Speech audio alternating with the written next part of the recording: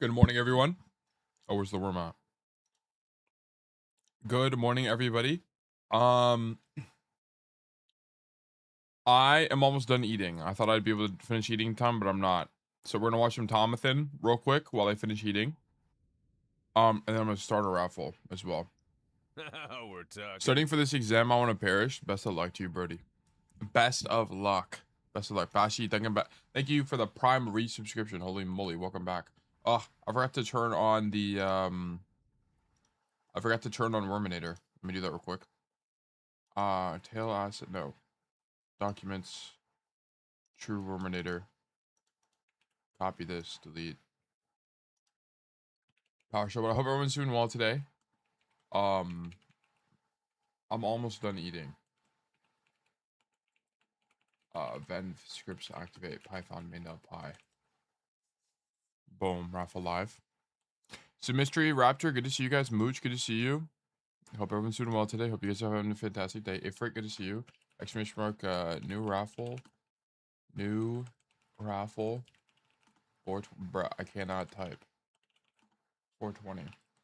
There you go. New raffle's live. You guys can enter. First major Overwatch tournament of for a second. Give me just a 2026, second. I need to finish and eating. the first LAN being played in Japan. I'm actually so tired. From a new hero sneaking its way into the meta mid-bracket, teams trying to determine the best way to deal with people chilling I haven't watched in the this skybox so they got video, a and Tears it's of also the like Kingdom 10 flying light years machine, long. and a historic, first-of-its-kind grand finals. This tourney did not disappoint. But before we get into it, I gotta let you know, if you want to watch OWCS live, including the next major starting on July 29th, I don't realize the major's tomorrow. on this very YouTube channel, I guess or the CWC. at my Twitch, where you can also earn special in-game esport cosmetics. With that said, let's get into the best and worst plays of the OWCS Champions Clash 2026. The first game of the tournament was Weibo Gaming against Virtus Pro, and this matchup already has some lore to it. Last year, Landon said that Weibo is just not good at Overwatch, and that League should probably retire. This year, he joined Virtus Pro and brought that hate with him. Low-key, after watching some of these plays, Landon McGee might have a point. This means even though Yveltal is no longer with Weibo, the entire lobby was still filled with a dark aura. Landon was dropping the bag. Oh my god. Legit got some I Wemby forgot that versus Chet Weibo level got actually butchered. There's no Gookshui. There's no Mew. Who is the other guy? Who is the other support player? I actually forgot. TV Demon, good to see you. Underscore hello. But the intimidation tactics kind of worked. VP had Weibo handing over the entire I'm gonna finish map eating, guys. with a little resistance. You'd think that having the permanent Call of Duty kill streak versus John Turret on the floor would let What's you your favorite control the team? space a bit better. But if the pilot is showing I'm gonna be honest, I signs just of don't really being like follow pro inebriated play while like that. simultaneously determining his routes using the Like if I had to pick, it'd be Crazy Raccoon. built-in GPS of a 2013 Hyundai Elantra, it might be cooked. Between the wrong brothers in the sky and VP pulling the classic pro gamer move of staying indoors, they took Oasis in a clean 2-0. So Weibo bring us to Numbani, and VP bans out the cat, ensuring Numbani. that all bastions keep their toes on the floor. Once again, we see VP's sheer presence take almost the entire What was the best point Overwatch League team? I haven't watched Overwatch Don't get League me wrong, it's a great probably, fight on Kevster's form. But now they've given up the point, I'm gonna the be high honest, I ground, don't know. the deed to their house, and their lives. Probably But like never super give era up on your dreams. drop. Even with eyes absolutely munching on Maka's Suzu, Weibo keeps About to rotating. guess. They know that 99% of kiters stop moving right before they escape trouble. And just like that, they strike cold as Maka's lane guides them 2 steps into the payload. Lucky for him, Shy catches Psycho. Oh yeah, I forgot that frolicking payload. That Kitsune doesn't work like this. them 2. You can't Kitsune over the cart from this side. You can only do it from the other side. And just like that, they strike cold as They need to just make it go through cart. I don't know Maka's why it lane doesn't. guides them to be 2 honest. steps into the payload. Lucky for him, Shy catches Psycho frolicking in the streets, which means Maka escapes with the troll face not only unpunished, but also with a feeling of triumph. From here, Shy decides to repeatedly hate crime a poor victim of CTE. This the kind of TP you only set up if you've been stuck on that one portal level for over an hour. I think like the But Shy gave him Junkertown no cart time you can to go think. over. He was waiting around the corner to kill him For both twice sides. in 20 seconds. Eventually, Psycho puts down the I could be wrong. JFK cosplay for just long enough to set up a wall and help his team cap the point. Shy has so much hate in his heart What that the hell even is after happening? getting the kill, he pops OC and shoots most of it into the wall. He wants any trace of Psycho's existence completely erased. He be popping ult just to have extra shots to be a hater. VP had no type of time for third point, but they had a sim wall cooking. So if they can just live the OT long enough, we can't even go one game. One see nine? game without a C9.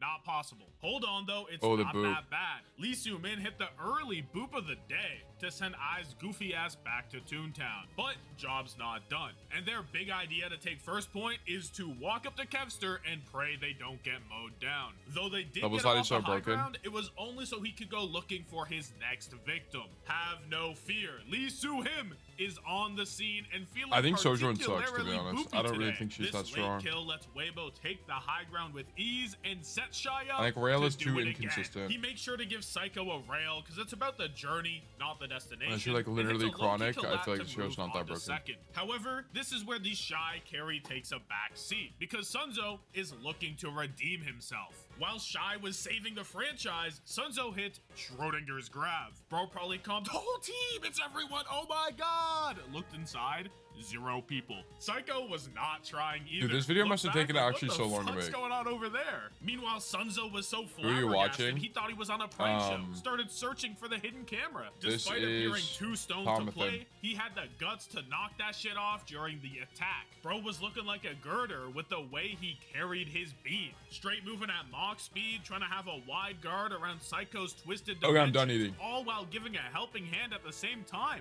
Look at him do We'll finish live this coaching segment. with his allies to increase their defense. Once Sunzo got into close combat with the backline, shit was Champ joke, smurfing and Masters Weibo lobbies was is so one just fight so away fun to from play evening against. the set. So all worked up. I mean, with that's a bit different of issue, though. That's just swagger, smurfing. Sunzo takes over the point with an iron fist, lives on 5 HP Wow. through sheer force, and flings us along to a map 3.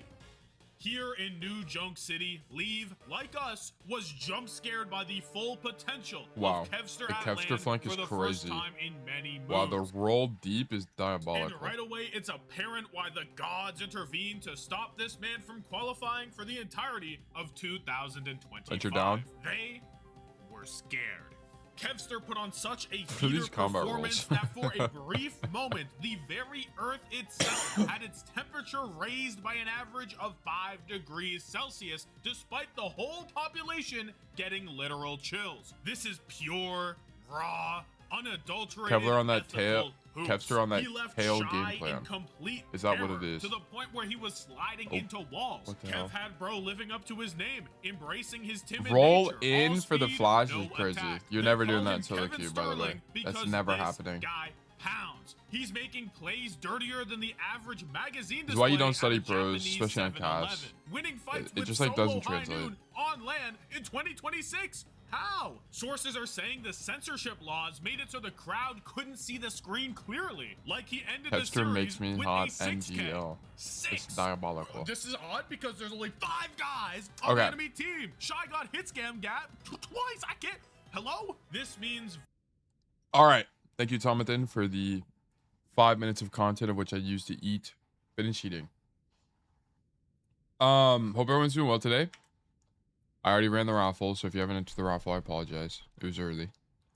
I wanted to benefit the early birds today. Objective for today. Well, first of all, I uploaded a tank video and it's doing very well. Let me actually check. So the problem with YouTube Studio on desktop is it doesn't give you like the best info compared to like mobile. Yeah, it's doing really well. It's my second best performing video ever, basically, at this time period. So yeah, take videos up. I hope to make more tank content in the future. It's just we need more tank reviews, sorry. Why do y'all have so many tickets? Because they just watch, they hang out, they're part of the community. part of the community. Holy moly, hold on. I don't know what's going on, but today I'm losing my mind. Holy moly. But yeah, most people just lurk. Oh, I got the hiccups. I'm not gonna hiccup again. I'm not gonna hiccup again. I'm not gonna. Fuck. Okay. This time I genuinely believe it. This time I genuinely believe it. Okay, but today we're just doing coaching. Nothing crazy. I didn't really work it. I edited a video and I worked on the rules a little bit yesterday, but I didn't get to finish. So, today and tomorrow are probably going to be where the most progress happens. But yeah. That means time to upload a support VOD. Support players will give you 1 billion views. Yeah, I do need to upload a support VOD. I haven't really gotten... The only support codes I've had recently are... We had a Kiri code, which didn't turn out very well. Then we had the Brig Suravasa code, which was kind of interesting, but I thought it was a little bit dense. And honestly, I wasn't very confident in my coaching. What I really look for as like the #1 thing before I make a VOD is, or I make a video, is confidence. Like, do I feel confident in what I was saying? If the answer is yes, then I typically make it a video. But I haven't really had that yet on support. I think if we ever got like a gold or platinum support, it'd likely be a video. If only if I could have secured a good Weaver code. Yeah, we could have also get some Weaver as a video, would be nice. But yeah, so support is something I do want to have codes for, but we just haven't really gotten that yet. People keep asking me, like people in the comments keep asking me for like Ash, and I'm like, okay, I just need you to submit Ash codes. Win the Mercy coaching. I was thinking about making a rule banning Mercy coaching. I was like, I should just learn Mercy. So I think it'd be fine. Hello, Mr. Bugman. I found you on YouTube. Dude, Kira, welcome. I'm glad you found us on YouTube. Welcome to Bug Nation. I'm a Plat Zen and I suck. Maybe submit one day. Twiddly, we would love that. Also, good morning, chat. Hope you're doing well today. Speed with the 70 trillion consecutive streams. Holy moly. Holy roly poly. Am I right, guys? I'm stupid. I'm sorry. I apologize. I'm sorry. Guess I'll run some comp tomorrow and Friday to get some gold plat codes. That's what we need. That's what we need. We need some more support codes. We need support. I also need more non-Cassidy codes. Okay. I need to learn more about the game. I need like hard heroes. Here's like codes I need. I need like Ash, because people keep asking for it. I need like Venture. I need like Genji. I still need more Genji. I need more Genji reps. I don't have enough. I have a good understanding of Genji now, but I need even more. Do you take soldier codes? Yes. I need like Junkrat. We had one Junkrat code, but I need like more. I need like more of these like weird heroes. Heroes like Cassidy and Sojourn are really easy for me to coach. Junkrat, me? Yeah, like Junkrat would be good. I'd appreciate that. Freya is good too. Freya, probably less Freya because we just do so much Freya. Like all the hit scan, I don't need. Emre is one thing I do need because we just don't have any Emre VODs. Torb would be good too. Yeah, Torb would be good. Like all the random heroes would be nice to have more of. I can get you Sombra and Ash codes. Yeah. I mean, stuff like this would be good. I mean, you guys should just send me codes whatever you want, and if you just happen to be one of those players, then that'd be great. But like, just because I would like these codes doesn't mean you should send them to me. Like, you should send me codes on your main hero. On your main hero. You have rules about hours played? No. Not right now. No, I don't. I think I will in the future, but not right now. I wonder if Chodarat plays Junkrat. I can get you. Oh yeah, I already read that. Want the Bastion code? Bastion's good. Yeah, whatever you guys want. Like, honestly, is whatever. I just prefer these like these really like niche heroes because it helps me learn the game more. And also, if the review goes well, I can make it a video. And that content is kind of evergreen. You smell like Wahoojian. Yeah, I do have pretty strict rules. Yeah, I mean, it's not as strict right now, but it will be. And yes, I'm very transparent about being influenced by Wuyang. He's my biggest, not inspiration, I would say, but just like, I'm copying his style the most out of everybody. But yeah. I have M5 Genji if you want. Okay, guys, like, just submit whatever VOD, okay? Just submit whatever VOD you want. It doesn't really matter. You have to put it in the Discord, and then you have to enter the raffles. Okay. So today we're just gonna do coaching, nothing crazy. We'll get this show on the road. We'll start with Ifrit today. All right. Tail coaching request. Also, by the way, guys, if you haven't seen, 5,000 YouTube subs. Oh my God, we did it. We did it. Twitch subs, 1,000. Oh my goodness. We got 1 billion bugs on Twitch. 5 billion bugs on YouTube. It's actually over for planet Earth. We did it. We've done it. We're up to great things. What is this? Infinity. I'll react to that. We've done it. Great things are happening. This is fantastic. We will continue onwards and do more great things. Kronos, thank you for the follow. Kira, thank you for the follow. Welcome to Mug Nation. Pleasure to have you guys. Tail, please call me Jam if it's easier and like sounds better. Okay, sure. Okay. I might forget, but I will try. But yes, we've done it. We've done it. It's time to continue going. Some people not say 1K is a lot, but imagine 1,000 people beating you up. That is a lot of people beating me up. A lot. A lot of evil people beating me up. This is true. Okay. Jam, what is your username in the Discord? What's our username? Hey, yo. Good to see you, Poppy. Hope you're well. What is this? Wait, what did I just see?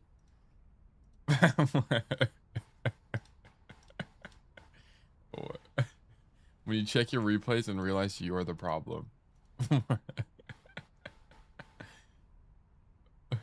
This is so true. This is so true. You know what? At least you had fun. Okay, if you had fun, then who cares? That has sticker potential. That one's pretty good. This is pretty good. I like this a lot. I guess I'll make it a sticker later. BW sticker, yeah. I'll make it a sticker later. You guys might need to remind me. Okay. Jam, it's the same as Twitch. Okay, I see. Tail coaching request. Wait, I can just type it here. Ifrit. What? Is Jam? Oh, okay. Is that not an I? I don't know why it didn't. Oh, it's IFI. Okay, I missed an I there. All right, whatever. Life goes on. I'm a console Wuyang OTP. Okay, cool. All right, let me change this to Diamond. Okay, today's VOD review will be as Wuyang on Runasapi in Diamond 4. I'm a console Wuyang OTP with about 125 hours on him, but I feel like I haven't been improving enough lately. This game, I felt like I was doing all right, but was lacking something. I felt that I couldn't play with my team properly and fell apart, but I tried playing with my tank and supporting my DPS when I could. I ended up losing the game. I also find that my DPS output is usually poor compared to my healing at times. Okay, I'm not really sure how DPS on Wuyang compares to healing, so in terms of like raw numbers, I wouldn't be able to help you. I try to spam and zone with my water as much as I can though, in hopes it's helpful, as I've heard it is. Yes, one of the biggest points, one of the biggest allure of playing Wuyang is space and angle denial, right? Wuyang is really good at like spamming chokes, spamming doorways, especially on a map like Runasapi. You should find a lot of success in doing that. When I play Wuyang, I usually have 50-50 or slightly more damage. Yeah, you do a bajillion damage. There's a little bit of technique to Wuyang. It's not a lot, but so there's kind of two things to really know about the primary fire, which is general idea on Wuyang with primary fire is you want to aim at places, not people, most of the time, as it's going to make your aiming a lot more consistent. But also if you're aiming at a person, prefer aiming at the floor like this, like hit them in the feet kind of idea. It's going to give you additional consistency than if you try to aim at them. It's very similar to the idea of Cassidy, where if you're using flashbang, you want to flash the floor because it's more likely to hit them. This is a very similar idea. You want to be aiming like at the feet area. Aim at the toes? Yeah. Yeah, kind of a core idea. This is just like kind of, and then like aim at doorways. Like doorways are kind of like your bread and butter as Wuyang, because it's a really good angle denial tool. Like especially if they're playing something like a tracer or something like that, you can stop them from walking on you. Kind of idea. You've met me at a very water college time of my life. You've met me at a very coaching time of my life. Anyway. It's usually even? Yeah, okay, I see. I just feel that I'm generally struggling, and hopefully you can help me improve my gameplay. This is also my first time asking for something like this, so please excuse me if I did any mistakes. No, it's fine. You didn't make any mistakes. The only thing you missed is you didn't put the hero in the post. That's it, but it's fine. Thank you, and I love your content. Well, Jam, I love you. Okay, so let's get the show on the road. Let's check it out. Let's check it out. Let's check it out. I love my fellow bugs. Let's do this. Boom, bang, bop. View career profile, history, replays, import, bada bing, bada boom. Ready for battle. Having tails say this makes me feel seen. I got you, bro. Don't stress. Okay, let me turn this down. Like some Jay Sean. And then let me do Overwatch here. I'm gonna kill these guys first. Eliminated. Let me go back here. Let me do Runasapi. Runasapi. Much obliged. Much obliged. Kyozi, thank you for the follow. Welcome to Bug Nation. Black Bisharp, thank you for Bug Nation. Doesn't okay, you know what? Actually, side note. Didn't they add a Bisharp evolution? Bisharp evolution. Didn't they add one? What's it called?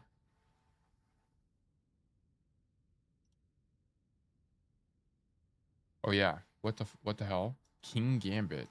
Who is this guy? I've never seen this guy in my life. I remember thinking about this the other day. Because they added like a bunch of evolutions to like random Pokemon. He got a little bit of aura though, I won't lie. I like Bisharp more though, dude. I think Bisharp is tough. I remember when they added this in black and white. You know what the toughest Pokemon is? Okay, look. My favorite Pokemon is Garchomp. Okay, and I know that's basic. So if I had to give a non-basic favorite, I have two. Gliscor.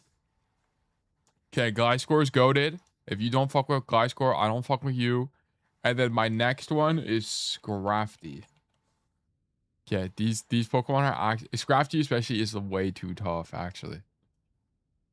It's actually way too tough. Didn't they add a Scrafty evolution or something? No, I could have swore. Oh, Mega Scrafty. He actually has aura. Tails at Gen 4-5 stand. Yeah. Pokemon Unova was the region I played the most as a kid.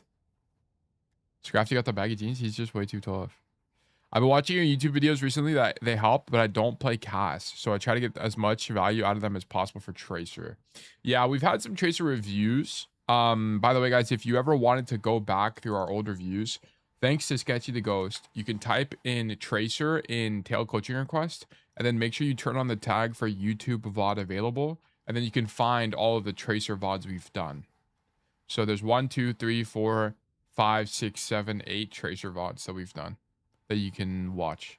I just didn't make them videos. Like a vast majority of the reviews I do not turn into videos. I'd say like 1 in 4, 1 in 3 reviews turn into videos. So there's a lot of content. But yes, I've just put a request in your Discord for Tracer Genji. I bet. Do YouTube live streams delete? No, they're permanent. They last forever, which is really nice. The Twitch ones do, but that's why we point to the YouTube ones as much as we can. Wait, what? Did my code get nuked? No, it did not. Okay, let me do custom. Sorry, so we went on a Pokemon tangent. I forgot why. Oh yeah, his name was Bisharp. Anyway, yeah, but my favorite Pokemon is Garchomp, and then it's Scrafty and Gliscor are the next ones on the list. I think our next, so we're gonna have this main Minecraft server for a while. By the way, guys, if you haven't joined the Minecraft world, I highly recommend you do. You can join the Minecraft channel, and then it has more information there about how to join. I think the next Minecraft playthrough we do will be Pixelmon. What's your opinion on Shroomish? I like Shroomish. Like Breloom kind of a thing. I think it's cool. I remember trying to... Wait, Shroomish is the small guy, right? I think so, right? Hold on. Now you're leading me down a new path. Shroomish is the like little green guy. Yeah. It turns into Breloom. Yeah, Breloom is tough. Okay, but anyway, let's keep going. Okay, Wuyang on Runasapi. Let me go ahead and open up Obsidian before we get this started. Tail content, more like Worm National Library. I was working on some notes. Let's do student notes. Close this. This week, new notes. What is your in-game name? Ifrit Jambe, okay? IFIRIT Jambe. It's gonna be Wuyang on Runasapi and Diamonds. Okay.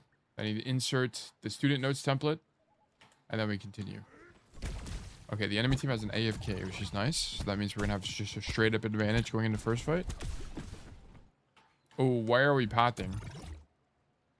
Okay, I immediately don't like your pathing here. Also, is it loud enough?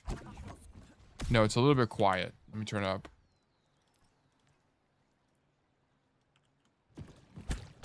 There we go. Maybe even a little bit louder, to be honest. Okay, I don't like this pathing. So, general idea of macro on Runasapi. So, typically what this looks like is as you play Runasapi, it devolves into a few things. Number one, it devolves into lane control paradise, right? You have lane 1, lane 2 here, and then you have lane 3 here, typically, is what ends up happening. And what you want to do is path in a way that lets you control a lane is generally your idea. So if you roll out main space, you should have an idea in mind of which space you want to be looking to control. I imagine as Wuyang, you're best off controlling this outside lane just because it's more open. But I could be wrong. It could be that spamming this like bus station is stronger. I don't actually know. Let's do some investigation.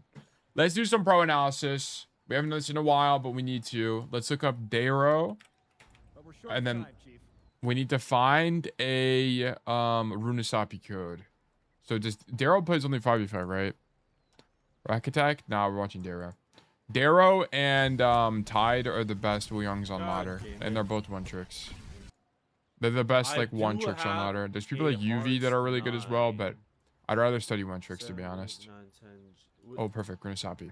Okay, perfect. If you don't know who this guy is, Darrow is one of the best Wuyang one tricks. Here's the link to the VOD we're watching. Shout out Darrow if you guys want to follow him, please do so. So notice this, Darrow is walking out of this main door, and this is kind of what my suspicion was. So the reason you walk out of this door is because it sets you up for lane control on the outside of the map, which Wuyang really likes, right? Wuyang loves to just spam projectiles on lanes. Okay, so like the core idea is that you just kind of stand here, and now you can stop the enemy team from walking forward here. Because one of the really important things to understand about support is that supports kind of just have really good kits at denying space kind of across the board. Like think of Wuyang, think of Kiriko. What you're really good at is stopping people from walking places. So for example, if you come to this side of the map, you can just stop people from coming to this way, right? So a lot of the idea, especially when you're playing against flankers and stuff like that, is stopping the flankers from even getting to you in the first place. Like if you're getting dove, the mistake was letting them get to you is kind of the idea. So Darrow comes to this left side of the map, which makes sense to me. Oh, I slowed it down for some reason. I don't even know how I did that. What? And one of them opened the settings. What's happening? Oh, there we go. Speed, normal. Way from the hog as possible. So here we rotate to this side to help our Doomfist, and then we play tighter to cover. Okay, spamming the doors. This is exactly what I was talking about. Like one of the really big things you want to do on Wuyang is spam doors. Because it doesn't, you basically deny people from walking through it or else they eat your ball. Oh, okay. Hard eliminated. No, I totally meant to do that.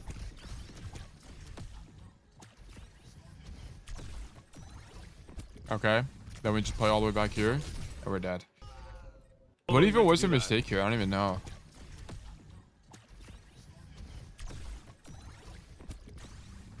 He didn't left shift. He saw the Freya on his screen and didn't left shift off fast enough. He needed to see this Freya, be surprised, and left shift now. But we don't do it fast enough. He doesn't recognize it. He greets the primary fire. So here's what happened with Tadero here. Is he's in the middle of shooting a primary fire, and he's so focused on hitting the primary that he's not recognizing the Freya. That was the error. Okay. And we walk back. And we play this. Wait, are we flanking? Okay, we actually flank here, which is a bit crazy to me. But maybe it makes sense. I guess the idea is that you play in this room. Because your core idea is going to be to dash backwards. So your idea here would be to dash like this and you can leave. And I think it's kind of unique space for this. Yeah, okay.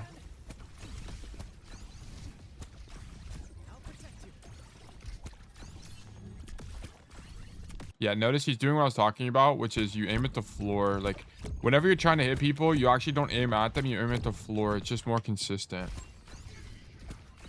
Because the problem is, like, if you miss this direct hit, it's just going to fly past him and do 0 damage. If you miss while you're hitting the floor, you at least do splash damage, right? So it's just kind of better.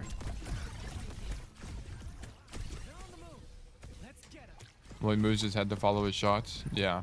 If you're going to one-trick Wuyang, you need to study this guy. And your other option is Tide. Both of them are really good. They're both champion Wuyang one-tricks. Tide also has a Wuyang guide. Oh my gosh. That was very loud and scary. Tide also has a Wuyang guide you can check out. Let me send this to you. Hey guys. Boom. And then let me grab the Wuyang. Because we studied Wuyang a while ago. When we got codes from Jiro. Tide Wuyang guide. So you can also reference this as well. Let me put this in here. I've seen Tide on clips on TikTok. He's really good. Yeah. Yeah. These are your best players. Nah, it might be GG's. If you need a pro to study, you should look for Ultraviolet. Okay.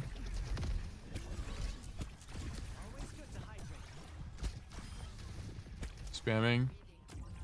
I feel like people never believe the hog ban, bro.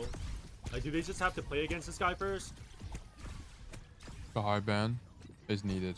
Help the guy on the angle. Okay, so one thing that support players like forget to do for reasons beyond me is helping the guy on the angle is generally strong. It's generally good.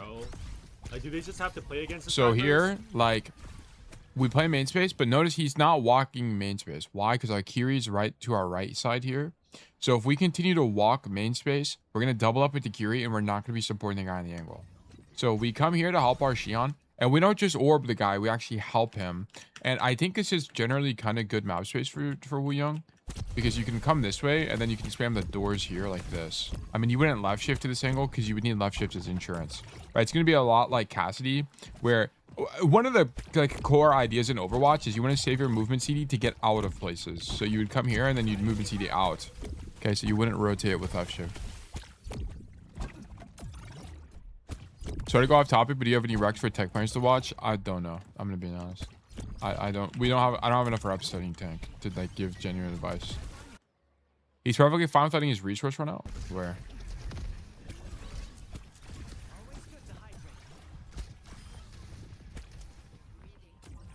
I feel like people never Xion? believe the hog ban, bro. Like, do they just have to play against this guy first? Yeah, you're talking about on the Xion. I think the thing is, like... Does he have the miner? No. I think the idea with using your... I think the problem is, like, this guy's full HP. I think the likelihood of him needing to heal in the next, like, 15 seconds is quite low. He doesn't have the perk yet. I was thinking maybe he has overflow, because then you can just dash and get it back. I don't even know which perk you get. There's like, I know there's like a debacle in the Wuyang community now which one to get. I have literally no idea. I know it's like some drama. Is that what's happening? Also, let me turn it up slightly, sorry. We'll watch a little bit more of this just to get a better idea on how to play this map. Okay, now we're riding the cart. Okay, notice this. I want to point something out. It's very minor, but it's very important, okay? So look at this. We're riding the cart, Notice that Darrow stops riding the cart here. We're no longer on the cart. And I'm pretty sure this is definitely intentional. Because here's the problem. If you continue riding the cart, it's going to put you on the extremity of the map. So, for example, Darrow is right here right now. And he stops moving here because he wants to play this space. If you continue riding the cart, look at where you will be, which is all the way back here. And notice that if I need to rotate out of this position, I either have to place outside lane, right? I have to like rotate to this outside lane where I have a long rotation back to my team. Or I have to like dash to the open and be evasive, which is both suboptimal. So what Darrow is doing is playing in this space because the idea is that if he gets pushed, he can just back up. A common idea on support is to be as far back from the fight as possible because it just puts as much on your screen as possible. Balances 5 to 6 are extra healing. You might as well get the other one. I see. Okay. Makes sense. Overflow, what does it do? Gain 10 ammo and 50% healing resource. Yeah. Okay. Oh, he also doesn't have left shift. Like, part of the reason he also doesn't go wide is because he doesn't have left shift. And that's kind of what I was talking about. Like, what's it called? He doesn't have rushing torrent, right? Like, he doesn't come this wide because he doesn't have rushing torrent if he does get pushed. Okay, so he's cognizant of his cooldowns here. He's not taking a risk without his cooldown. Look at the bottom right. Okay, we tried to hit the wave, wouldn't miss. Unfortunate.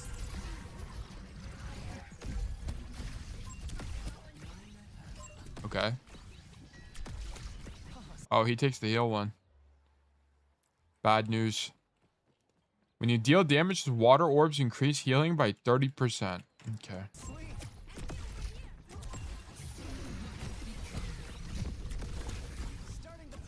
Okay, W spam. Now we're riding the cart. So he's not... Look at this. We see our Kiri riding the cart, so we don't ride the cart. I feel like letting you ride in the cart is probably better, though, than the Kiri. I think you kind of want your Kiri to take... And this is why. So I think letting the Kiri ride the cart would be better. Maybe from a solo queue perspective, it's worse. But, like, if we're thinking of, like, which hero would be better, I think Kiriko would be better, because then you can be the TP out for the Kiri. Would be the idea. Like, the Kiri could play this space and then TP to you because you're on card anyway. Bro, I joined your stream maybe last week, seeing I was Hearthstone Gold Plat for 10 years. After you said just watch your content, I'm Diamond 4. Wait, we actually love that. Wait, we actually love that. HP Sauce, congratulations, man. That's amazing. Welcome to Diamond.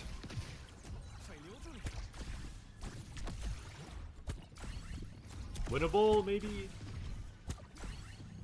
Okay, play main space, leave.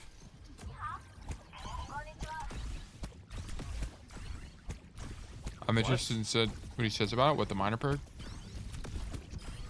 Oh my god. Tracer eliminated. Okay, I want to point something out about his positioning.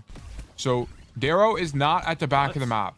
Darrow is not at the back of the map. I repeat, Darrow is not at the back of the map, okay?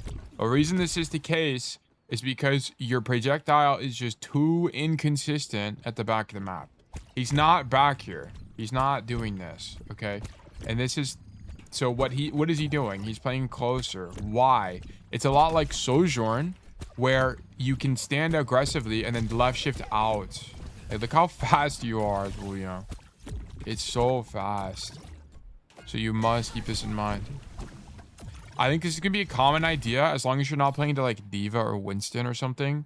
The enemy tank is who? I forgot. It was like Zarya, right? Or maybe I have lost all memory. Oh, it's Roadhog. Okay, so it's also... This is a Roadhog matchup, so he'll be able to see the Roadhog. I don't think you can do this all the time. I think this is only in certain tank matchups. So, because it's Roadhog, if the Roadhog comes main space, he'll be able to left shift out and be safe. Okay. But because that's the matchup. If it was Diva, Winston, something like that, I don't think you'll play close like this. Because the problem is... you'll get your left shift forced, like by something, like someone flanks you, and then now you're diveable. Snow, good to see you. A long time no see. I love the way you're explaining things. Curious you well. Welcome. And I'm glad you enjoy the content. Oh my god.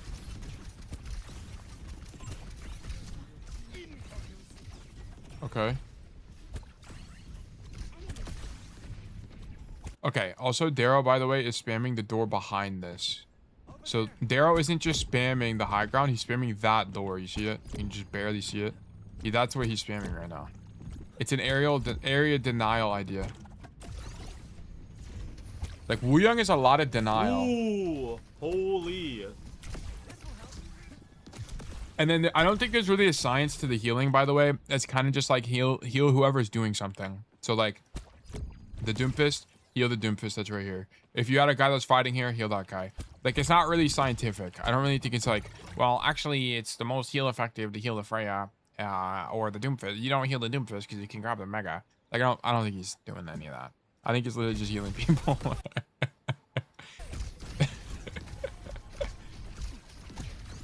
Okay. Shoot gun. Yeah, like he's literally just healing this guy.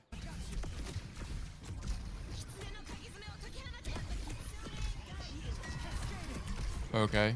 So so here's what was happening. We're kind of just throwing orbs. And then I think I honestly, to be honest, what? I don't think he's very scientific about who he's using orbs on, by the way. I think he's just kind of shooting whatever's on his screen and putting out pressure.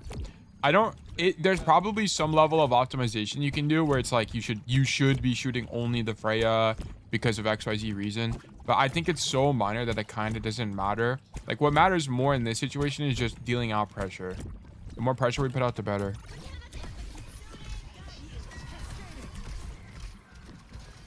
Yeah, and then we just heal the Doomfist because he's low. Okay. Ideally, we hit him with the wave, but we missed. Notice he's not left shifting early. Like he's aggressive. Like I know half of you guys would be on Wuyang here and then you'd get scared and then left shift out early, but then you wouldn't be able to do anything this fight. Like if Wuyang is a character you can actually be pretty greedy on. You can be pretty greedy because this is one of the best support movement CDs in the entire game. Rushing Torrent is a really good cooldown. Like how fast you are. You're so fast on this hero. It's crazy. So you can be greedy. You can be greedy on angles like this and then left shift out at the last possible moment.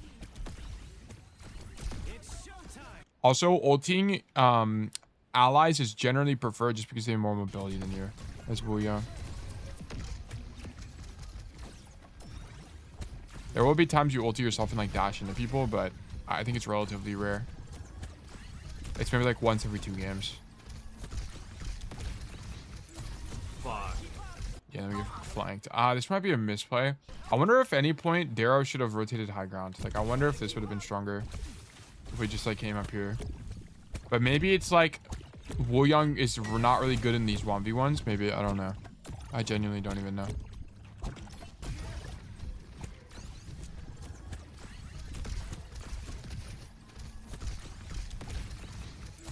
Yeah, because the Cass gets the flank. I think they would have lost this fight anyway. The problem, by the way, the problem with taking these kind of angles on support is that you kind of have opportunity cost where you can't really do as much in main space. Is this Diamond or GM? Or we're studying right now because I don't know how to play Runasapi as Wuyang. Do you think maybe that left door could be good as well? Is that too risky? I don't think it's good, and I'll explain why. So the problem on support is that hard flanking, it incurs more cost. Okay, so like here's the thing about Overwatch. You have to think about Overwatch from the economic lens, which is like for every action you do, there's some cost to that action, and then there's an appropriate benefit. So like let's say flanking is the thing I want to do. Okay, well, what is the cost of flanking? Well, the cost of flanking is the time it takes to do it, basically. Okay. So you need to be thinking to yourself, okay, if I go flank and that takes me 5 seconds, what could I have done in the meantime? Okay. So on support, flanking is more expensive and AKA worse because you lose time in main that you could have also been doing just healing people, right? Healing or outputting pressure in main. Because also one thing to understand about flanking on support is that you also can't use half your utilities like not even useful. Right, like you can't like wave teammates. It's really awkward to do that from here. So I don't really think this is like, maybe if you're a Moira, I think this would be more appropriate, but on Wuyang, I think it's not as common. Why would this be more appropriate on Moira? Because half the time on Moira, you're orbing yourself anyway, right? Like you're orbing yourself and you're just controlling the room. So it becomes more of a space denial idea. Not so much a flank idea. I don't think Wuyang is really a hero that flanks like that. I think how Wuyang flanks is more of like what Darrow was doing, which is you play this like off angle and main. Like you play this off angle.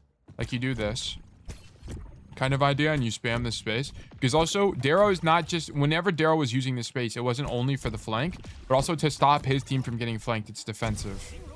But here's the thing, from main space, you can deny that flank just as well, right? So like here, in this main space, you can deny this door like this. Like, look at where Darrow's playing. We're playing here. So people are in this room. Guess what? You have this now. So you stop them from walking in anyway. Zen, Ana, Moira, Kiri, but for flanking, I think flanking on Ana is not that strong because you can't. It's hard to live when you get pushed. You want to flank on her with mobility.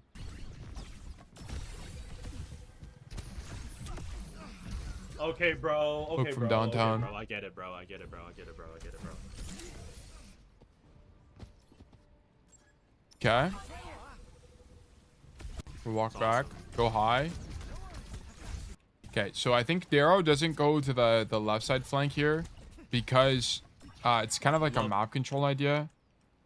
I think the problem is that if you walk into main space here, because of where even am I, bro? I'm discombobulated.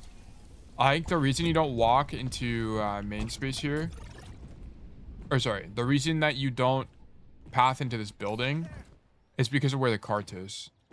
When Darrow took this flank into the room, the cart was in this space, right? So he knew the enemy team was going to be in front of him. But here's the problem. The cart's in this space now. If he walks into this space, now he's like flanked. He's like too far flanked, I think. I don't know. I don't really know the science behind it, to be honest. I think high ground is just generally safer, and that's maybe he wants to take less risk. Maybe he's worried about getting pushed by the Roadhog. I don't even know. Playing against this hog. Or if you take triple orb, it's almost always triple orb. It's just like better across the board. Because it's kind of like, the problem with double wave is, think of all the times you're waving anyway. Do you really need 2 waves? Not really. Like, even if you had 2 waves, it wouldn't really be that crazy. Of course, like, it'd be nice to have, but because you just use, like, because you're just using your primary fire 24/7, it's better to just have it. Okay, eliminated. Okay, and then there's a lot of play the extremity happening. Okay. Play main space. Hog eliminated. This guy should die. Good night. Good night. Have a good night, bro. Fuck you and your super character, bro.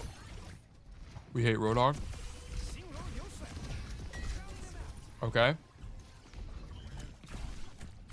See them top Maybe here. avoiding that hog is the move, actually. Shoot the Wuyang. I mean, So I think he's not peeking the Freya because you literally can't even things hit would the even Freya be anyway. easier if I like banned hog. You see the video of him I sent on explaining the perks? Nah, but I'm gonna be honest, it probably we'll just kind of take this word for it. I don't really care that much about the perks. I'm not as invested.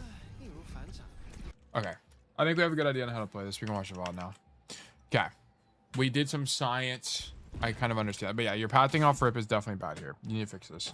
I think your idea is like, oh, I'm gonna follow my soldier, but you need to think selfishly about where Wuyang is good on Runasapi, and it kind of comes down to what I was talking about earlier, which is you want to be rolling out for this space because a lot of Wuyang's value is space denial, angle denial. So what you do is if you come here, you would just spam primary fires on either location, and you'd be able to stop these guys from walking forward. Okay, it's a lot about prevention. A lot of support is prevention rather than cure. Okay, like, you want to stop people from getting onto you in the first place rather than having to peel once they're on you. So like, stand here so you can spam out this lane so you don't get flanked by a tracer or something. Same idea, like do this kind of thing. I think this is probably like one of your best positions because you can spam both chokes. So this would be like an idea for you as like a position, I think. Let me do this. Okay. This is likely a good position for Wuyang on Runasapi, as it gives you the ability to spam both chokes, as well as give you rotations backwards if needed. Okay. And then let me take a screenshot of where you're pathing here. And then let me get red. Let me do an X. Let me get green. We need to be just doing this. Boom. Okay. Okay. You choose bad pathing this fight, which means you are 2 to 3 seconds later than you normally would be. Okay. Don't follow the soldier. Set up your own play. Okay. Support pathing. Yep. Is bottom left winner username? Yes, it is. It is Triple Lord. I think he says the wave perk isn't good because of how strong Triple Lord is. Yeah. That's kind of what I think it is too. Okay, and I want to point out, why is this Malga dead? Why is Malga dead? Is he trolling? I don't even think he's trolling. I'm gonna be honest. I don't even think he's doing anything wrong. But the bigger issue is because you went main space, right? Because you made this rotation, now Malga's not on your screen because he's behind cover and you can't heal him. Like if you were here right now, you could just wave this guy and he would have lived. So you kill your Malga. You got him killed. This is your fault. It's your fault. We need to be in main space. Or sorry, we need to have better staging.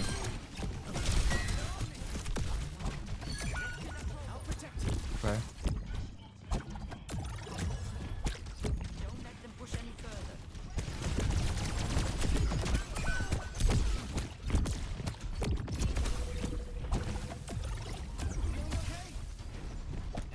Also not in a position to punish people who are shooting him properly. Yeah, I agree. Okay, so we see our soldiers flanking, and our Malga's in main space. I think you need to be taking your own angle here. Yeah, nice. I actually think you're playing this incorrectly though. So here's the problem. You're playing really passive. Like, you can get away with being pretty active on Wuyang. You can get away with this. I think you play here. Play on this corner. You keep in mind, your left shift takes you so far. Look how far I go. It takes me so far, so fast. I think the likelihood of you dying here is really low unless you're getting punched by Doomfist. And the way you avoid getting punched by Doomfist is just being aware, right? Like, if you see him like slam wide and then charge punch, then of course you need the left shift to get out. I think this needs to be your idea, because here's the problem. Whenever you're this far back, how are you ever gonna hit orbs? It's like way too far. It's so far. Yeah, it's like way too inconsistent. Like, what did we see on Darrow? Darrow was playing aggressive positions and then aiming for feet like this to make primary fire as consistent as possible. This is what we were looking for. This is how we need to be approaching angles in Space Tunnel Wuyang. Okay, so I don't like your positioning here. Let me zoom out. Let me do spectate overlay. Okay, I want to see you in this position. Boom. The idea of spamming like this. And then you can run this way. And then also I need not play here with the idea of spamming this. Like, notice just how much further the arc is. Like, it's more than double the distance, basically. Okay. So we must keep this in mind. Like, you playing aggressive positions as Wuyang is possible. And actually likely preferred. Okay. Start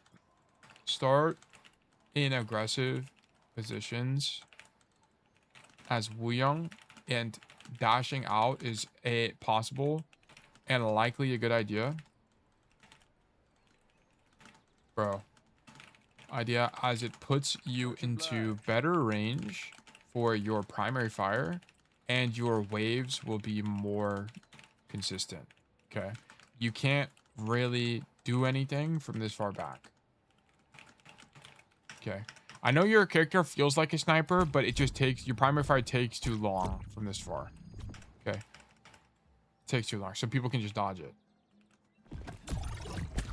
Chocobo Cookie, thank you for the follow, and also Hill and Spaz Shotgun, thank you guys for the follows. Enjoys.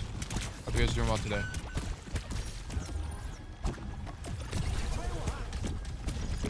Okay, soldier eliminated.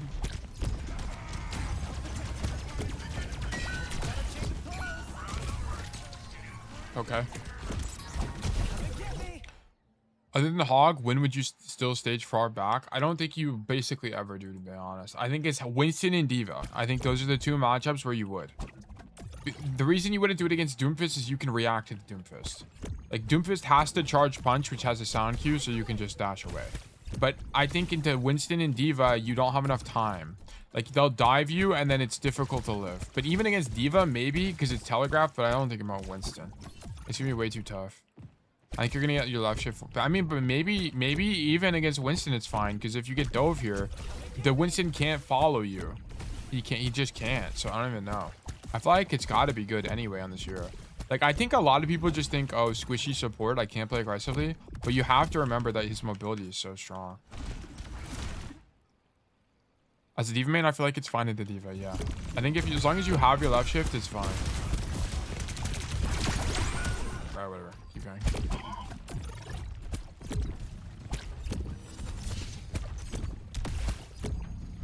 Okay, so it looks like to me, you're not thinking critically about your orbs. You're just kind of throwing them. Like here, you're just throwing this orb for the love of the game.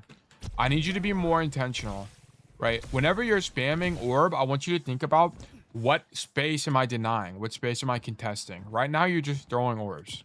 Yeah, you're literally water boy in water college.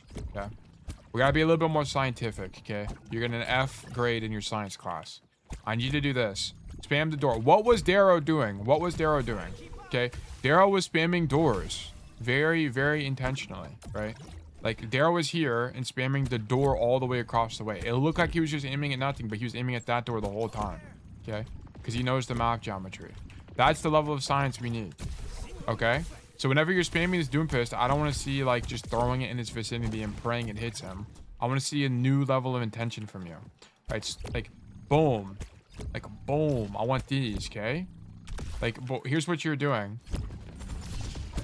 Like, what is this? What are these orbs? Okay? Like, you're not very intentional about it. You're just yeeting it in his direction. Like, that weak orb. Like, we can't have this. Okay? You're doing this. None of that. I want intentional. Boom. Intentional. Boom. Okay? It should be pretty clear to you what I mean by this, right? Like, we're not being very intentional with our orbs. They're very weak. It's like a wet straw. Like, wet paper straw. Water here. Okay? I need you to be a lot more intentional with your primary fire. I think you're consistently letting it go way too early, which sacrifices your control over it, meaning it ends up doing basically nothing. Okay. On Wuyang, also make sure you have the idea of shooting at space, not people. Okay, like shooting at space is like kind of the paradigm you need to have. Like, deny the doors, right? Yes, it is. I am just slapped him with the wet paper towel. Yeah, yeah. Like this, more of this. You see that? Boom for the door. Love that. Way better. Way better.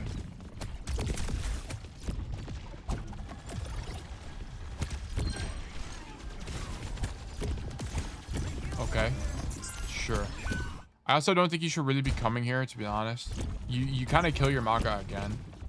So into the Doom matchup, I think walking into the room is just too risky. Like, if this Doomfist was any better at the game, he just punches you into the wall and you die.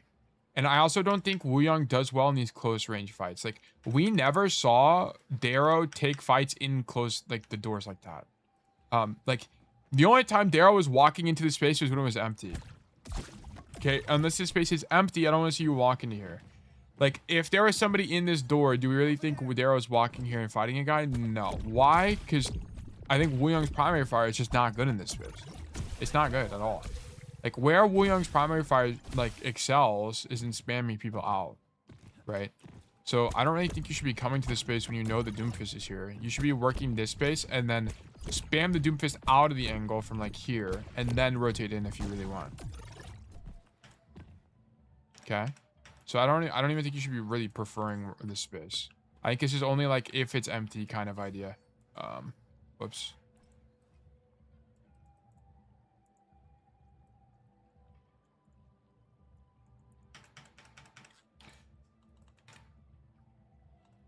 As Wuyang, you don't want to prefer small rooms if there are people.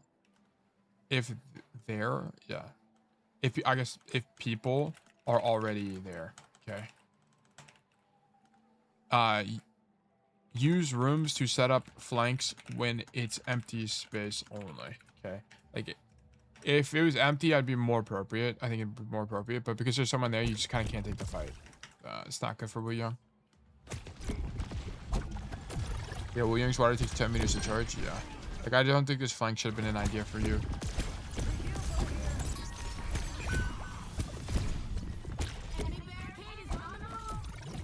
Okay. To be honest, I don't even think you should wave here. Like, I think you should only wave as like peel. I think this wave is just kind of pointless. How much damage does it do?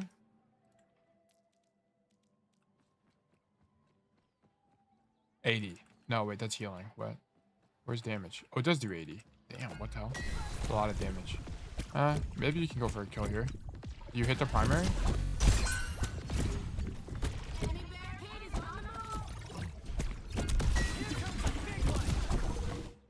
Whatever. Here's the reason I think it's kind of a problem is because now you won't have wave now. Like you don't have wave over the next 5 seconds. All right, the wall. Yeah, that's whatever to me. I wouldn't help this guy. Oh, I guess the Doomfist engages while you're here. Sure. Now let's go back to main. Yeah. I wouldn't stay on the angle with the soldier, to be honest. The reason I wouldn't stay on the angle with the soldier is the angle is just too deep. I think helping people on flanks is good, but this is too deep for Wuyang. Because if you get dove, you can't really do anything to live. I guess you could dash back coast, maybe it's okay, but then you sacrifice being in main and like waving people in main kind of idea. So I wouldn't go on this deep of a flank.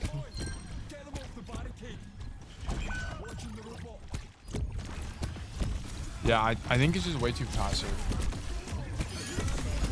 Okay, like what I would like to see from you here is as you come back to main space, we're not playing a shallow angle. Like, instead of like, I guess you're trying to fight the Doomfist.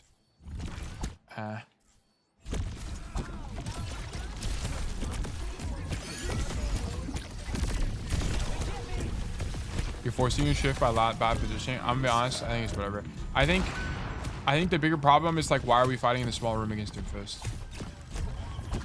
And then we had a few staging problems. I don't know if you talked about it, but a lot of people don't know wave slash damage slash healing is scaled by how close you are. Yeah.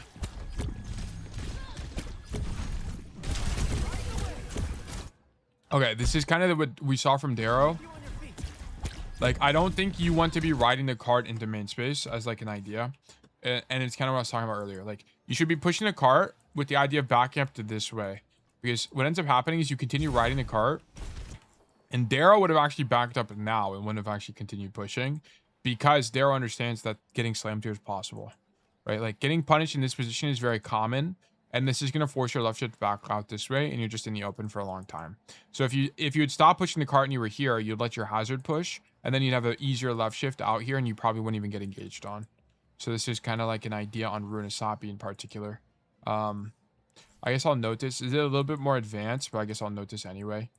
As like an idea. Boom. Boom. And then let's do... I keep hitting the wrong button. Sorry. Here. And then the idea is like this rotation of that one. In this main space, you could think to yourself that continuing to push the cart to the checkpoint likely means you would get engaged on by the enemy Doomfist in this map, on this map geometry. It likely would have been better to stop pushing the cart than then back up to the extremity. Okay. This would have prevented the Doom engage.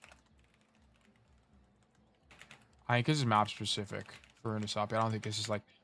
this might be a pattern idea on Wuyang, but I wouldn't know how to explain it.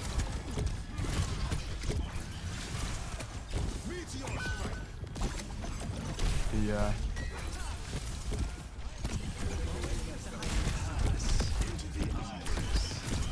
Okay, so whenever you left shift here, I need you to left shift to a place.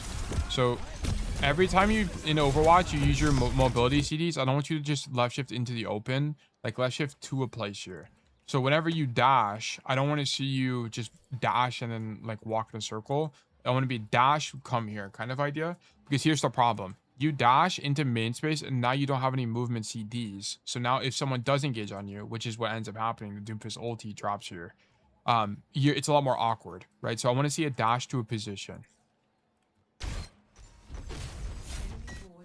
Okay. So let me just indicate this. Boom. You do like... You cancel it here, right? Like I don't want to see this rotation from you. I want to see this rotation from you. Yeah. Like dash to space, not just backwards. Okay. Like I need to have a little bit more intention from you as you use your movement CD. When using your movement CD, prefer dashing to a place, not just away, as this will be safer for you as you wait for your movement CD to come back. Keep in mind that after you dash away, you are vulnerable for the next... How many seconds is it? I'll fix the typo in a sec. 8 seconds. Okay.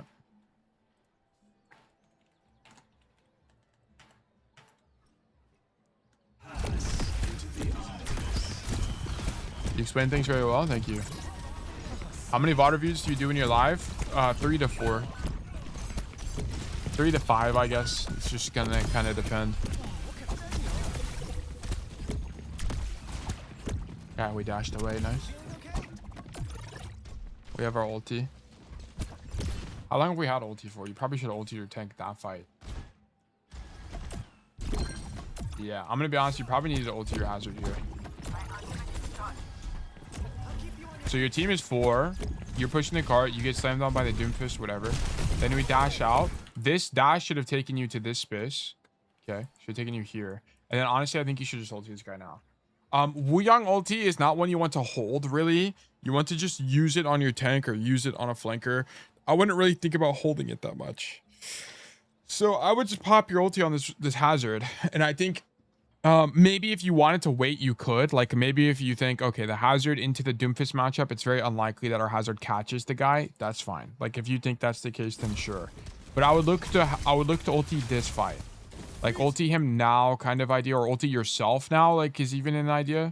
Like, you could have ultied yourself as the Doomfist is falling on top of you, and it probably would have been good too. You wouldn't hold it till they get low? Not really. No. Because most of the... You need it... It's not... You can use Wuyang ulti to save people, but I also think you need to think of it more as like an enabler. Like, you know when you get beat and you like walk in with beat because you have 200 health? It's the same idea on Wuyang. Like, you can just do the same thing. I don't think you only need it to save people. But it's like, I think we need to think a little bit more proactively with our ultimate. Like, even if you ultied against this Doomfist ult, like, Doomfist ult, I would have been totally cool with that. But then the problem would have been, why are we in a position where we're getting Doom ulted, right? So just kind of keep that in mind. Like, I would have liked to see an ulti this fight, though. Yeah, like, ulti him now, maybe. I mean, I don't know. Maybe it's too late. I'd have to watch more Darrow to really know when you would want to use it. From my experience, when you greed CDs, it's because it causes people to panic, use their CDs, which they could have saved if you proactively used yours. I'm not sure what you mean by that. You greed CDs? Like, you greed your ulti?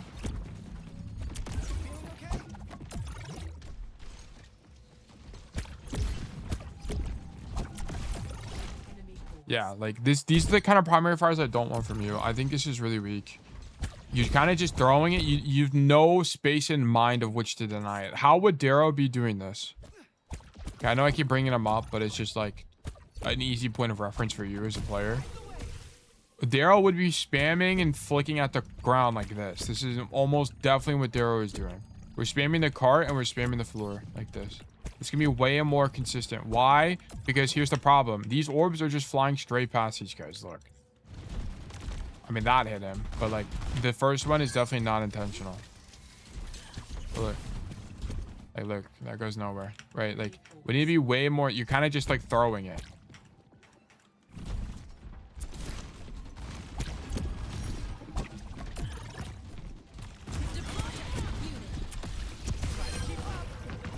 Okay, so I actually don't mind you standing here. I don't mind this initial staging because you could help your soldier on the angle. This is fine. But here's the problem. You like don't commit to your idea. You saw your soldier turn around, and then now here's the problem. Now you're like, oh, I don't want to be here anymore. So you leave the angle and you come to this space.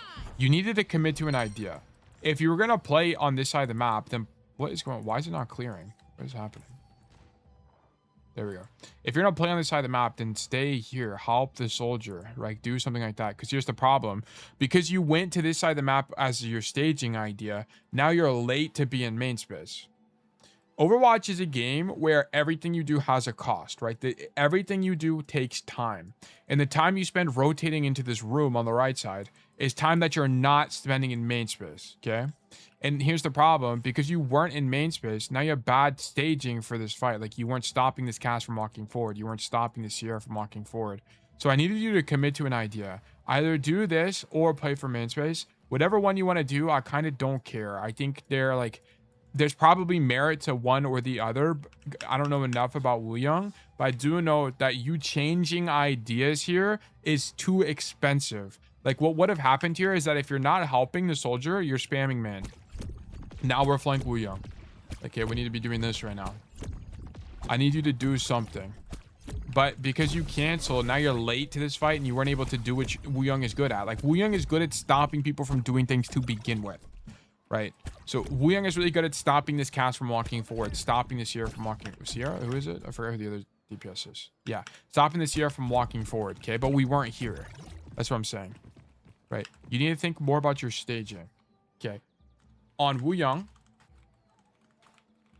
a lot of your value is in your primary fire and the ability to stop people from taking space.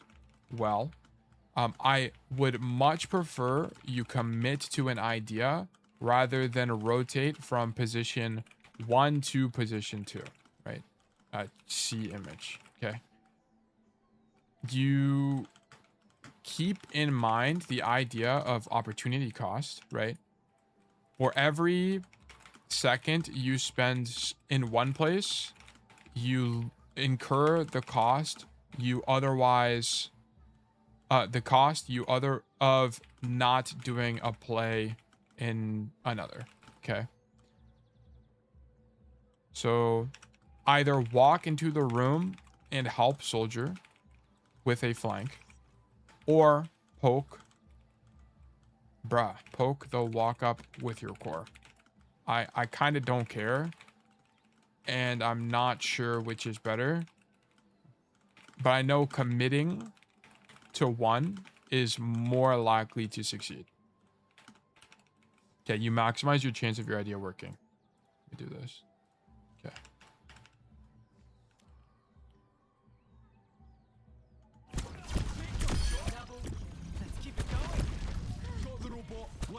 Going to bed early, have a good day and rest and stream. Snow, have a great rest of your night, man. Thanks for tuning in. Tad you the mud for thumbnail idea? Okay, I'll look at it.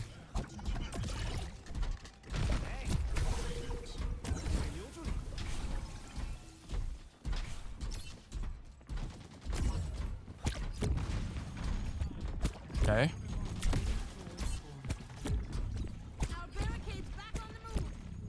So one thing you can think about here is your Sierra's on cart.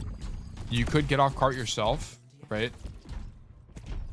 No, okay, never mind. I was about to say, someone should do this flank, but your Sierra does this. So this flank is actually pretty good here because it opens up control of this doorway and stops people from walking in, which is really strong. This could have been an idea that you had as well, so I'll indicate that in your notes as well. Where it's like, riding the cart isn't always the best play. I understand that riding cart is good, particularly on support, because it lets your DPS play the game. But especially if you already have someone on cart, thinking more about angle control and opening up like an off angle like this to control the door is going to be strong. So sure. Okay, but we're the guy on cart, so whatever.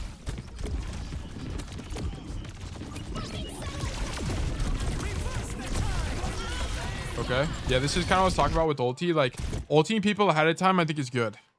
Because it lets this guy take space. Which is really strong. Yeah, the only thing about this is like...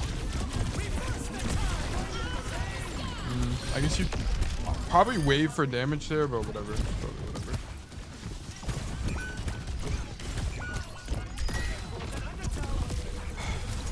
Okay, dashing into the Doomfist is a bit crazy, but I guess the idea is just to all in him. Okay, sure.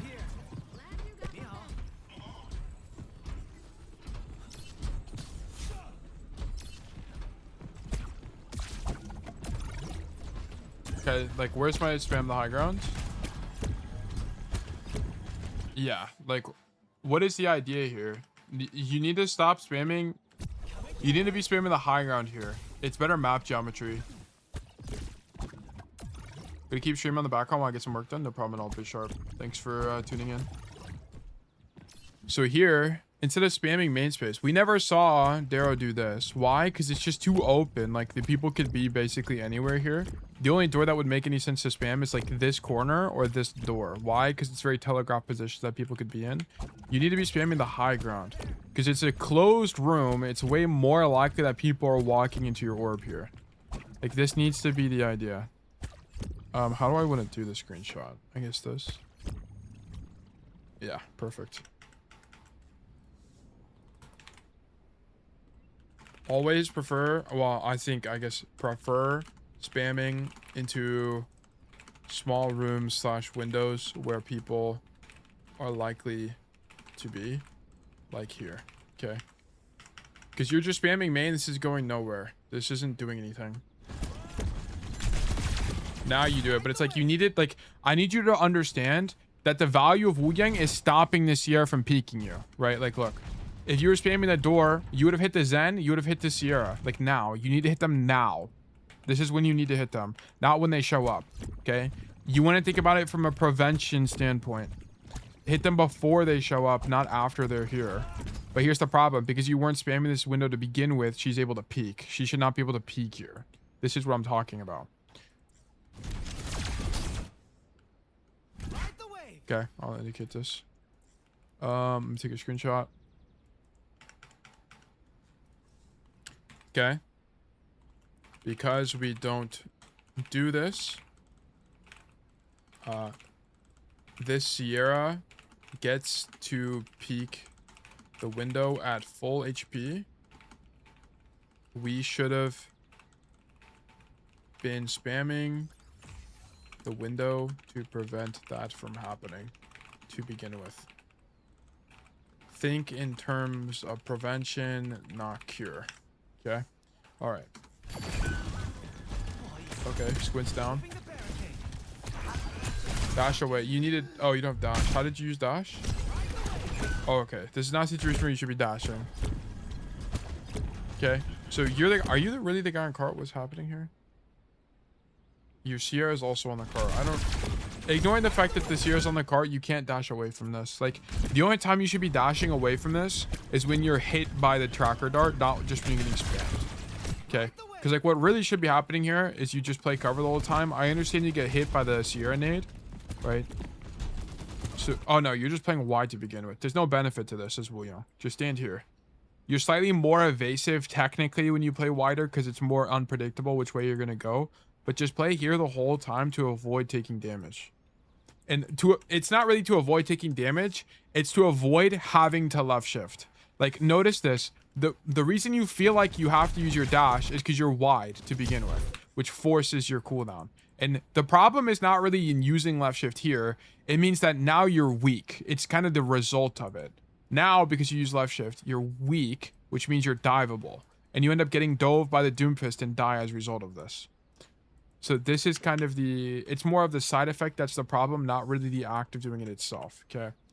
So you cause a chain reaction that leads to your death. Okay, you play wide on the cart, which entices you to use your dash to get to cover, which then makes you vulnerable to dive, okay, which gets you dove by Doomfist and not be able to get away. Okay, so like we have to play closer to cover here to prevent this from happening. We have to play closer to cover here to prevent this from happening. Okay. You also can have another approach to this, which is like your Sierra is already on the card, so there's not a reason to double up card. So instead of playing on the card itself, you could have actually been in this position with the idea of if you get pushed, you just like left shift out this way. Or you could do something a little bit more passive like this. I'm not really sure what is going to be better.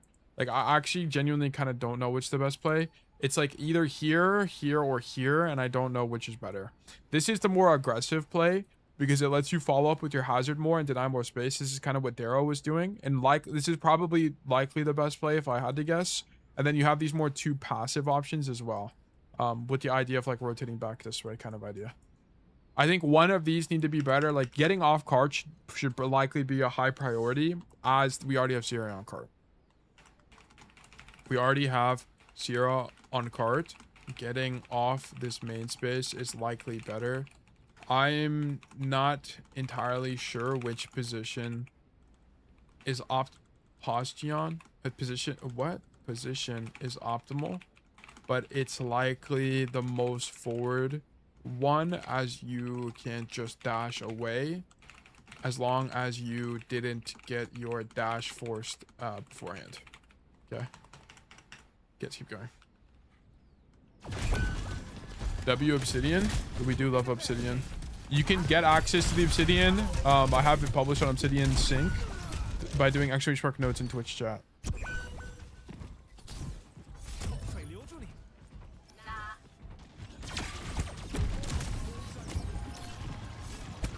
Okay, and also I wouldn't be healing this guy. So like, just put your orb on this guy. Boom. Just orb the Sierra and then spam the door. Like, Wuyang's value is in denial. Okay, I think you're just kind of thinking about Wuyang incorrectly. Like, you're not really thinking about what Wuyang is good at. You're kind of just playing Wuyang, if that makes sense. Like, you're not playing at him for his strengths. Like, if you were playing Wuyang for his strengths, I think it would be pretty easy for you to identify that you just place your right click on this. Imagine that's me just right clicking the Sierra, and then I just spam this door the whole time. Because it's not like your Sierra is fighting anyway. You can just let her get healing from your right click passively, and then spam the door.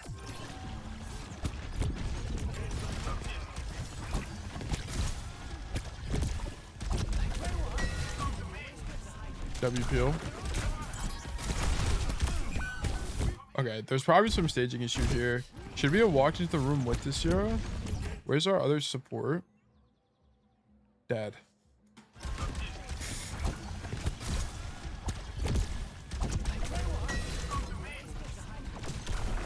Yeah, okay, so the only thing about this, I'm gonna be honest, I really don't think you should be playing for this room at all. I think this room sucks for Wuyang when people are in here, particularly Doomfist. Like, it's actually quite bad. But I understand why you try to save this guy, but your idea needs to be to leave the room, because this is just bad map geometry. Do you really want to be in a small room as Wuyang against Doomfist? Not really. Like, this is a matchup thing. You need to be dashing to, like, here, essentially. You die here?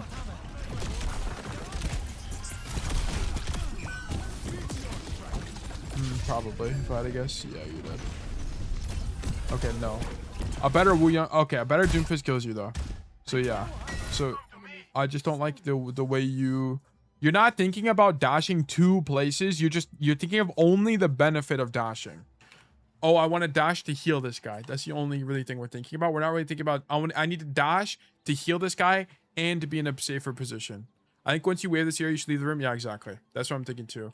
Once we wave this Sierra, we need to leave this space, as Wuyang is not someone that does well in rooms. If Wuyang were to do well in rooms, it would be with wave. We just used it here.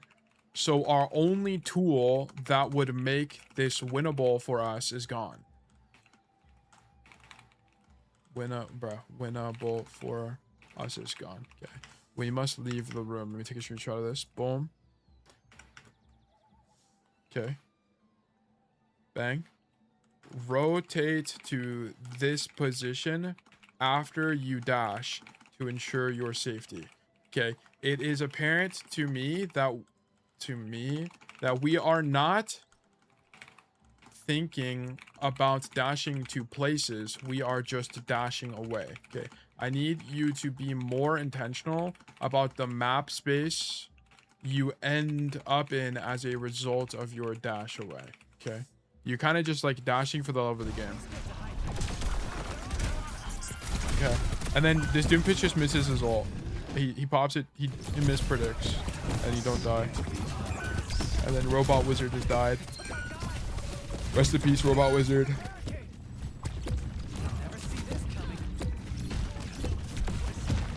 Okay, we already know about the primary fire issue, so I'm not gonna talk about it more. Boom. Okay, I think you. I can't tell if like your sensitivity is too high on console or what, but it's like I feel like we're not very precise. I don't want to talk about the primary fire anymore. I think we already know there's a primary fire issue. Boom, spam the Doomfist. Pleiade, good to see you. Hope you're well. Yeah, it's like, here's the thing. It's like how we can't miss these is kind of what it is. Like that on the Juno makes sense.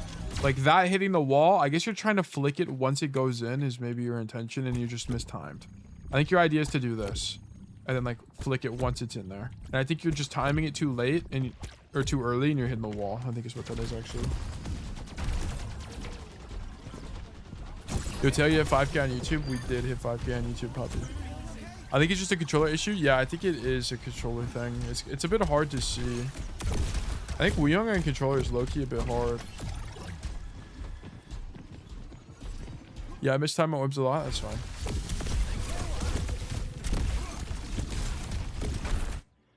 Okay, look. This is what I'm talking about. So you use dash. This is slightly better because you move in the cover after the dash. So I need more of this. Like, this is the perfect example of what I need from you. It's like we dash, then we walk back here. Perfect. Okay.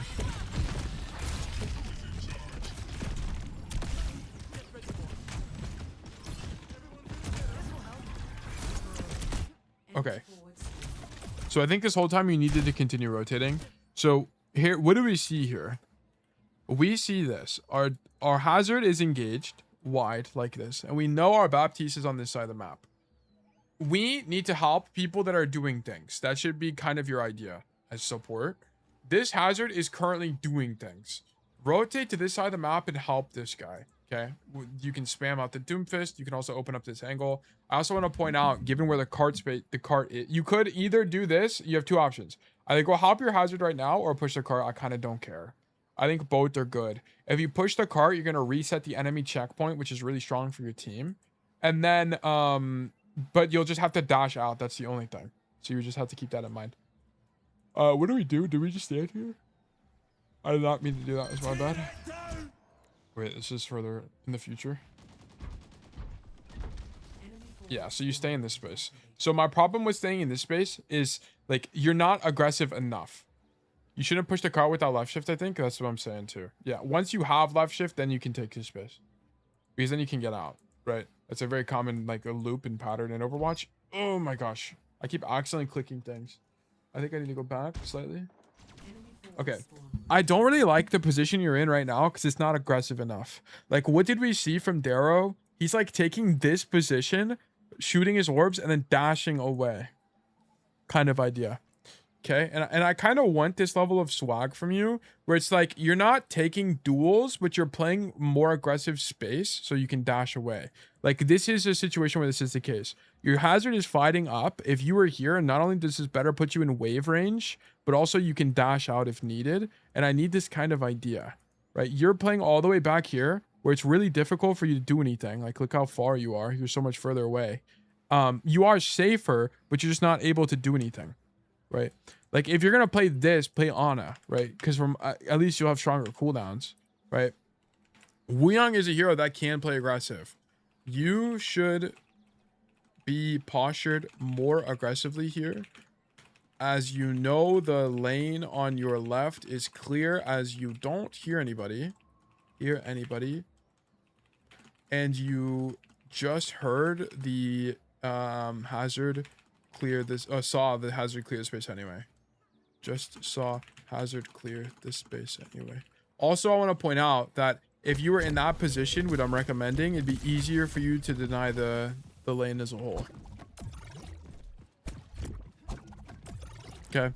So like if you came here, you'd be able to not only spam main, which is good, but you could also do this. So if someone tried to flank your team, you'd stop that from happening. This is the idea of lane control, right? So it's like, this is going to be a common idea on Wuyang, which is the idea of controlling lanes, which putting here would let you do. It'd be able to let you deny this and this at the same time. You can do both. But because you're playing so passive, what is going on? Why is time keep skipping? It's actually making me angry. What is going on? I don't remember where it was. Here, maybe? Yeah, because you're playing all the way back here. You can't deny this. It's too far away, right? So I'll point that out as well, right? The only thing you can do is spam main. Okay, green position gives you more lane control options to prevent the enemy team from flanking you. Okay. Yeah, keep going. Dude. Oh, it's my controller.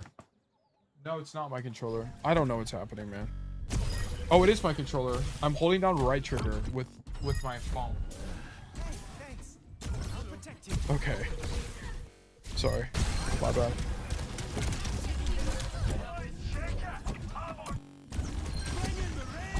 Okay. Yeah, like you end up having to left shift to this angle. You could have just been here the whole time. And you also walk forward. I don't care. You should just play cover. For sure. Okay, let's keep going. Love this sick video today. Did I already read that? I'm glad you did. I think people have been wanting tank videos, so we finally got one in. Yeah, like here's this problem with this. Like, the problem is you take this angle technically too late because the enemy team has already filled the space. Like, Wuyang is not good once people are already here. Wuyang is good when there's nobody in this room because he can stop people from walking in to begin with, right? But once they're already in the room, you can't fight people. So, like, you keep having this idea of coming to rooms that people are already in and you're losing. Like, the best thing you can do is just spam them from main right now because they're already in the room. We need to stop coming to these angles once they're already there. Okay? So just be here and then spam. Would be way stronger. Misty, thank you for the follow. Welcome to Bar Nation.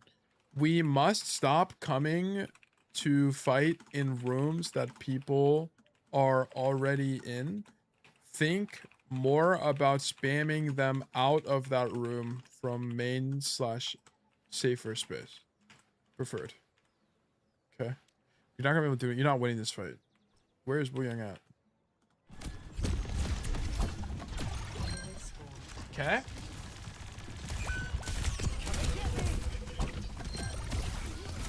I think you should have all in that guy, to be honest. But it's like, I don't know how to describe to you when to all in. I would have personally all in this guy because I'm on a bad angle for Wuyang. And it's kind of like if I don't kill him, he kills me. So I think you have to all in him. And the idea you would just like wave and then back up and then try to hit your primaries. But I don't know. I don't know how to describe it, so I'm not going to make a note out of it.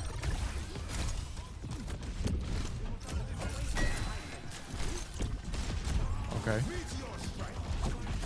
You'd ulti yourself. Yikes. Oh, shit.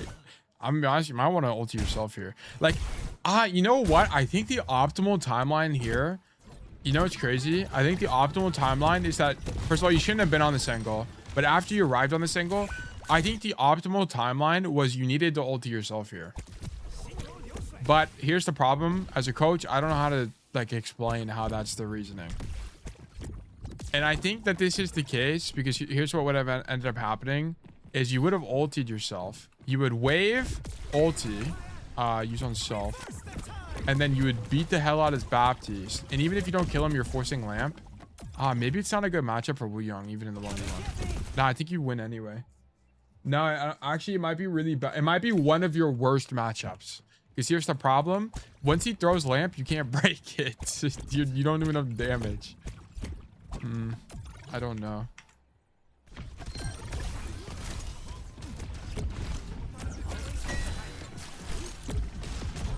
I don't actually know. I think your staging this whole fight kind of screws you. Because it's so awkward to do anything because everyone just walks past you. I don't know. Maybe you should have ulted yourself on the map there. I'm not sure. It's tough. But I want to point out, you've only had like, what, 2 ultis this game? Like, we're not using our ult. Where is... How do you use it again? It's like bookmarks. Hero. I need Ifrit. Ultimate. Yeah, you've used 2 ultis. We should be getting 3 or 4 ultimates this game. Like, we're not using... You're holding onto your ult for too long. So this is, like, definitely a problem. Like, you need to just use it. Like, I want you to just use your ulti. We only use ultimate twice this game. We should have gotten it 3 to 4 times. Like, for sure. We're holding on to it for way too long. When Wuyang ulti explodes, does it knock people out of the BAP lamp radius? It might. It might be some unique matchup like that where you need more experience to like really know. It is possible. Okay, love this area denial. Boom.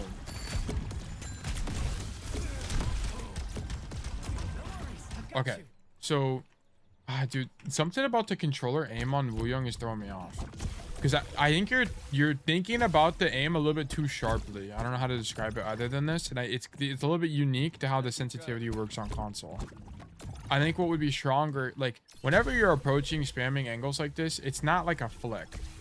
Like, I don't think you should be flicking. It's more like a smooth motion. And you keep doing this. And I think it's just because your console and it's, like, sensitive. Like, let me use my controller. Let me reload. So, like... I think console is just like encouraging you to do this like flick motion, which is really weird. And I don't know how to fix that. Like on console, it should be more like this, but I don't know. Whatever. Just something to watch. Okay, just something to watch out for. Wuyang manga to see you up your well. Hope you've had a good day today. Might have to turn aim assist down. It's not really an aim assist thing. Max dead zone, maybe. I have literally no idea. Okay, map eliminated.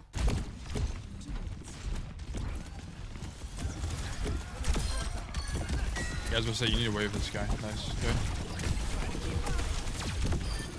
Okay, we don't need to ulti here because the fight's won. Huge. I played on my Unks PC and played Wuyang, and that felt like my aim was 500% better. Yeah, it's something to do with like the sharpness of the acceleration. By the way, it's something to do with like how sharp this acceleration is. So if you wanted to fix it, you just needed to fix that. Because, like, you're trying to make a small adjustment, and it's resulting in you going way further. Which is throwing you off.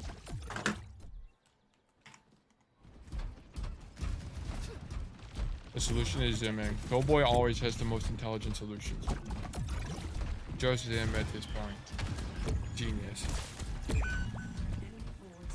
Okay. Captain K eliminated. Could we hop this guy at all, or no?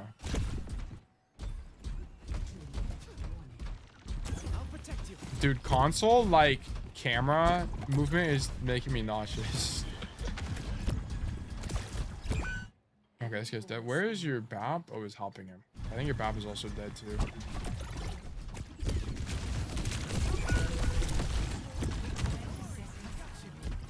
Okay, so the only thing about this is you should know that spamming left side's not going to do anything because you don't hear anybody there. Like, you're not really thinking about where people are and where they could be. You're kind of just, like, spamming. And you're just, like, kind of waiting till they show up to me.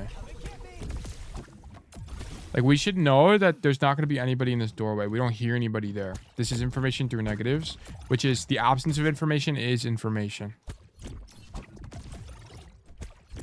Why is there a Zim salesman? That's what I'm saying. Guys, I think we exile Pillboy for 10 years. Thoughts? So, like, here's the thing. You shouldn't be shooting here. Because not only do we see... Okay, so I don't even think you team check here. Do you even know your soldier's flanking? Okay, yeah. You see your soldier and your Baptiste are flanking. And here's the problem. Oh, you heard the Bastion. And you did... I don't think you knew where the Bastion went. So you get a little bit discombobulated. I don't even know. But whatever is happening here is a mistake. We shouldn't even be spamming this because here's why it matters. Because now you're not looking at where the enemy team actually is and you're flankable, right? Like you're looking this way, and now the enemy team can shoot you from the side. I'm not gonna make a note of it because I don't know how to describe it. But something to keep in mind. I need to stop saying that, by the way. I say something to keep in mind like way too much. But it's like we need to ulti somebody. Just like I'm gonna be so for real. You need to just use your ult. You need to get more feedback with your ulti. You're not ulting enough, so I don't think you know when ulting is good. Like ulti this guy now, just use it. Boom, ulti that guy, save him. I don't know, figure it out. But it's like we don't use our ult enough. Like you're waiting for like turbo greed perfect moment ultis. Like we need to just throw it at somebody. Wait, there's 10 seconds left. Ulti your Lucio. Turn the tides. Oh, reverse the tide. Yeah, but it's too late. Might as well mega feed to see if it works. Low key. We're dead. Snipe? Oh, we don't get the snipe. That would have been nasty. Honestly, noble effort from your team for touching her. Okay, the verdict losing for sure. Okay, so we got a few core issues. Number one, we need to use your ult. We got 2 ults this game, and only one of them really counted. That last one was like more of a panic ult. We need to just use your ult. Okay, this is going to be a close condition, by the way. Close condition. If you hold your ultimate for more than 30 seconds, I'm closing the VOD. Okay, you got to use it. Actually, I'll make it even shorter. 25 seconds. You have 25 seconds to pop your ult. That's a long time, by the way. 25 seconds is a long time. I'll show you in the game. So when you get your first ult, there's probably at least one opportunity to use it in 25 seconds. Okay, so you get it here. So the timer would start now. So you're at 7:03. Okay.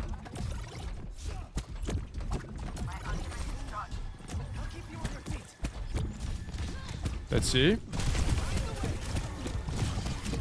Let's turn the tides. Yeah, like you could ult your hazard here and I've been fine. Yeah, because then he'd be able to slash backline or something. He'd like slash on this guy and then probably kill him. Okay, so like this is, I think it's fair. Yeah, I think this is a fair close condition. Okay, you got 25 seconds to ulti. Okay. This is one strike, 0 tolerance. Okay. I need you to use it more. Because here's the thing. I need you to have the perspective of using it, not for the sake of it being optimal, but for the sake of learning. Keep in mind, this is for the sake of learning. We need to ultimate more, so you have a better idea of when it is good and bad. When it is good and bad. You will never get feedback and learn if you never use it. Okay. Primary issue, we need to just use your ult. Okay. We never learn because we don't use it, meaning we'll never improve. Okay. Secondary issue, we must be more intentional with our primary fire. You are just throwing it sometimes. Think more about spamming people out / angles they want to be in / doorway / doorways, etc. Okay, like don't just throw it down main. Also remember that aiming for the floor is generally better, as even if you miss, at least you'll get splash damage. Okay, as like an idea. Secondary issues, whenever we are using dash, ensure that you are dashing to a position, not just dashing somewhere. Okay. Need a lot more intention as you use your movement CD to live, engages, such whatever. Okay. We're kind of just dashing for the love of the game. I need way more intention from you. Okay. You had bad pathing on first fight. Okay, you can't have bad pathing on first fight. That's really extremely weak. First fight is one of the most important fights of the game. You cannot have bad pathing here. If there is any point of the game where you have to hyper optimize, it's for first fight. Okay, like I don't want to see you like go for the super long rotation, which doesn't do anything for you anyway. Did you add 7 TV yet? No, I haven't. Start in aggressive positions as Wuyang. Yeah, this is going to be something as well. Like, remember that your movement CD gives you pretty insane burst movement plus speed. You can position pretty aggressively as Wuyang to set you up for more consistent primary fires as well as waves. Then just dash away. I feel like you are too passive, playing too much like an Ana, and not thinking on the limits of the hero. Okay. I need you to just be braver. Like, you're way too scared on this hero. Like, the only time you're brave is when you're fighting in rooms, but I don't think you're trying to fight on rooms, like, out of an ego perspective. Like, whenever we fought over here, this wasn't because you wanted to fight people. It's because you thought this would be empty space. I don't really, like, you're too scared. Like, you need to understand that support doesn't mean healer. You can still fight people. You can still deny space. You can still carry, right? Is it worth it to cancel Wuyang dash early? Yeah, for sure. Definitely times worth doing it. I don't think it's particularly relevant to this student, but yeah, definitely. Like, I never saw this idea from you to play here and deny both these lanes. Like, I think you're completely missing the, like, lane control idea on Wuyang. Like, we're completely missing this. This is a primary issue. We are kind of completely missing the lane control slash idea on Wuyang. Okay. Like, you need to be preferring angles like this on your hero, as it prevents your team from getting flanked and allows you to control multiple lanes at the same time. Okay. Here you can spam main and you can control the left flank. And if you do get pushed, you can dash back to your side of the map with cover. Okay. Like, it's a safe rotation. I'll illustrate it in a bird's eye view as well, just to be as explicit as possible. So it'd be like, you stand here. Whoops. Stand here with the idea of zoning this. Boom. Zone this as well. Boom. And then you can rotate away with, let me do blue.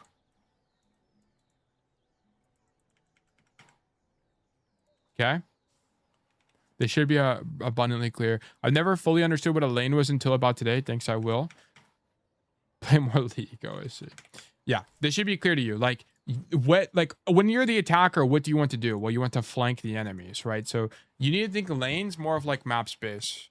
I feel like I didn't do a great job explaining it, this code. So if you ever need clarification, just let me know, and I would love to help. But we're not thinking enough about denial.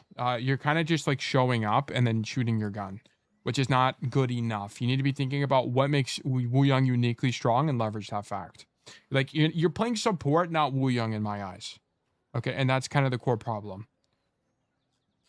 Was there any other notes? Stop walking to rooms where people are there. Like, I guess that's the only other thing that I can think of. Stop walking into rooms that already have people in them, especially when you don't have wave.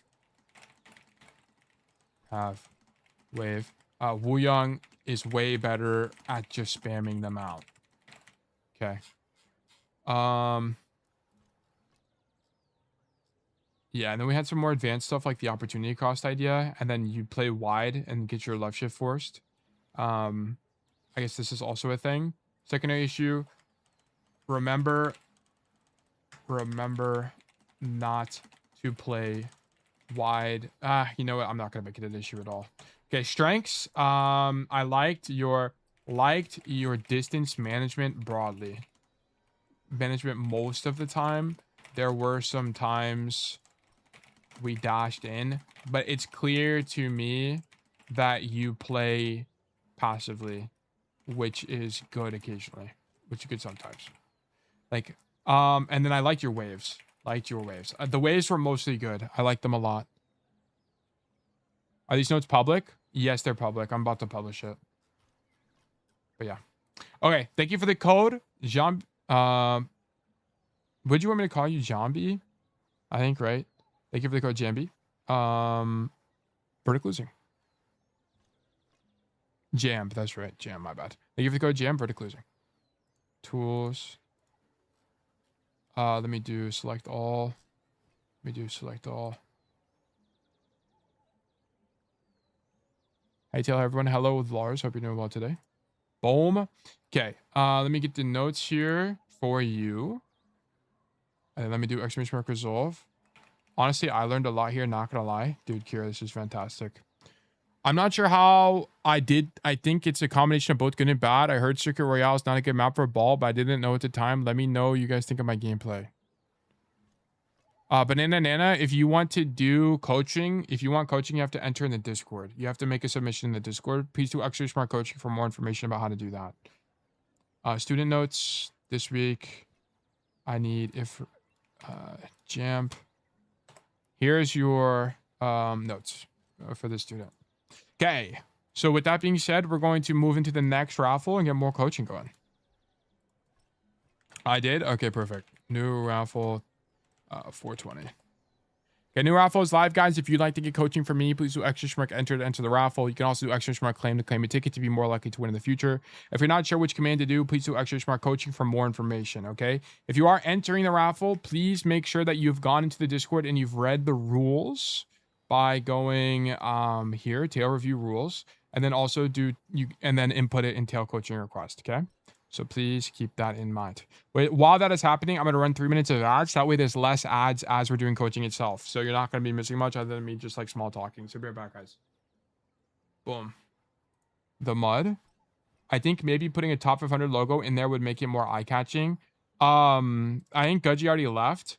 The problem with this is that it gets too cluttered. I've tested it before and it does worse.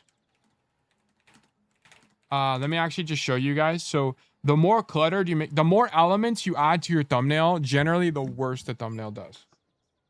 As like in terms of like modern YouTube.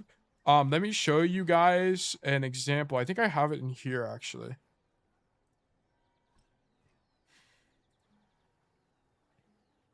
Okay, so here's an example. Whoops, I just leaked the TrueBug channel. My bad. My apologies. Mud. Paste. So this is an example of what I've tried. I try more elements. So like I add the top 500 logo here and it does worse. And the reason this is the case, I mean, maybe if I added a small top 500 logo in front, it would maybe do better. But in situations like this is not the only time I've tried this. But the problem with this is it adds more confusion. It's just like too complicated. It's too much.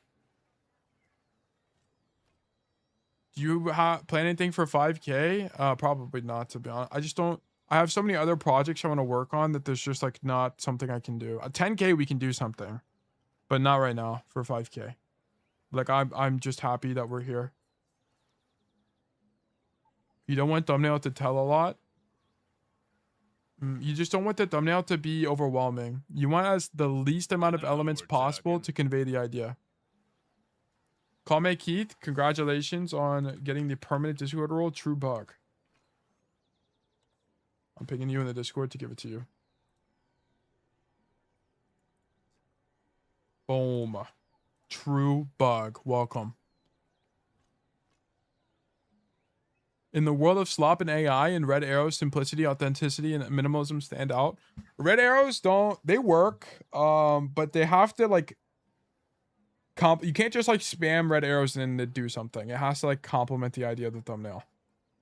My best thumbnails are like transformation type thumbnails. I may pull it up.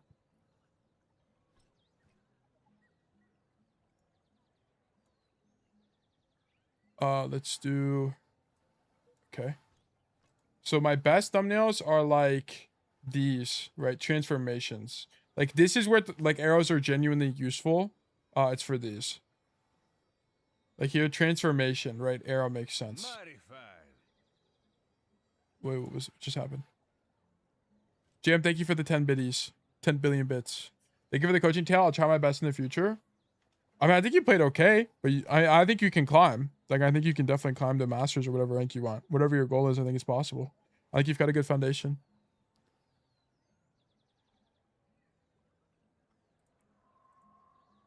Damn, 7 entries. Wasn't around 3 to 4 per raffle a couple weeks ago? Yeah. Yeah, we've been growing. On our growing shit. But it's like, the arrows are only useful to either indicate like something unique, like dropping here, for example, or it's to indicate like some kind of transformation, or like as a pointer. But if you just spam arrows, like there's times where I just spam arrows and it doesn't do anything. Like here, like this arrow doesn't do anything, so I shouldn't have had an arrow here. Or like these arrows arguably don't do anything, so I probably shouldn't have them. This is a transformation, so it makes sense. We're back from ads for real. Welcome back. Welcome back from ads. We're talking about thumbnails. Like this arrow, probably not that needed. I tried to do a transformation, but it didn't really work. I have some like I had a bunch of thumbnails that just like totally flopped, but it's more because the thumbnail, like normally when a video flops, it's because the thumbnail and the title were bad. Max ads right now, need to feed tail. If I don't make that much from ads. I really don't. I make like $2 a stream from ads nowadays. I don't really make that much. Like I'm not worried about running ads. I think I could make more from ads, but like doesn't really matter. It's not a big deal. But yeah, there's a raffle live. You got 2 more minutes to do exclamation mark enter or exclamation mark claim. Okay. But yeah, like these videos that flopped, it's like because the title and the thumbnail were bad. Both of them were bad. I would do a lot for $2. Gotta give Tail as much money as possible. I greatly appreciate that. You guys don't kind of go out of your way. The best thing, like people have asked me before, they're like, Tail, how can I help you? Like, how can we help you succeed? Like, the best thing you can do right now is just be a part of the community genuinely. And I'll talk a little bit about psychology, and then we'll do coaching. So some of you guys might find this interesting. It is the idea of social proof. This is a very common idea. And this is why in the space of social media, big people only get bigger. Okay, a lot of people think how stuff like social media works, especially when you're trying to grow on social media, is that it's a linear trend. That like you just get X amount of people per day. But this is not really how anything social media works. How it works in actuality is that you grow exponentially. Okay, and also opportunities come exponentially. So whenever you're trying to grow on Twitch, for example, you grow like this, right? And the reason, and you can even see this in my growth, for the people that were here at the very beginning, right? Like people like Pillboy, people like, I don't even know, like I guess a lot of the OGs aren't here today. Like Grom, like Pillboy, like Poppy, like they were here, and they have seen that we've doubled like every month or two.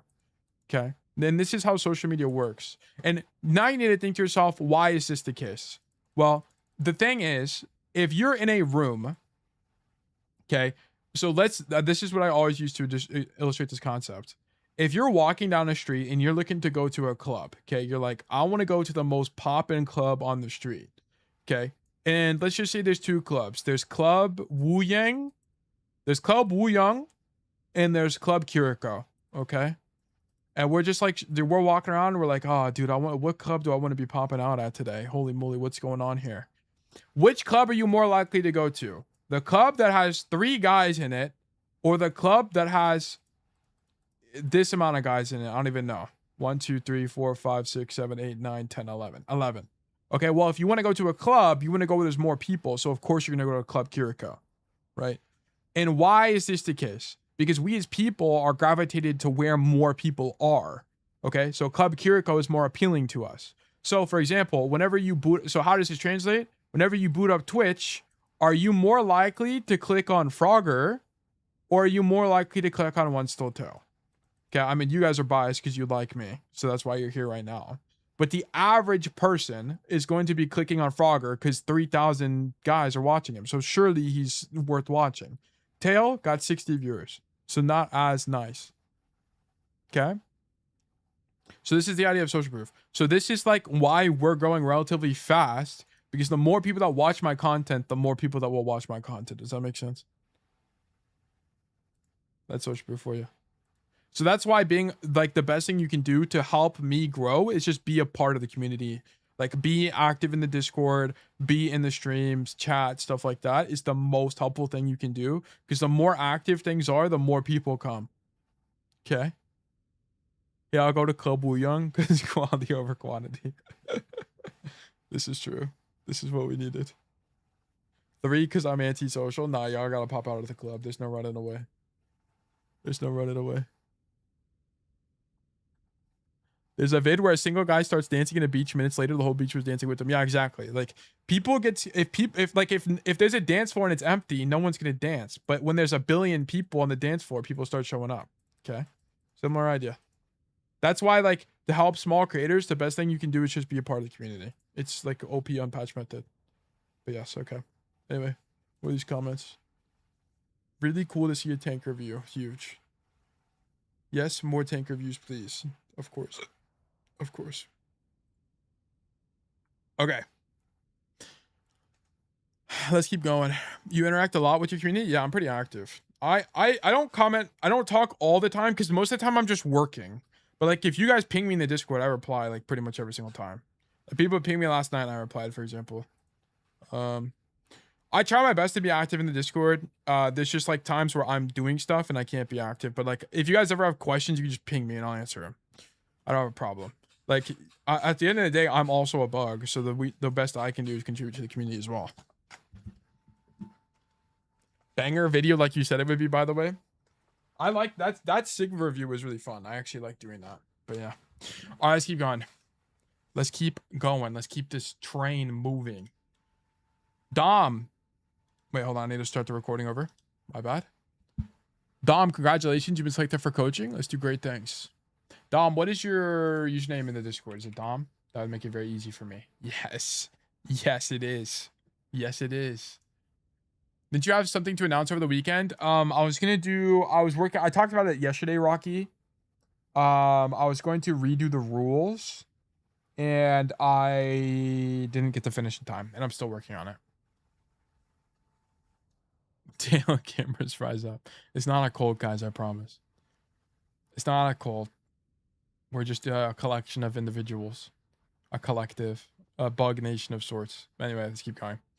All right. Today's VOD review will be as Tracer on Shambali Monastery in Masters 4. Boom. Bang. All right, perfect. I feel like I struggle with positioning. Like, I feel like I'm dying. Okay, guys, we need to use... Okay, we do use... Okay, we need an increased use of punctuation. Okay, guys. Please, for the sake of my sanity, whenever you're submitting requests, just put in the chat GPT. Just put in the chat GPT. My fault, my fault. Okay, look. It's fine. We'll continue going because I haven't redone the rules yet. But it makes my life way easier because the problem is this is hard to read. Okay. I remember finding Tail because of one of the Onron videos. Dude, Jambi, you would have Jam, you would have loved it. There was a week where we coached Onron like 5 times or like 6 times. It was insane. But yeah.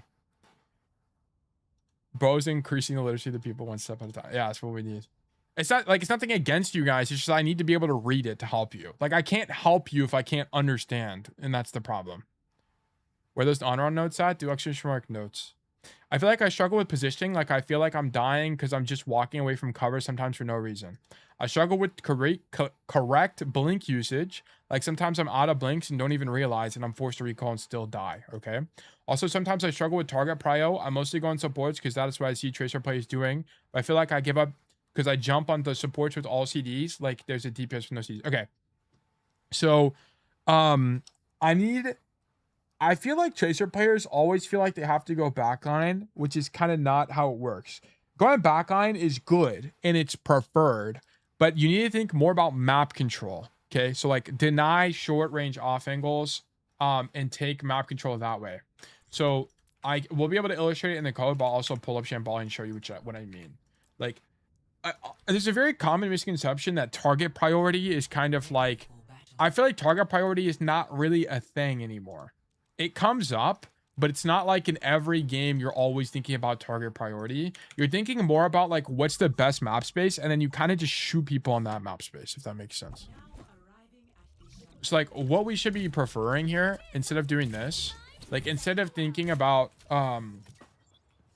like getting on the backline, sometimes you'll cheat to like triple blink the backline, especially if you see people with weaknesses.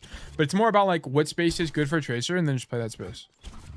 Like here, for example, like just fighting whoever shows up here is better than like triple blinking onto the Ana, because you have the idea of killing the Ana is good, right?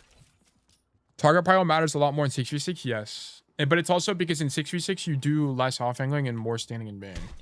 Like, I'm not gonna go into like the format differences too much here, but it's like this should be generally your approach on Tracer, is you kind of just fight people that are in good space for you. Whether or not you're shooting supports or DPS kind of doesn't matter, as long as the fight is okay and like kind of winning, it's fine. Okay, and Tracer is also a little bit subjective because there's a lot of potential. Like she has options.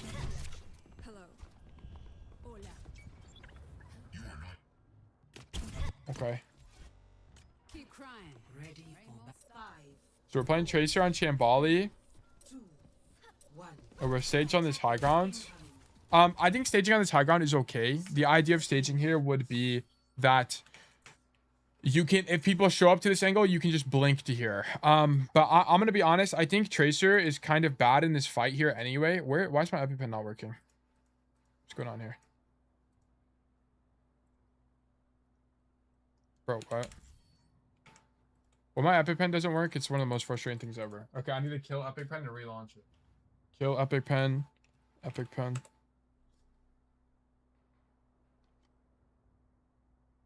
Kareem, hello. There we go. Okay, so I guess the idea of being in this position is that if somebody shows up to this angle on the left side, you just blink to it. And then it gives you the ability to still contribute to this neutral, which I think is okay. The only problem is that if someone shows up here, now you have to blink toward them, and blinking toward people isn't really ideal. Like your general idea on Tracer is to like blink around people like this. You know what? I actually think that better Tracer players are starting here for that reason. Let's do some analysis. Let's investigate. Sugar-free. Boom. I wonder, hold on. I'm way up.gg. Do we do sugar-free? I think we do here. Yes, we do. Perfect. Then I need Tracer on Shambali. We don't have any. Is there any Tracer on Shambali at all? Hairloaf and Time OW. Perfect. Okay, we're gonna have to watch Time OW here. Wishing time after losing a 12 game in a row is the best. Bro, it's fine. Think it'll be a hard game. I'm like on the high ground because I'm kind of used to hit scans because I main Soj, but I've been picking up Tracer lately. Okay, like where you position doesn't translate based on stuff like that. Like how you position translates based on how your hero works. So just because you play somewhere as Soj doesn't mean you should be playing there as Tracer. What is this website? It's called onmywayup.gg. Shout out to Bonzo, community member. I have a referral code. Let me actually grab it real quick. Let me grab it from Bonzo. I can't remember what it is, so I have to pull it up. Yeah, use this. I'm pretty sure the service is free right now, but I think he intends to like make it like slightly monetized in the future. It wouldn't be very expensive at all, but I think he'd make it like $2 a month or something. I don't know what he's doing. The thing, chat. Why does your dick hurt, bro? Also, chat. Freaky tried to send me a Discord friend request. Yeah. Is this Echo? Does he swap to Tracer? He does.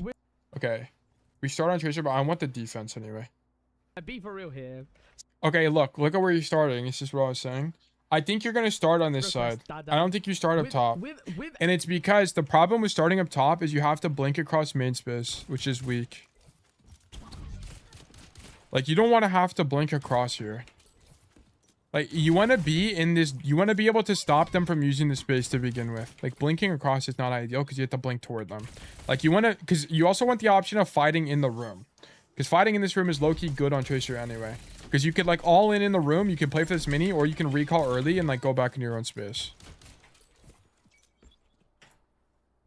Is Ana bad in low elo? No. Every hero is good in every elo.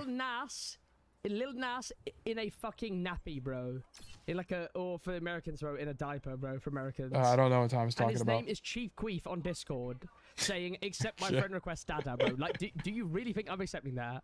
Like, be for Oh, can you blink over this wall? Oh, what? Can you make it? Can you make this?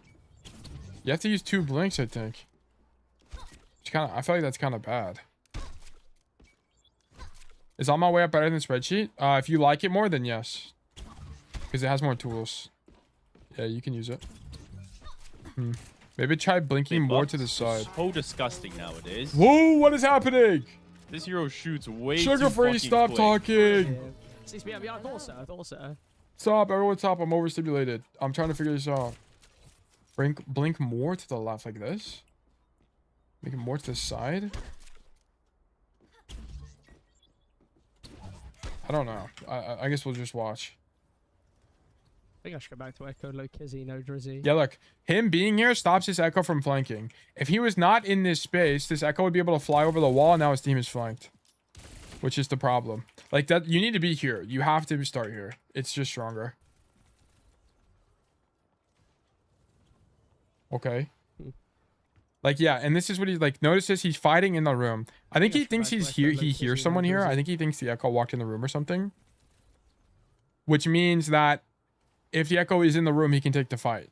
Yeah, but the Echo didn't show up. Shoot that guy. And then you just shoot the tank and stall cart. Okay. Because also, like, here's the thing. As Tracer, you kind of want to be the guy that stalls the cart as well. Because your tank is better in the... Like, if the enemy tank pushes on this coast side, like, you want your tank to be able to mark them. Right? Like, you want your tank to be able to also take this fight and fight here. So, what you can do as Tracer is you can play this space, and then you can blink away if you need to, or you can recall and then walk into the room. It's just going to depend on what space is open. But, like, stalling card is an idea here. Maybe I've killed it. Yep, you're dying. Okay, and then you blink into this room for an off angle. Get shot in the back. Grab the mini. I guess this room is also going to be uniquely good on first point because the mini's right here.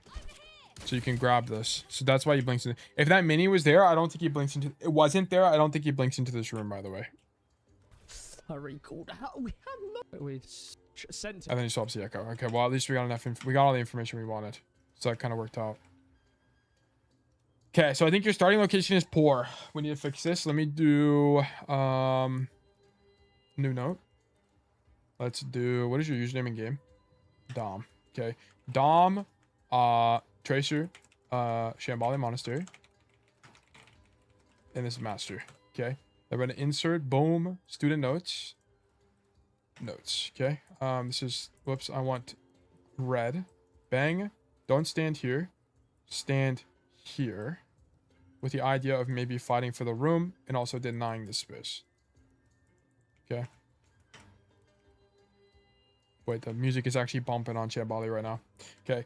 I need you to think more about area denial as Tracer, particularly on defense. Okay. It is your job to prevent your team from getting flanked from the side room. Okay. Let your hit scan, Sojourn, play on the high ground and contribute to the neutral there. Currently, you standing on high is doubling up and you lack map control, which opens up weaknesses for your team. Okay, like this Widowmaker, this Freya could come to this side of the map right now and you'd be screwed. Okay, it's kind of like the core idea of the mistake. Did you ever answer the punctuation question? I don't know what that is. Yeah, like you're just a liability here. Okay, I kind of like this. I don't even think it's that bad. But it's like, I want to point out, why do you have to triple blink for the Jetpack Cat? Right? If you were here, you wouldn't have to triple blink for good boy, the Jetpack Cat player. right? So the error is not in fighting Jetpack Cat. The error was in your staging because you're not in the best position to begin with. Fighting Good Boy is difficult. Okay.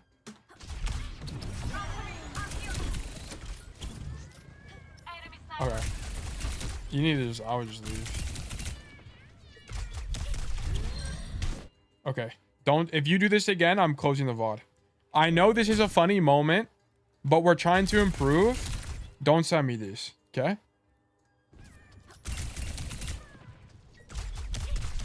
Lost aura. It's just like, I understand funny moments happen, whatever, like it is whatever. But it's like, I need you guys to take this seriously, okay? I mean, it's distracting a support, I guess. I don't think the play is that bad. I'm talking about just like flicking your camera and like gesturing. Something was on my mouse pad, I swear. All right, the code is closed. Why are we AFK, guys? Like, I make this abundantly clear in the VOD review rules to not send me AFK codes. Okay, this is closed. They give the code. Okay, we're gonna do exclamation mark. Can we send 10 codes? Yes, you can. Yes. Exclamation mark resolve. Exclamation mark new raffle. 300. Okay. You guys can do exclamation mark enter to enter the raffle. You can also do exclamation mark claim to claim a ticket to be more likely to win in the future. Okay. If you're not sure which command to do, please do exclamation mark coaching to get a better understanding of which command to run.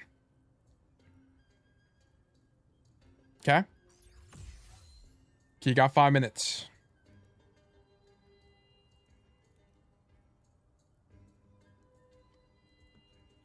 Yeah.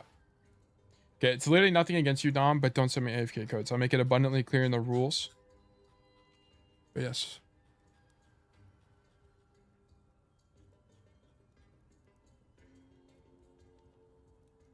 I guess we can work on a concept in this time. Meso, guys, I need help with this, by the way. So, what do you guys think? How do you guys think I should categorize things like autopilot, ranked anxiety, and warm up? Like, what do you think I should call them?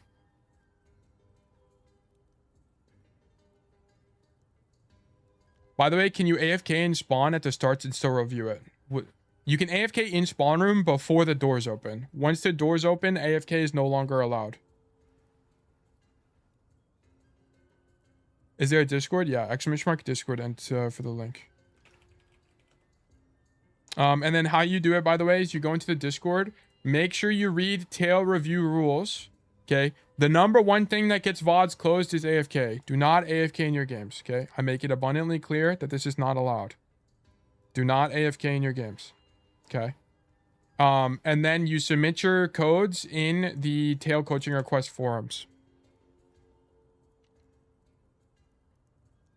Call them mindset issues. I think rank anxiety and autopilot fit, but I feel like warm up is a different thing. Like I don't want to break them into another like I want these to kind of be the same thing. Because here's the thing. I have concepts, which are things like, I guess tilt is a process, right, baby? I have concepts like trading, screening, ratting, peeling, opportunity cost, stuff like this. These are all concepts. And then I have tools. Tools are like OFTW, keeping count, play the extremity, like kind of things that come up. Warm up is a mental issue. But why not? He can be AFK for 10 seconds. Maybe something happens. Yeah, 3HD. I understand that.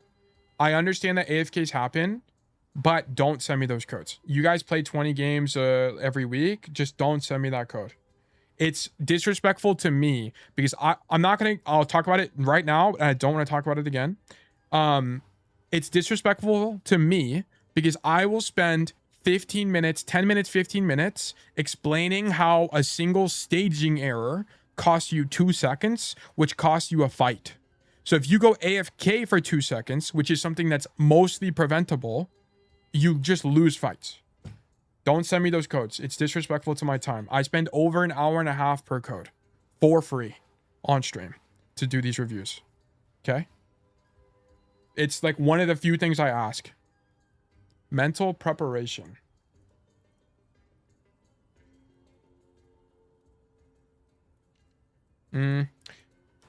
Mental preparation, I think it's like too much.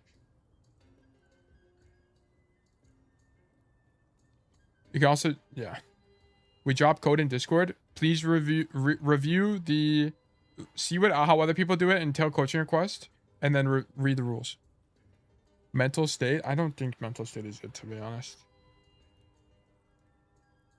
I guess maybe I can have a mental thing. I get like mental processes. Maybe it makes the most sense.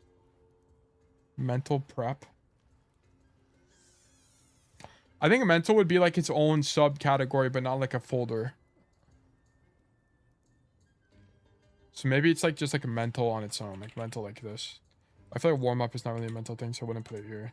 Like just make it a tag. Website made to do that. Anxiety is mental. Yeah, I think anxiety is, yeah. I'll leave it as processes for now, but I'll tag them. Also for the Obsidian enjoyers, this is what our knowledge base looks like right now. What would say holds back high GM players from champion? There's nothing in particular. It just depends. Like every player is different.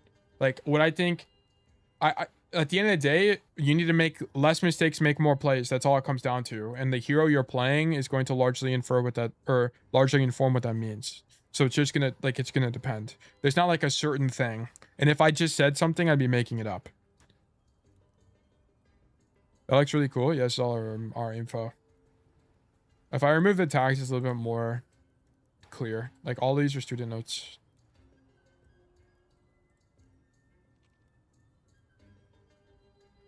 Tilt is mental also.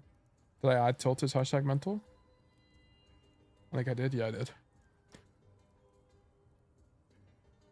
I like mental performance, but warm up is not a mental thing. And then if I don't put warm up here, where would I put it?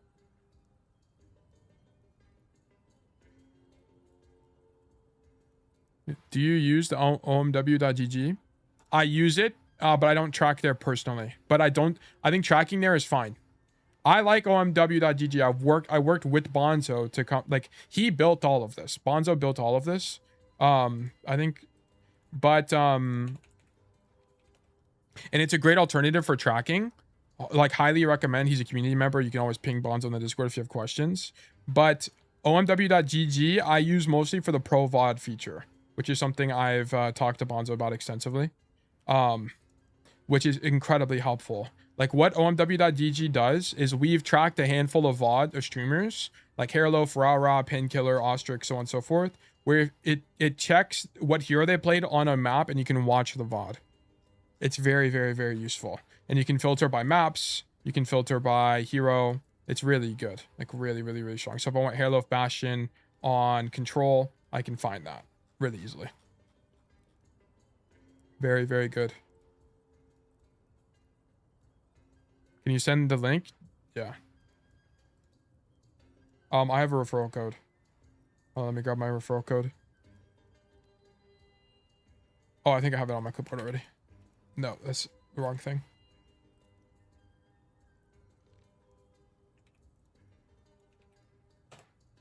Boom. Can you send your link for OMW again? Yeah, I'll put it in chat. Warm up could be healthy prep. I think prep could be an idea. Is OMWGG use OBS version? No. No. It only indexes like Twitch VODs right now. Okay. Who won? Who won? I actually messed up my format here. Boom. And then I need to move the Chrome back. Here. Nice. And I need to move this over. What is this? Okay. Who won? Chudra. Okay, so this is the right one. Okay, Chudra, congratulations. You've been selected for coaching. Let's do great things. Wait, so how do I improve at the game? Even like my aim's fine, but how am I supposed to improve my positioning? Just by watching VODs of better players? Like, it's a difficult question to answer because it's gonna depend. Like, the way of which you go about approaching it was gonna work best for your system. Like how I got better at learning positioning is I thought critically about my own gameplay and what I could do better. Like what plays did I miss? If you think too much about stuff like deaths, you're gonna be thinking too much about, you're not thinking enough about the intention of the play. thinking about deaths is too results oriented. So what you would do is you would study players that are better than you, like Time Overwatch, for example, for Tracer. And then you would think critically about the plays they're making and how you could have done them or why they're doing them. And then if that applies to your gameplay. Like we watched Time Overwatch for the beginning of your VOD to understand generally where they're positioned and what the idea of that might be. Okay. I did my best punctuation for this. It's fine. Like as long as you, like if it's a 1 run-on sentence, you're breaking the rule. Otherwise it's fine. Like most of the time. It doesn't need to be literally perfect. Okay. All right. I gotta go. I gotta keep doing this or we're gonna be here forever. So let's keep going. Let me get platinum. All right. Today's VOD review will be as Cassidy on Suravasa in Platinum 5. Guys, if you have feedback for onmywayup.gg, ping Bonzo in the Discord at Bonzo. Okay, at Bonzo. He's receptive to feedback. Okay, I don't think he's working on it right now, but he would be willing to change things. So please ping him. He's a nice guy. Okay. All right. Context: I was a diamond 4 DPS, and now I'm currently gold. This was my D rank. I was one-tricking Junkrat when I got to diamond, and now I'm one-tricking Cass. Okay. Do you just like Cass more? Like, why not just play Junkrat? In this past, this would discourage me and cause me to either never play ranked again or throw my elo, but instead it's made me even more motivated to one day be in lobbies of people like Vulture. That. Until then, I am locked in on improving as a player, even if it means I fall down to bras. I know I will climb. Okay. I started enjoying Cass recently and want to learn the hero. Okay, sure. Keep in mind, like, if you want a one-trick Junkrat, then just one-trick Junkrat. That's fine. Are you in a little bit of an uphill battle? Yeah, but that doesn't mean it's impossible to learn the hero. So just because... I feel like a lot of people get dissuaded or discouraged because they main a hero that's a-traditional, like Moira, for example. Moira players feel this way all the time. Because they hear people talk about, don't one-trick Moira. Moira is so bad. Lifeweaver is another example. Don't one-trick Lifeweaver. He's so bad. You can't carry games. You can definitely improve. Like, there's Lifeweaver one-tricks in Champion. There are things you can do. Okay, you just have to study them. It's not going to be easy, but it's possible, right? So don't get discouraged just because you play an a-traditional hero. It's fine. Okay. All right. A loss in SR is temporary. The knowledge you gain is permanent. This is so true. The thing that is helping me the most in this grind is repeating this before and after every game. Perfect. We love that for you. Win or loss, repeat it after every game. It helps rise up Bug Nation. Good luck. Have fun. All right, bet. This game felt like a more reps on silver bullet situation, but I'm self-aware and I know it wasn't the only issue and probably not the biggest one. Okay. Suravasa is a map I have very limited experience on since it rarely gets voted for, but it's a map I'm learning to enjoy. Okay, keep in mind the reason that high elo players prefer maps like Flashpoint and Push is because they offer more skill expression. This is like, I don't know who perpetuated this idea that high elo players pick Flashpoint because it's faster. That's like partly true, but that's not why high elo players prefer that game mode. People prefer the game mode because there's more flanking, there's more positioning available, and more heroes are viable. Almost every single hero other than like Widowmaker is viable on Flashpoint. And that's a good thing that Widow is not viable, right? Like that's why, and the reason it doesn't get voted on in low elo is because it's less intuitive to play. You have to understand more about the complexity of Overwatch to play Flashpoint correctly. Okay. So that's the only thing to keep in mind. I've been limit testing in my games to try to step out of my comfort zone by taking more angles I wouldn't normally take. Flanking more and testing on where to stage. Perfect. Perfect. This is how you learn. So perfect. Map knowledge is lacking and trouble finding optimal staging for Cass. I don't think I have a major issue with rolling forward unnecessarily, but I know it comes out from time to time, so that's something I need to work on. During this game, I felt like I was winning most, if not all, my duels. After taking Silver Bullet, it felt like I couldn't win any duels at all. Really? Okay, interesting. I'm open to criticism as it may just be a mechanical issue. No, nope. Very, very rarely. I've coached hundreds of codes at this point. I've had maybe 2 or 3 codes where it was truly a mechanical problem. Okay, it's almost never mechanics. It's always to do with staging. Like where people fail the most by far is in their staging and angle selection. Right, it's not so much in like how they use their cooldowns. It's like basically never in their aim. Can people have better aim? Of course. I'm not doubting that, but it's almost never the root cause. It's very rare.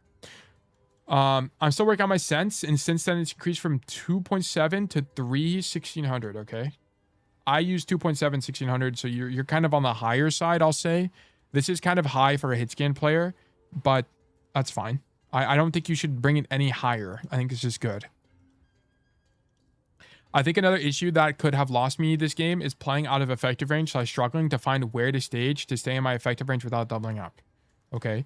A strength I believe I had this game was not doubling up my ally DPS. I feel I did a good job of making sure I was taking an angle they weren't and doing the job that they weren't. Great. That's fantastic. I think a weakness I have this game, and maybe in general, could be trouble understanding when a 1v1 is losing. That's mostly experience oriented. You kind of just have to know the matchups. There's not a lot to teach there unless I had like a matchup guide for Cass. And when I should just back up and live to fight another day. I had poor Deadeye usage this game. I either used it too late, way too early, or I just shouldn't have used Deadeye in the first place. Okay, cool. That's fine as long as you learn. I would much rather you use Deadeye and then go from there. Okay. Did it sound disappear on my lag? Okay, yeah, no, we're fine. I'd rather use Deadeye and then get feedback on whether it was good or bad. Okay, so I'd rather use it than not use it. It's an ongoing issue for me, and I must work on this in the future. I try my best to fall back to receive. Cool. The thing I want to get most out of this VOD is specifically on the last 2 points. What did I do wrong, and what can I do better next time? More specifically, 1040. Okay, cool. Well, I'll remember 1040 for the future. I'm stuck on what I could have done better against the Farah. Feel like this alone could have been the reason the game felt so hard. Okay. I'm trying to think I shouldn't have played where I did in the first place, but it was the best option I saw at the time. I'm not going to send a spreadsheet since I just started it and only logged 3 games. Okay. Some days taking a day off to avoid getting burnt out. I make sure to limit myself to 1 day off max. I'm Mexican. If you know, you know. Okay. All jokes aside, I prefer to have a strict routine and rules set in place for myself since it's the way I grew up. I make sure 10 games minimum per day. 10 games per minimum is like a little bit on the high side. Yes. Okay. This is on the higher side. I would err more on this side of 8, to be honest. I wouldn't burn yourself out. If I think 8 is kind of like the sweet spot. I play like 5. I think 8 is kind of like the core. Like 6 to 8 is what I typically see as like being the most likely to succeed. I think 10 is okay if you have the time. I think it's okay. But it's like what I'd rather you do is instead of playing 10 games, I'd rather you play 8 games than do some kind of like mechanical practice for 20 minutes. I think would be more effective. But it's okay. It's not the end of the world.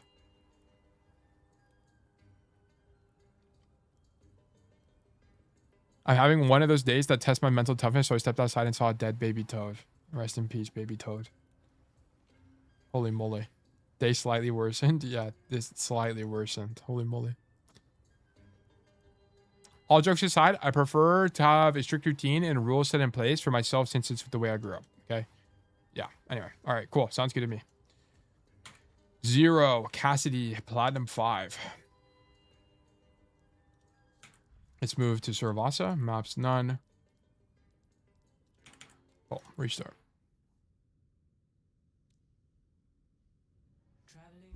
I've been wondering how you always find top player YouTube videos on the map/points we cover during coaching. Do you know this stuff?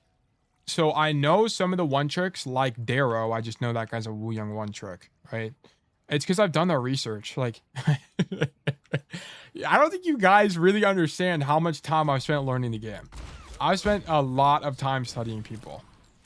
So like I know most of the one tricks, like most of them, not all of them, but there's some people that I don't know. Like if I for example, if we want to learn I don't know, Diva, I wouldn't know who to study. Like Emong is the only guy I can think of, but there's probably better players. But it's like I just kind of been around the space for long enough to know who is who. And then we just go through their Twitch VODs and scroll for them.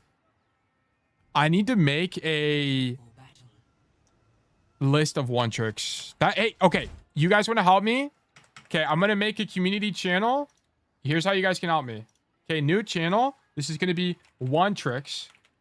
Okay, I need you guys to in here. I guess I'm not gonna ping people. In here, put one tricks that are champ 5 plus of heroes you know / like.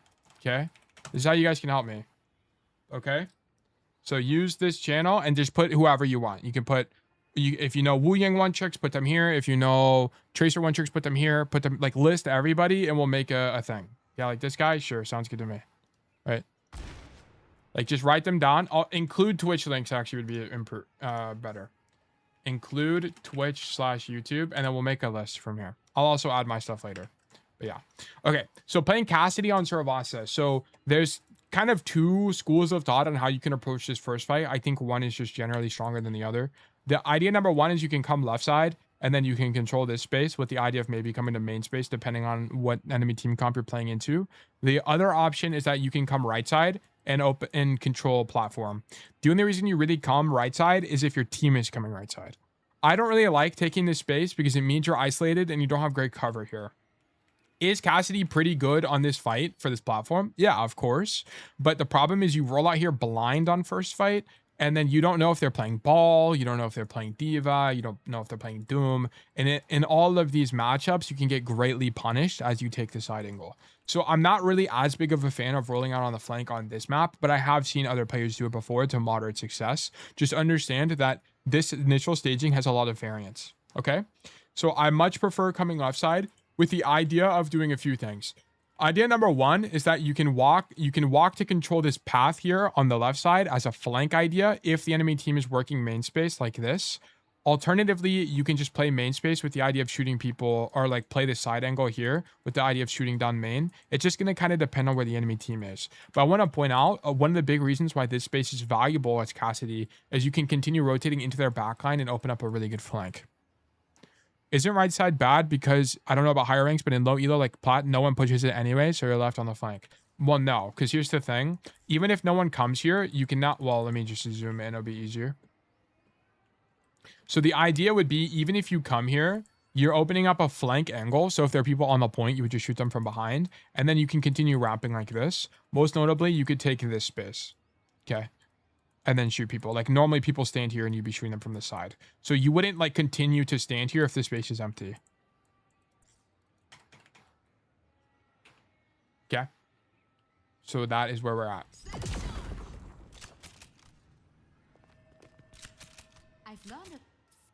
Yeah. Like, by the way, guys, this type of AFK, door is not open. Go AFK. I don't care. There's nothing to do anyway. It's fine.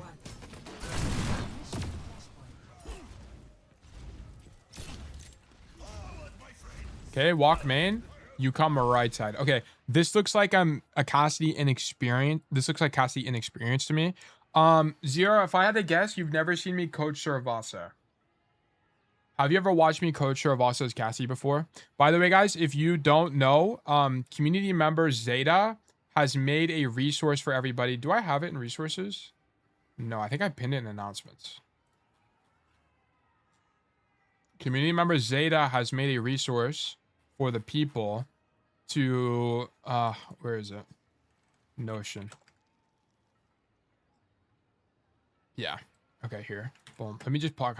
I need to redo resources. I haven't redone it yet. Here, let's put it here for now. Zeta has made a Notion template which shows you guys all of my coaching videos. All of my videos, not my coaching VODs. So what you can do is you can come here and notice this, that every single map is listed and it shows how many coaching sessions I've done on each map. And you can click on it to find the map you're looking for. So for example, if you want to find Suravasa, which I know there's videos for, I don't know why it's taking so long to load, but I know there's videos for Suravasa. You can come down here. I have 5. Okay. You can click here and it will give you both my gameplay and my coaching on this map. Okay. So shout out Zeta for making this. So there's 1, 2, 3, 4, 5. There's 1 gameplay video, and then it looks like there's 1, 2, 3, 4 coaching videos on this map. So yeah. So you could use this to study Suravasa. Okay. Just keep in mind these are only the videos that I made. There are coaching streams as well. And how you would do that, if you wanted to find things that were on the stream but not on the video, is you would go to coaching request, and then you would type here Suravasa. And thanks to community member Sketchy, shout out Sketchy, if you click on YouTube VOD available, it will show you all of the YouTube VODs for Suravasa. Okay, as long as they put Suravasa in the title. Sometimes they didn't do that. But if they did, you also have these. So there's Freya, Wrecking Ball, I did an echo code, and then this is a break code as well. So that's how you would study the map. Okay, very, very useful resources. So please keep that in mind. But what did you say? Nope, I also come this way because I didn't want to double up with ally DPS, but maybe it's too early to matter. So here's the, kind of like doubling up is a good thing to avoid, but how you should be thinking about it is if there's deeper map space you can go to, then you should prefer going there. So here's how you would approach this. Like you can leave to not double up now, but your idea would be to come to this angle and notice you're still not doubled up. Like your CR is playing this main space area and then you would be on this left flank. I don't think this idea is that bad, but you have to understand this. For every play you do, there's a cost of not doing a different play. So because you're not coming left side, what does this mean? This means Adrian X Tech N, the tracer player on the enemy team, can now take this space for free because no one is contesting her. This is the cost of making this play. But also notice that no one is contesting you, right? So you can make this rotation to point side, but then it comes to the question of, is the point space even good for Cassidy? Okay. And I think the answer to that is a lot cloudier because you can argue a few different things once you're on main space. You can argue that, well, if I'm on Cassidy, I can contribute to the neutral in here if I need to against the enemy tank. Like I get a unique flank against this Doompist here. I can play on this space and maybe open up an off angle on the side. There's a lot of different perspectives of which you could view it. It's going to be a little bit opinionated, right? Because you could argue that, oh, I don't need to mark the tracer because my Kiriko could do it, so it's not even that big of a deal. It's just going to depend on your school of thought. So I'm okay with this play ultimately. I don't have a problem with this. It's not how I would approach it, but it's okay. Tail, what if he goes middle and just jumps on the boxes so he has a lot of cover and we'll probably have support? I mean, yeah, that's what I'm saying. Like he could go there and be fine. Like here, it's okay.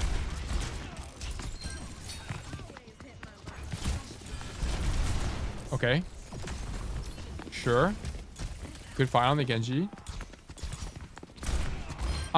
Is there a reason you're turning your sensitivity up, by the way? Because you turned it up to 2.7 from 2.7 to 3.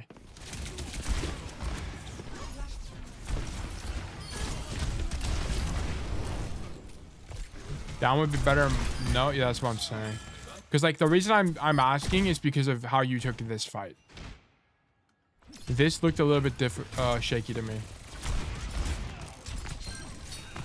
Like that, your aim here looks a bit shaky. The Pharah matchup, I find it hard to adjust close range matchups. I think that's more of something that you need to break out of because you're just not used to it, not because you're not on a sensitivity to break out of it.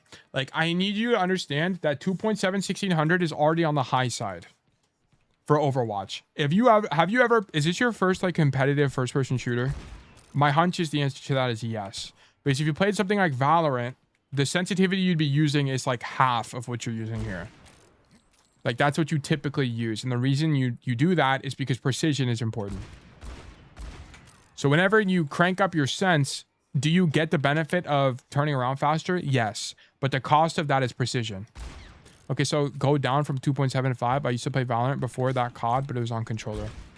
I think it's okay if you find it more comfortable. It's okay if you find it more comfortable. I don't care. I think sensitivity is largely subjective. It's just I want to know what your rationale is. And if you find it more comfortable, that's fine.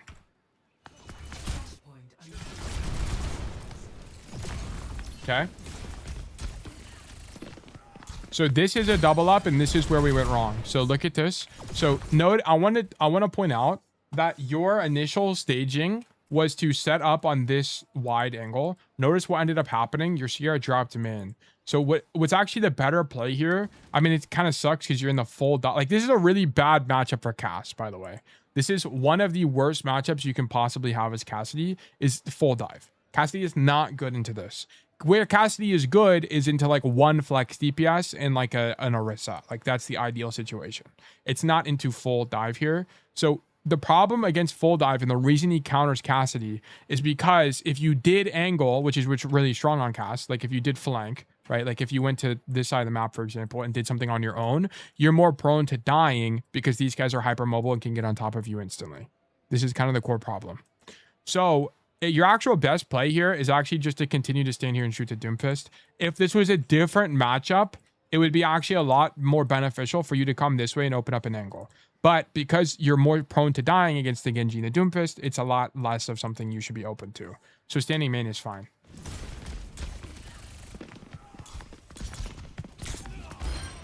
Okay, Genji down. Yeah. So I don't even think, now I think about it, I don't even think doubling up was a mistake here. I think it's actually okay given the matchup. Okay. Here you need to flash this earlier. So one thing you would need to understand about the Doom matchup is what if you're Doomfist and you block, what are you normally blocking to do to live, right? So if you, whenever you, after you block, what is your idea generally going to be? It's going to be to slam out. So let me just show you. Like here's, he just punched in, okay? So now he's blocking. So what cooldown does he have? It's left shift. So he's going to turn around and left shift out. So your idea here should be at the toward the end of his block duration, because notice, unlike some tanks, his block is a cooldown, right? It's a cooldown. It only lasts so long. You need to eyeball it. The duration is 2.5 seconds. You need to eyeball it, but after about a second or two, throw the flash because you know he's about to slam out. Okay, so this is just a matchup thing to keep in mind. This is gonna be the first note for this code. Okay, let me do Obsidian. Okay, here we go. Student notes, new notes. This could be 0, Cassidy, Suravasa, and Platinum. Then we're gonna do insert template, student notes template, primary issues. But no, that's not what I want. Not primary issues. This is notes. Okay. In the Doomfist matchup, try to throw flash toward the end of his block duration, as it's very likely that he will try to slam/punch out from here. So you will disrupt his gameplay loop and very likely result in a kill. I guess I'll just write. Okay. So you throw this a little bit too late. You need to throw it early. Now Dooms know this and try to cancel block early. Well, yeah, I mean, they've been known this. And some Dooms will mind game you. But, yeah. Okay, so you stage on this off angle. I think it's fine. You kill the Tracer as a result. It's okay. I would just be a little bit scared. Mostly what you're looking for here when you're playing this angle is the enemy Doomfist and the enemy Genji's body language. So what you're really looking for here is, are they looking at you and are you likely to get pushed here? So like here, for example, you can continue playing the angle because you can see the Genji and you can see the Doomfist and neither of them are looking at you. So it's unlikely that you're going to get pushed here. Okay. So standing on this angle is actually fine. It's not an issue with this. Okay, but you should not walk forward. This is the core mistake here. Just stand here. You're already putting a ton of pressure on the enemy team. And here's the problem. Once again, you're playing into the Doomfist Genji. Walking forward incurs a lot of risk. As in, if you get pushed here, which is what ends up happening, how do you rotate out of this position? You have to roll backwards. And now you're kind of caught in the open. The advantage of playing in this on this corner is that if you did get engaged on, you could roll backwards this way. And it's a lot less likely for you to die because you have cover here. Right, you can use this pillar as cover and walk back to your team, kind of idea. So I don't really like the extension because the likelihood of you getting punished is just a lot higher. Okay, so I understand you're going for the flashbang, which I applaud the commitment to the idea. But the better idea here would just be to play passively because of the matchup. Okay, I would be a lot more supportive of this if this wasn't a Doomfist Genji Tracer kind of matchup, and this was something more akin to like slower team comps. Okay. Is it a general philosophy that if the enemy looks at me, I leave/change angles? It's going to depend on the matchup, but yeah, it's going to depend on the matchup. Because it could be they can't deal with you anyway, so standing there is fine. Here, I don't like you pushing into enemy space when you are already a threat on the angle here. I appreciate the commitment to throwing the flash, but I think if you played this more passively, you are more likely to live a Doomfist engage/Genji engage. Okay. Cassidy is weak into full dive matchups. Because it's easy for them to mark you on angles. So your playmaking is largely removed. Okay. I think it's okay to angle here contextually because you are up a player Okay, Tracer. And you knew that no one was looking at you. Okay. Bruh. As long as you read enemy body language, you are okay with the idea of rolling away from the corner. Okay, let's keep going. I think you die here. You're probably dead if I had to guess. No, you hit the flash.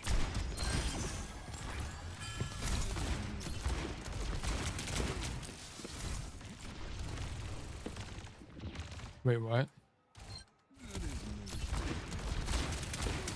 Okay. Like, here's not a situation where you would be scared. Okay? So here, you would just continue to shoot because no one's looking at you. Like, literally no one is marking you other than this Tracer, and you win that. That's a winning matchup. I was ratting, not AFK. Yeah, no, I know what you're doing here. I can tell what your idea is. But the core error is that you're too scared of this guy. Like, why are we scared of this Tracer? This Tracer has to blink toward you, which is a winning fight. Like, this is a matchup thing where this guy, if he blinks forward you, you win these. So why are we scared of this guy? The Doomfist you just heard punched to your left. Okay? So you know your Doomfist isn't... The Doomfist isn't fighting you either.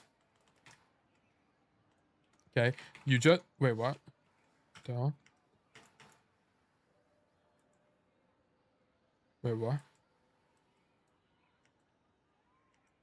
That's so weird. I don't even know what happened there. That was so strange. It, like, copied the wrong thing. What?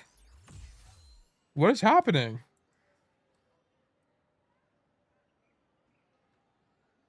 Oh, I cleared it. Maybe I'm losing my marbles, man. Maybe I'm just, like, losing my mind. I cleared the drawing. I was like, why is there nothing on the drawing? And then it's just... I don't know what's happening, man. I'm out of my mind. Whatever, bro. Whatever, bro. Yeah, I can tell you're waiting for the Tracer to walk in and go for the flash. That's fine. I just don't think it's the right idea. Like, you shouldn't be scared of this Tracer.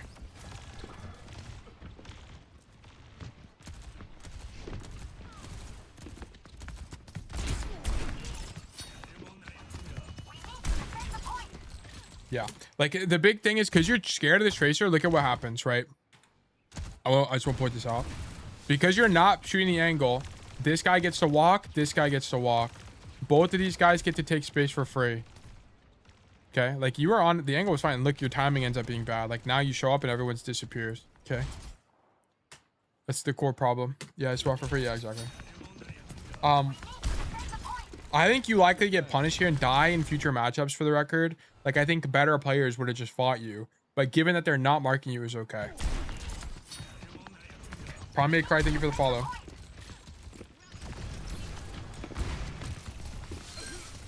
Also, you need to be into the Genji matchup. Once this guy doesn't have deflect, you need to push him. This matchup is winning if he doesn't have deflect, okay?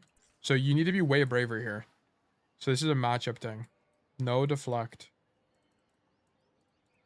Okay, we're getting a lot of matchup issues currently. You must understand that the Genji matchup is winning if he doesn't have deflect. Okay, so you should have pushed him. Whoops.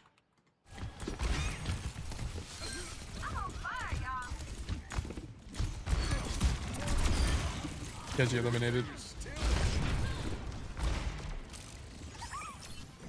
Yeah, I keep hearing the mercy thing. Little hamster guy. Tracer eliminated. Is he like... What is happening? It makes so many noises. You 3-0 this game? No.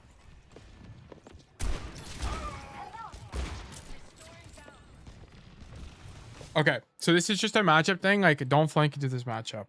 Like, you just don't know you just don't have experience. This is just an experience. You just don't understand the matchup. Like, Cassidy is... You don't flank on Cassidy into dive because you're isolated. That's the core idea. You should be coming main space and just shooting people.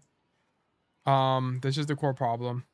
This is likely why you felt like this game was weird. Because you keep trying to do this flank idea when you really should... Well, I guess I'll just do that in red. Ugh, I keep hitting the wrong key.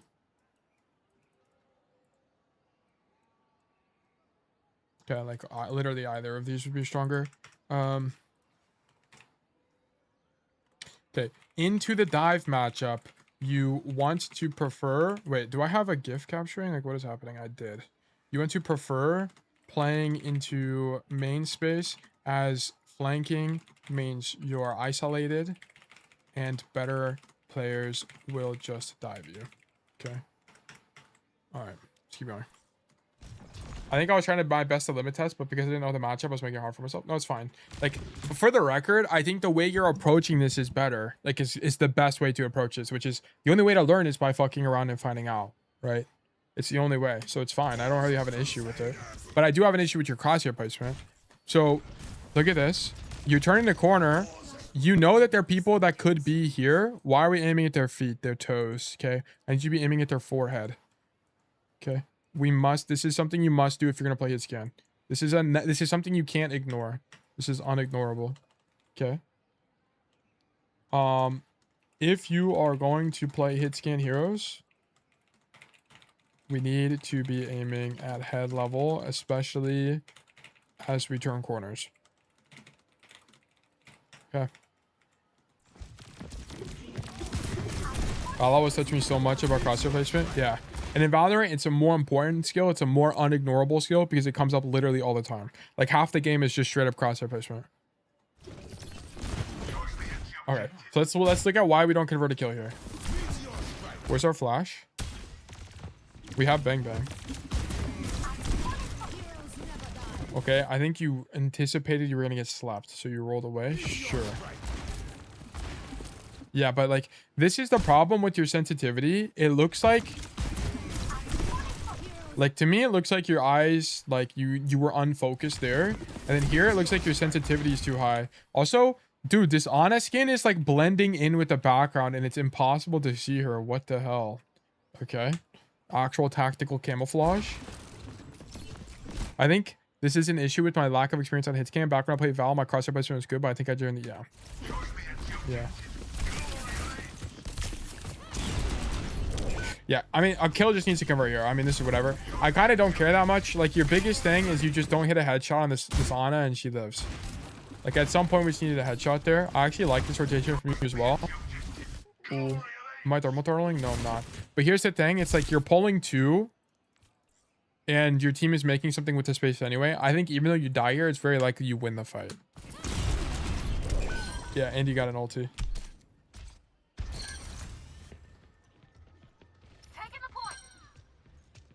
Yeah, your team ended up winning the fight. And this is what I'm saying. Like, this is why flanking is really good in Overwatch. Because even if you die, if you do it with good timing, which is predicated on awareness and staging, right? Then it doesn't really matter that much as long as you're going more than 1-for-1 because it's still winning for your team. Your GPU is still doing GPU things? Yeah, I'm waiting for my fans to come in. They haven't come in yet. They come in, I think, early next week. Fluffy, thank you for the follow. Welcome to Bug Nation. Okay, like a better Doomfist doesn't die here, right? Like, this guy is punching you with half HP. Okay, Catfish needed to leave, not punch you. I don't really know why he did this. And he's dead. He also knows you're playing cast, so he walked into the cast.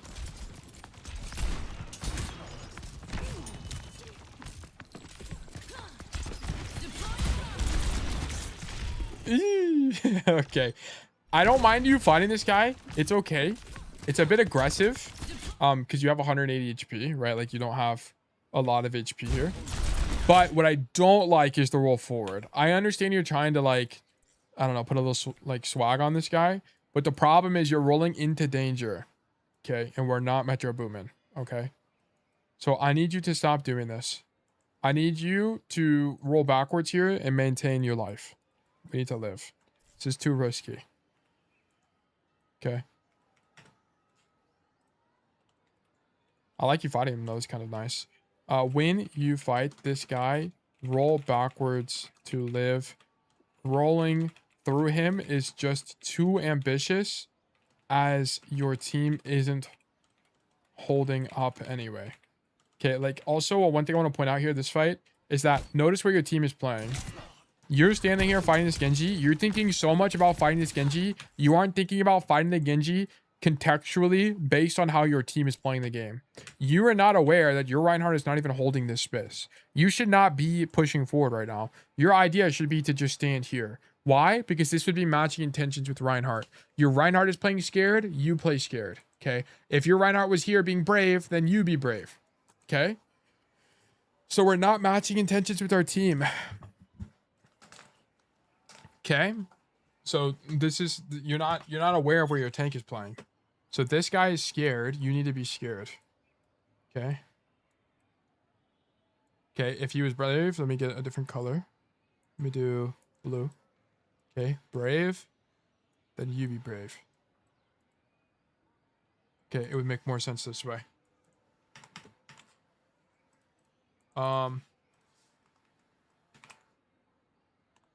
You can see that your team is playing scared here. Walking forward into the choke point does not align with their intentions, which means that you will be overextended and likely get punished. Okay. At some point, you needed to be aware of your Ryan's position and then do whatever he was doing. Not literally, but from an intention standpoint. Okay. Eisen K and Fluff, thank you guys for the follows. Welcome to Boy Nation. How they go? Yeah. Okay, you're probably gonna get your lid blown off here.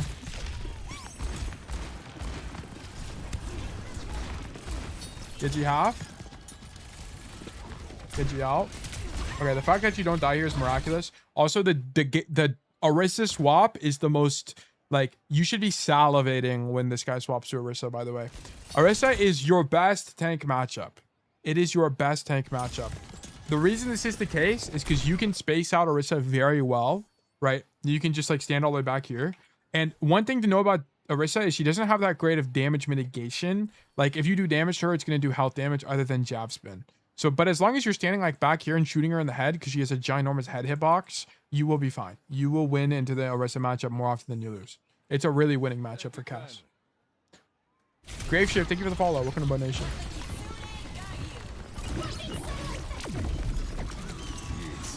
Yeah, so I want to point out this whole fight was screwed because you didn't realize your Rhine wasn't holding up. So you're now like stuck on this weird angle, which like makes everything harder because everyone just walks past you. Like if your Rhine was playing here, they wouldn't be able to walk past you, so your angle would be good. And so the root error, which is why I'm not commenting on a lot, is because you weren't paying attention to this guy. So yeah, anyways, keep going.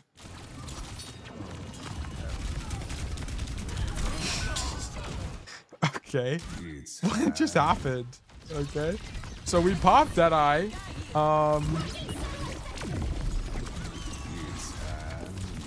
So in my opinion, I think you should have just shot the Ana, but whatever. We kill the Genji somehow and we don't get jabbed. Does this guy not have jab? Yes, he used jab there. Okay. Honestly, whatever. Zero. So because you're a limit tester, I need you to be able to have the skills to derive that this Deadeye is bad. Okay, and here's how you would do that. So you Deadeye from this angle, you need to be thinking to yourself, are you actually denying space with this Deadeye? So let's see. Is space getting denied? Kind of, right? This Genji walks forward, and then this guy's already flanking anyway. You can't stop this Tracer from flanking, but you can stop the Genji, okay? So it's okay. So let's walk it back again. Is anybody else on my team denying this space? And the answer to that is yes. They can't walk forward anyway because your Reinhardt is standing here. So it's like this zoning Deadeye doesn't do anything because your Reinhardt is already holding this space. So what you're doing right now is redundant. Okay. So you need to be able to derive that as you do your own VOD reviews. Okay. So also you should be thinking to yourself, is there something else I could have done? Okay. So when you're on this angle and you pop Deadeye, you need to think to yourself, what was the alternative? Can that be a note? Yeah, I'll write it down in a second. Give me a sec. So the alternative to this would be, instead of popping Deadeye here, what else could I have done this game? Or like in this moment. So then you would fly around in spectate view and you would think, okay, so what other like parts of the map can I walk to? I can walk to this part of the map, or I can maybe go this way. If I walk back into the spawn, it would have given me the angle against the Ana. Okay, so then you need to think to yourself, how would I have known that the Ana is there to know that that was the best play? Okay, you need to think about information. So then you'd go back here and you'd be like, okay, I hear the Ana in main space. So maybe this fight, the better play was actually to walk into their spawn. So that would like, you would add that to your toolkit where it's like, okay, maybe next time I play Suravasa, I can think about flanking into their spawn in the mid fight. Okay, this might be an idea. Alternatively, you could have said, okay, what if I don't go that way, but what if I go this way? Okay, so if I walked this way, what is going on with my EpiPen? If I walk this way, the advantage would be it's faster, but I don't see anybody here. And now I'm really close to the Orisa, which means I could get walked on. So maybe it's not as good. Okay, so like I think your two options are either just shoot your gun here or flank, or kind of like your best plays contextually, or you could, I don't know. Like you would need to think about it critically and then just don't obsess. Like you don't need to find the perfect answer. You need to just think like what generally probably would have been better and then move on. You don't need to think about the science of it. Okay, so that's how I would have approached this. Let me take a screenshot of this. Okay. This is not a good Deadeye, as your Reinhardt is already holding this space against the Juno beam. So your ultimate is redundant. Okay. Someone is already doing its job. Whenever this happens to you in your games, it's okay. Just go back into the VOD and think about what else could I have done here. Okay. You don't need to get scientific about it. Just need a general idea of what is possible. Ensure that you think about it from the perspective of how could I have derived that? Right? Like, did you have the information you needed? Was there some kind of assumption you needed to make? How could you have gotten the information to make that play? Like, did you need to team check? Okay, kind of idea. And then also, like, is this even reasonable? Like, there's some times where, like, you would have had to do something super mega unreasonable to derive that something is the best answer. Okay, so, like, for example, like, maybe it would have turned out that the optimal timeline would have been to realize that this Juno is here and she's playing in this doorway and you could have two-tapped her from the doorway. Well, I feel like that's kind of unreasonable just given how many pixels there are on the screen. Like, they'd be super hard to see. So, like, that would be unreasonable. Okay, so you need to use your best judgment. Like, 90% of the time in Overwatch, the answers are relatively simple. Like, go flank because this guy's here, kind of idea, right? Like, it's not, the answer is never like, you should shoot the Juno because she's missing her cooldowns and she's standing in a doorway across from the fight in the middle of a Juno beam. Like, it's not really that complicated, okay? All right, let's keep going.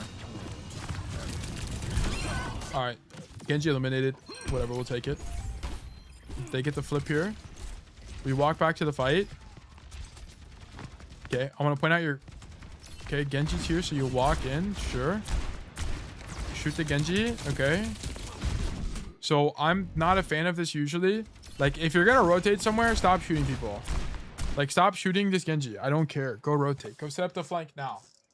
You do 70 damage. The thing is, this guy's going to get cleared anyway. Like, if you're this Genji player, are you going to be standing this open for very long? Probably not. Like, you're going to use deflect and dash out no matter what. Even if this Cassie's here shooting. Like, this guy, you're not going to do anything to this guy. Just keep rotating. Stop having hesitation. Because look at this. Because you don't rotate. Look, the Tracer's here. How long do you spend shooting on this angle? One? You spent like, what, 1 second shooting the Tracer or shooting the Genji? 1, 2, 2.5, maybe 3 seconds. In those 3 seconds, you get flanked by Tracer. This is why every second matters. Like, you needed to not, because this whole fight dynamic would look a lot different against the Tracer. If you had continued rotating, you would have been here now. So you'd be fighting Tracer in this space, which is way more advantaged. Now, you are taking space into the Tracer, which is weaker. She just needs to stop you from using this space. You could have been here earlier. So this is like the cost. This is why I beat people up for seconds. Every second counts. Every second counts, okay? You needed to be here because then you take the fight here. Okay.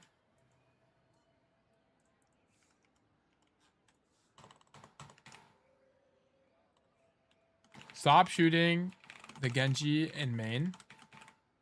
Continue rotating to open rotating to open up a flank and stop this tracer from taking space into you. Because you take 2 to 3 seconds too long because you got distracted. Now you're not in this space fast enough, which means now you are taking a losing fight into the tracer, or not a losing fight, but it's like a harder fight.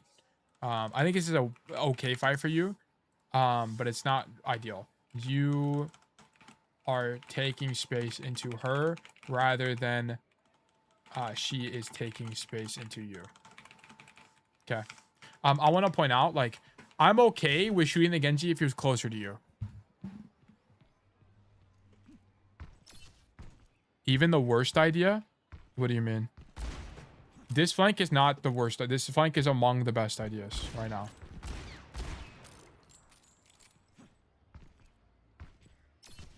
Okay, so like I would be okay with you fighting the Genji if the Genji was right here. Because the Genji's overextended and you can actually kill him. But when he's in main space and he's right here and he's getting supported by his team and he can just walk away, there's no point in shooting him. He's too far. Okay. Oh, they wiped replay codes? Oh, shoot. I didn't even realize. Okay, well, I mean, I guess... Ah, I forgot today's Tuesday. Oh, my God. I forgot today's Tuesday. Okay, well, I guess I'll finish this until it kicks me out, but yeah. Like, commit to an engage, even if it's a bad engage, just to get feedback. It was a bad engage, yeah. I mean, from a solo queue perspective, yes. Ah, crap. If I knew they were gonna wipe today and I remembered, I would have started stream early, guys. I apologize. That's my bad. We could have got like 1 or 2 extra VODs in. Okay, you need to be way braver into this tracer. Like, oh, I guess you have no resources, so you can't. Okay. You have no flash, but she has no recall. I would be kind of brave here. I would ego this guy. And also, like, your idea here, once this Sierra shows up, should not be to walk back to your team, in my opinion. I would just keep rapping. I mean, I guess you don't want to double flank. Yeah, I guess walking back is okay. It's fine. It's okay. I don't mind it.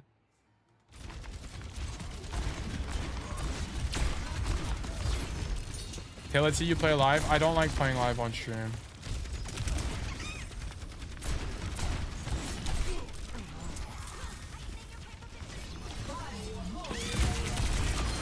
Okay, Tracer eliminated. I'm getting a lot of stuttering. Okay, Genji eliminated. Okay. Coaches don't play. It's just like I don't want to be a player. Like I want to be a coach. And I already hit champion. It's like if I played the game, it would just be to get gameplay for you guys. Like it's literally not because I want to.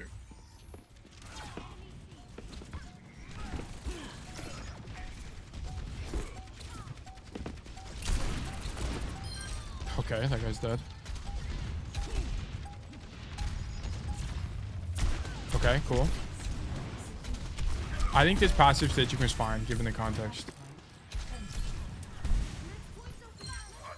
Any plans on coaching pro teams? Now, I don't really have an interest in the strategic element of Overwatch. So, no. What I find more fun about Overwatch is just how, like, the heroes fit in the game.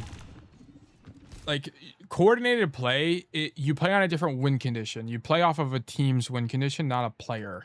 And I don't think that's as interesting to me. I think it's neat, but it's like I would rather coach solo queue. I think I could coach pro play. I think I would not be good at it to start because I don't have a lot of experience, but I could. Time to go to bed? Well, thank you for tuning in, Kira. Okay, so you die and you respawn and you come back to this angle. I like this from you. I will say your guy is like in Narnia. Like, what is this guy doing? I don't think this guy knows where the point is. Yeah, this guy's nowhere to be seen. Okay. Okay. You thought the Ana was gonna back up, which is a pretty reasonable assumption, and she just didn't. She didn't back up. The Ana walking forward here is insane, by the way. That's actually crazy she did that, but okay. You kill a better Ana player, so I don't really care about this, to be honest. Okay. The guy playing that way is just like insane to me, but whatever. A better Ana backed up there and you would have happened to get the kill, so whatever. Like, I don't really mind that much.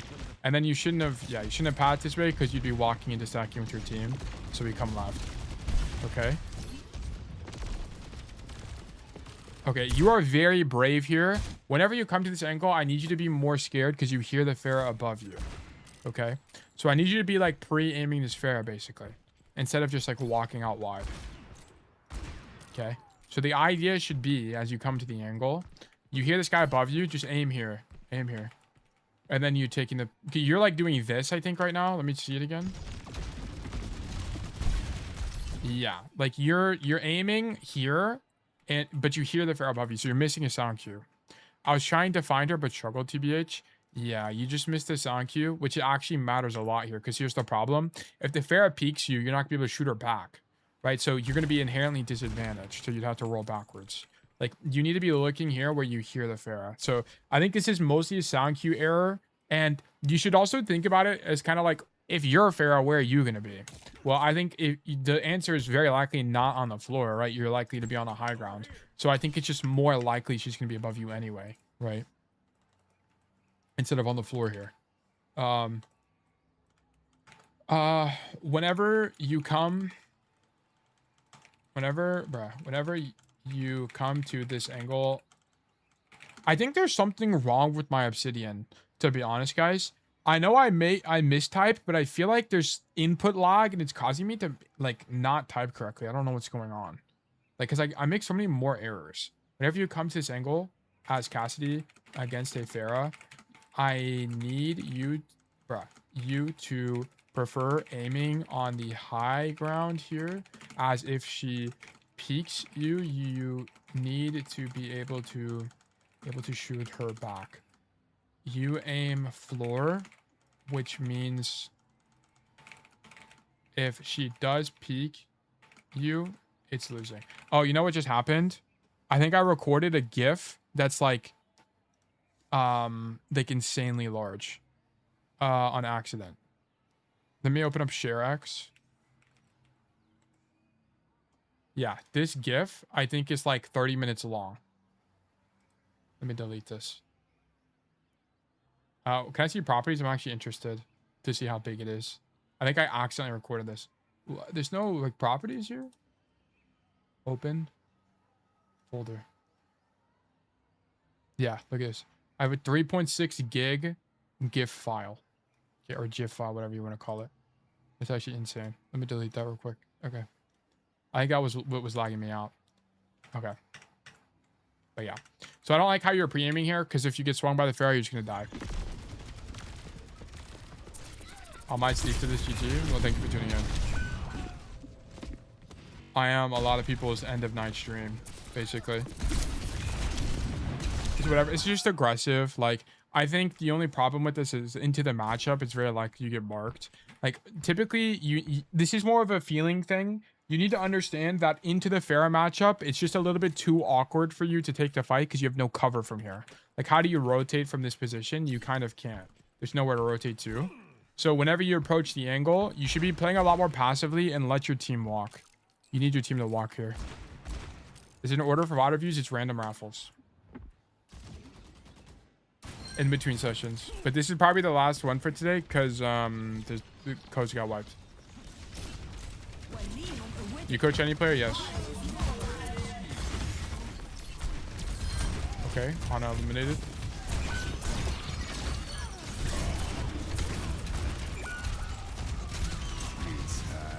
Okay, so this is the same logic. Zero.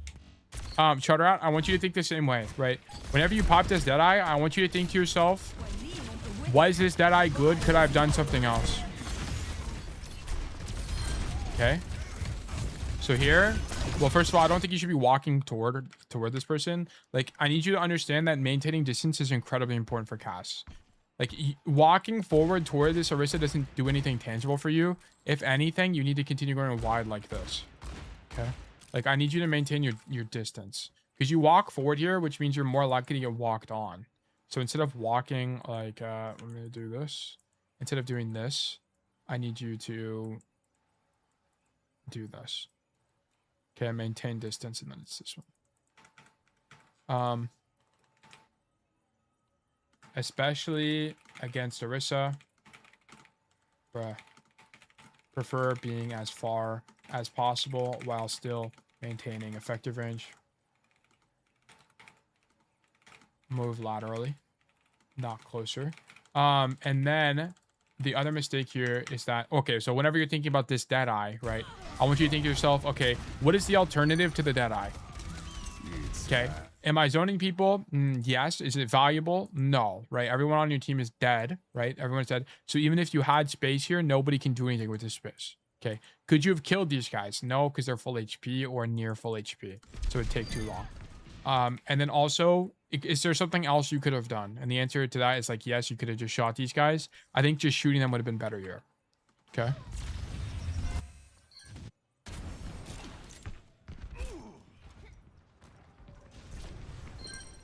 Okay. Shoot Sierra. Okay, you have players across the map. I guess they just don't know flashpoint. Okay, so you're just peeking too early. Like, you need to use your sound cues to know where the enemy team is. We hear them here. We hear the Sierra here. We hear the Ana here. We hear the Juno, and we heard the Orisa. So we know the enemy team is on this side of the map. So you shouldn't, in this situation, you need to actually rotate, okay? So there's a few reasons you could have derived this. Your Sierra is nowhere to be seen. She's like, she went to the wrong side of the map for reasons beyond me. Your Reinhardt is already in on the left side, okay? And then you should also hear these guys. So you know that this space is occupied. I would go to the path of least resistance, right? Because you're technically down a player. Nowhere, your Sierra is nowhere to be seen. Okay.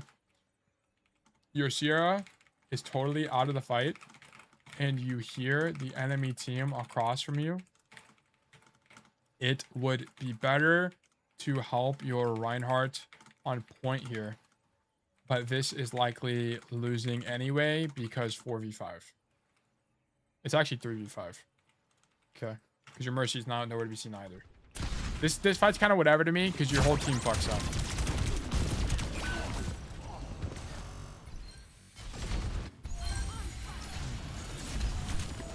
By the way, guys, I'm not gonna do any more coaching after this because I don't want you guys just to submit codes just to submit codes, which I know some of you guys might do, just because code's wiped. So we're gonna probably do something else, which is why I try to start stream early on code wipe days, but I just didn't think about it. You can find me after this? Yeah, we might, to be honest, BombchuBunny. Okay, shoot Farah. I think it's all fine.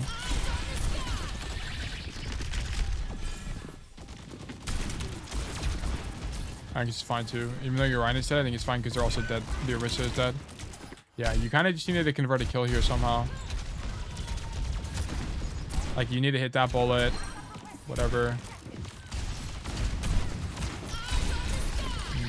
Yeah, whatever.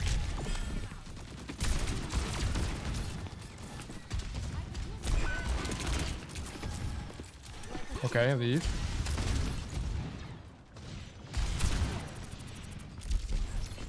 Come left side. Okay, we stay on the angle. This is good. I like to slot your Sierras in main space. This is fine. Your Sierra's here now, but it's too late. You can't rotate. Like, okay, so this is where doubling up is appropriate because you can't rotate from here because it's too expensive. Like, if you wanted to leave, what would you do? It'd be like this. Well, you can use kind of like mental math to derive that this rotation is too long, right? It's just gonna take you too long to get to like a situation where you'd actually be able to right here. So this is fine. I don't actually have a problem with this. Yeah, we're just kind of dead. I wonder if you didn't even have Deadeye, unfortunately, so it's not really a way to win this. Yeah, the only thing about this is you needed to maintain your distance. So sometimes you have this kind of bad habit where you just walk forward. Like, look at it here. So you would really want to play here. That way, if you take damage, you can roll backwards. Oh, look at what ends up happening. Right? You walk all the way to this corner here. And the reason that this is worse is because if you needed to rotate away, you have to rotate into open space. So you shouldn't have walked forward here. You needed, like, kind of the whole idea of being in this position is just the threat of being on an angle, not so much actually, like, walking forward and being in flash range kind of idea. Like, I need you to play further away here. As the closer you are, the more likely you are to get walked on by the enemy Orisa. Okay? Stay further away so that you can just shoot people with threat from the angle. Okay? You are also close to Deadeye, which would give you a range extension and be able to contribute here. Okay? The real person who messed up here is your Sierra, not really you. Because what ends up happening is your Sierra grapples over this wall for a flank, which isn't that even that bad of an idea. But it's bad contextually because you're on the angle, right? She should see that you're here, so coming to this side of the map is actually worse. Standing here is going to be better.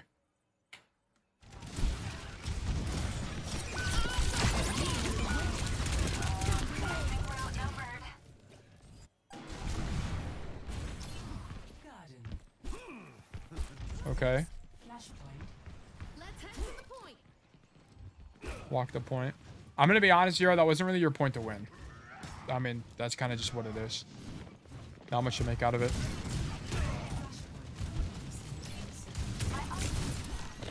Okay. Where's the timestamp you're talking about? Let me find it again. Is it this fight here? Let me close this.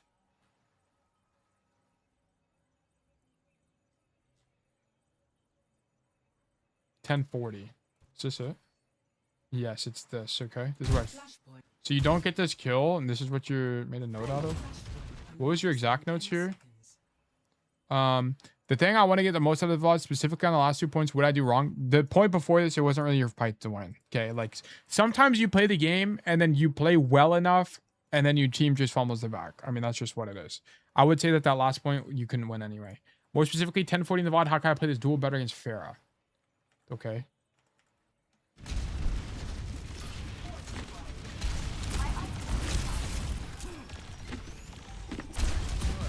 This needed to be a pre-aim the corner with Silver Bullet. You know she's about to swing you because you hear her. So you're kind of missing a lot of sound cues. Like, it's kind of clear to me that sound cues aren't really something you're thinking of. Or at least if you're hearing her, you're not sure how to play the fight optimally given the sound cues.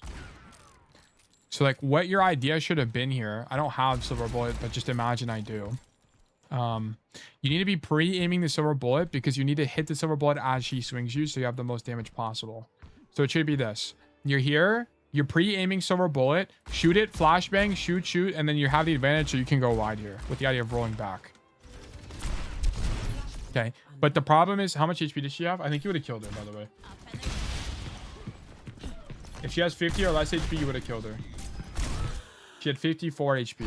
If you had hit this Silver Bullet, you wouldn't have killed her. In the last patch before this, before the nerf, you would have killed her. Okay, but this patch, you're not able to. So that's the only thing. You just missed Silver Bullet. Like, this is relatively minor. Like, I guess I'll make a note of it. But it's like, I wouldn't worry about this too much. The idea of flanking here is good on its own. Just understand, like, if you know someone's going to flank you or push you, you can pre-aim Silver Bullet to hit them as they swing the corner. Okay. Pre-aiming with Silver Bullet here would have been good, as it means you are advantaged going into the Pharah fight with the CD. Okay. That's the only thing. This is really the only thing. Everything else is fine.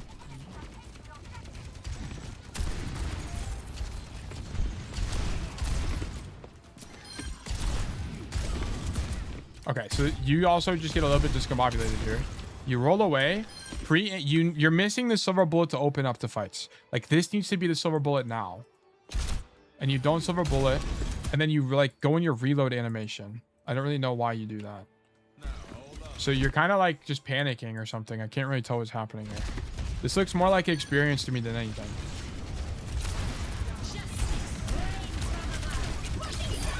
Okay. Like, I don't really think there's really that much wrong with this angle, by the way. I think the angle is generally fine. The only thing about this is we're on an, like a flank kind of angle.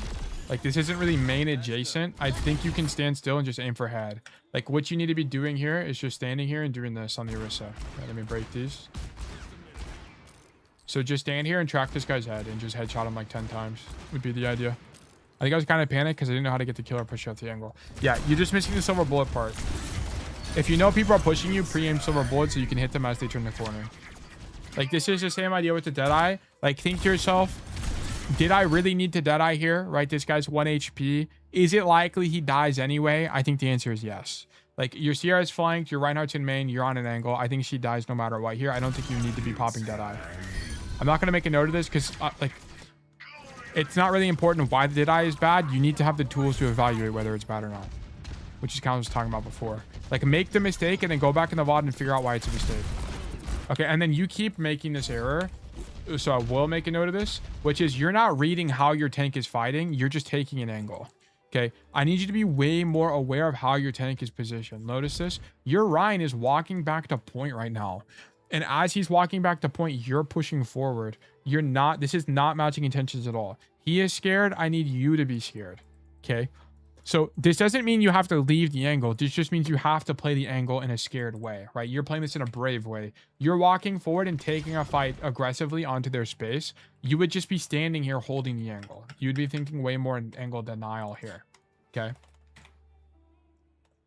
As your Ryan plays scared, you also need to play more scared.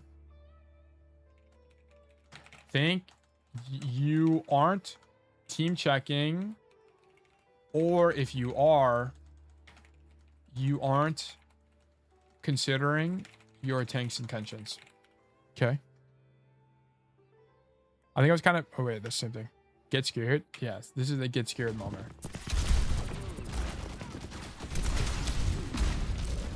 Okay, corner away. Now the Ryan peels for you, sure. Now we go back.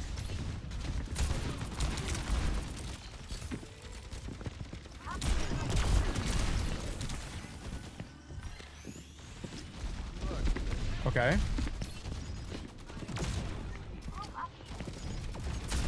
You hear the fair on your right side. This is another time where we're missing sound cues. This is something you're going to need to work on. Like, you need to be able to hear this fair on your right side. Like, you hear this guy walking, you have to hear this guy. This is like a non-negotiable. You can't not hear this. Because now you're going to get scared. You're going to get surprised. Okay. We must be able to hear this Farah. We're missing sound cues. Cues relatively, I guess cues relatively frequently. It's like the third time this game we've missed an important sound cue.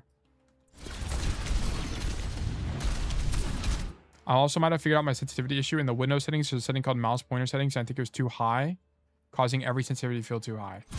Oh, makes sense to me. Sure. Yeah, but you get surprised by that fair and die. I don't think that angle is even that bad. I think it's fine.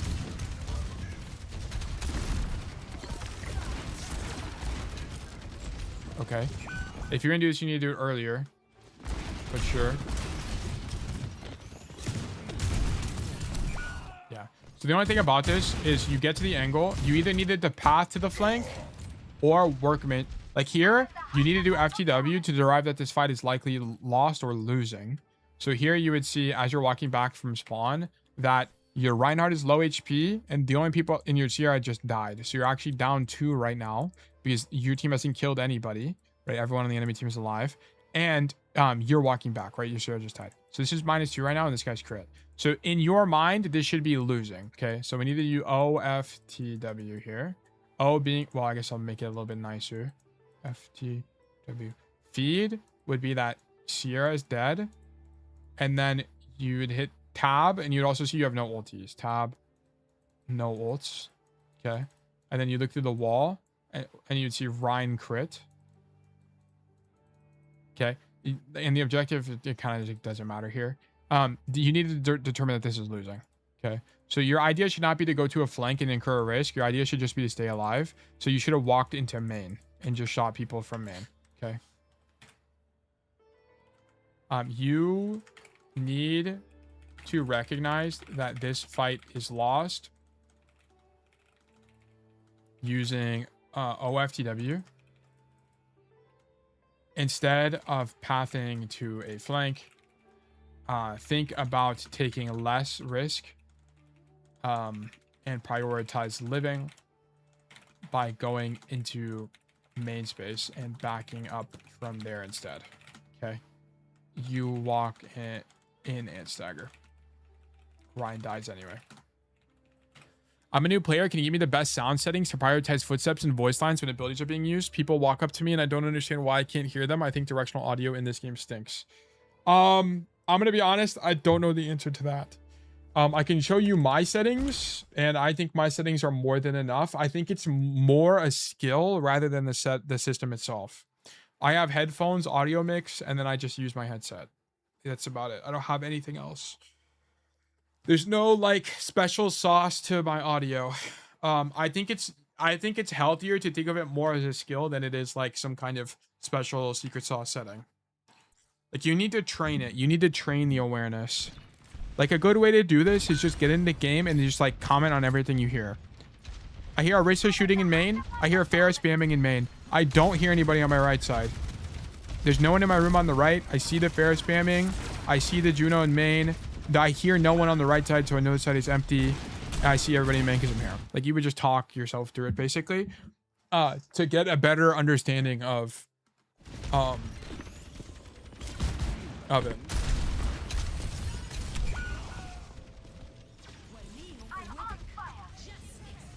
Okay. We're dead. And 5 slots. Thank you. Okay. So the biggest problem I saw from you on this right side is you just never took the duel properly. Like we didn't use Silver Bullet at all properly and you kind of just panicked. And it's like not a lot I can coach you on that. It's just whenever you're on the angle, whether or not you die doesn't matter. Like who cares? Like you just need to fight as best as you can. And judge yourself not on whether or not you killed the Farah, but whether or not you fought properly. Like whenever you panic on the angle, that's what you should be mad about. It's panicking, not about whether or not you die. Who cares if you die? Because if you die, you learn something. If you kill them, you kill them. Great. So who cares? Like it's not that big a deal. Of course, it's easy for me to say that I'm not the player, but that's kind of the perspective you had. This point here is whatever. I would write this off. This point here, you never won the fight against the Farah because you weren't using Silver Bullet properly. You reloaded at a weird time. Like it's just weird micro things. So the angle was fine. It was just panic and sound cues. Yes. You also missed the sound cues, which got you killed to the Farah here once. And then it was a few other times throughout the code. So number one, I need you to work on sound cues as a, like something to do. Sound, I kind of don't want to make it a primary issue, but it is going to be a primary issue. Like number one, yeah, sound cues, need more attention. Okay. We are missing key things like footsteps when we're on angles that we can't be missing. Okay. So like a good way to fix this is to narrate your games and talk to yourself about what you do and don't hear. It's also important to think about what is missing / what you don't hear in space, as you'll use the absence of information as information itself. Okay, this is the idea of information through negatives. Okay. So I need this a little bit more from you. Also make sure that you're using sound cues to know where to pre-aim. Okay. If you hear a Farah flying, aim higher. If you don't, aim lower. Okay, this is going to be an idea for you. I like the limit testing on flanks. I think it's fine as long as you're learning from it. Let's see here. Genji matchup. There's some matchup things we don't know. Oh, okay. Also, like prefer not flanking into dive. Prefer not flanking into dive. It's okay from the learning perspective, as you will learn why it's bad. Inconsistent.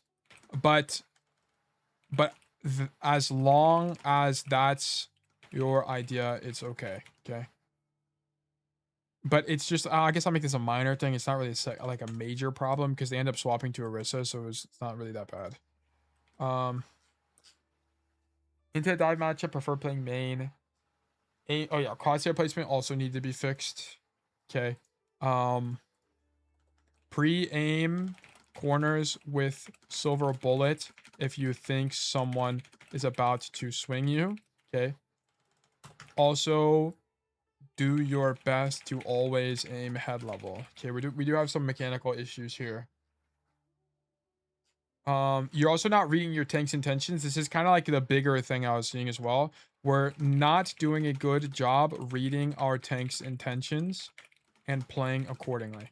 Okay, ensure that you are team checking ally tank so that you know better when to play aggressive versus when to play passive. Okay, you are just kind of assuming that your tank is holding space aggressively. This is not acceptable. We need to know for sure. Bruh. Okay. Sure. The dead eyes were whatever. I thought they were fine.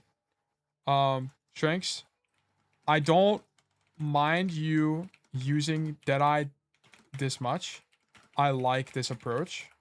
Just make sure you are always learning from it. Okay? Think critically about them in replay reviews. Okay?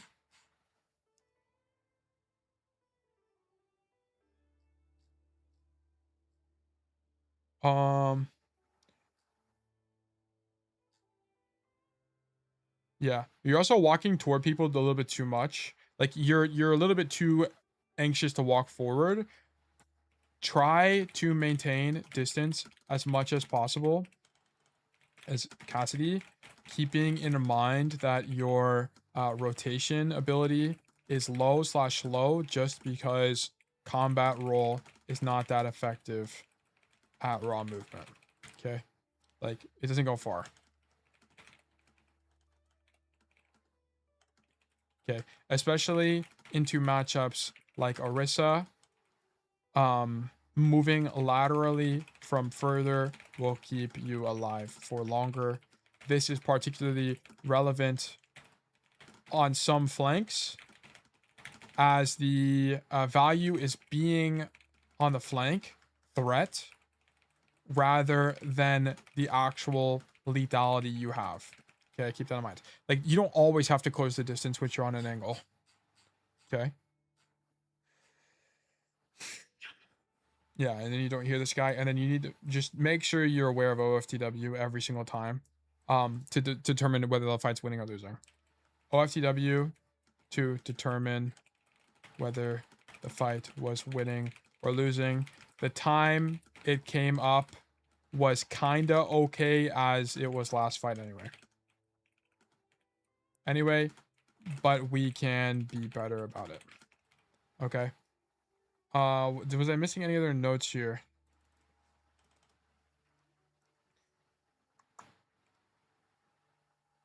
I think that way this is not doubling up.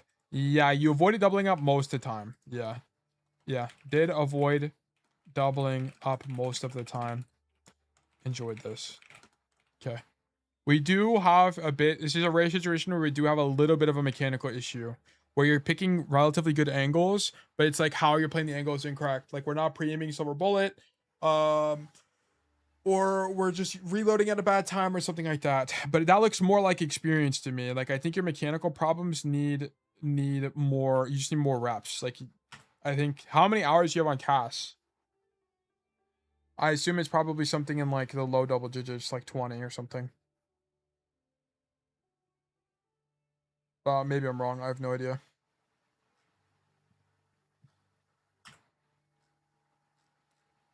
Thank you. This is really helpful and it's going to help me on my journey. Yeah, of course. Close conditions, I don't have any. I don't have any here. But yeah, that's going to be it for me on this code. Thank you for the code. Vertically losing. It's going to be losing for sure. Suravasa. Whoops. Hero Cassidy. Rank hashtag platinum. Format hashtag 5v5. Okay, perfect. Let me publish this. In comp or in general? In comp. I like how structured everything is. Lol, very cool. Yeah, I try to make the structure as possible. That way, the information is always relevant. It makes everything way slower. Like every coaching session takes like an hour and a half. I could do them all in 30 minutes. I could do like bullet coaching, but because I want this to be like archival and make it where you could actually get everything, like get the information again in the future should someone want it, I spend all this time doing this. Okay, here's the obsidian. Let me stop recording. And then let me put the obsidian into the notes as well. Boom, here, bang. I feel like cluttered. I feel so disorganized. I don't know what happened. I got so much stuff open. Let me black screen real quick. Let me close some stuff. Also check this. What is this? Cool. Okay. Let me check this ping. Patch notes, codes wiped. Yeah. Is that the only thing that I got ping for here? You plan to fix the treat sheet and use draw instead of tie. Oh, I see. Okay, I can do that, sure. Okay. Desktop. Okay, so as it turns out, there was patch. Oh, actually, wait, I need a black screen again. So there was a patch, which means that it just fixed bugs. Was there anything in it or no? Was it nothing burger? Was it a total nothing burger? Overwatch, patch notes.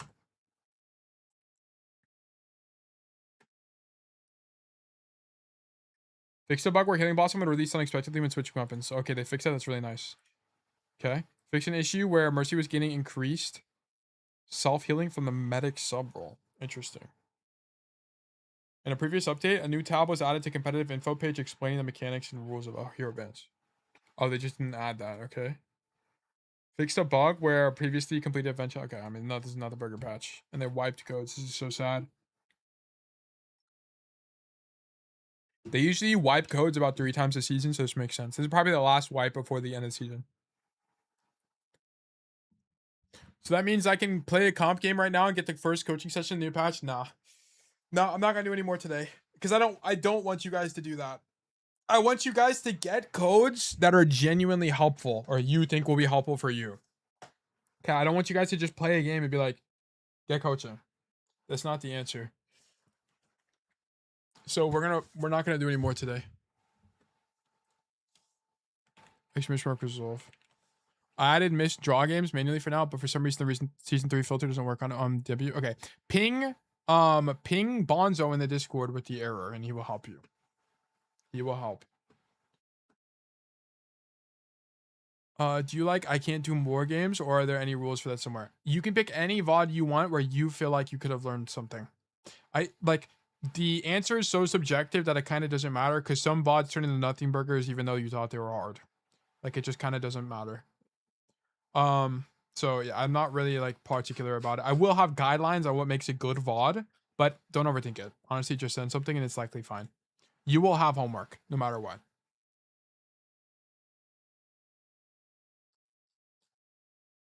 Okay, I'm gonna go do anything else. Goodbye. All right, goodbye, boy gone mon. Thank you for tuning in. Okay, BombchuBunny, do you want to do the 1v1 for VIP? This would be, and that would be a good time because there's no codes anyway, so it's kind of perfect.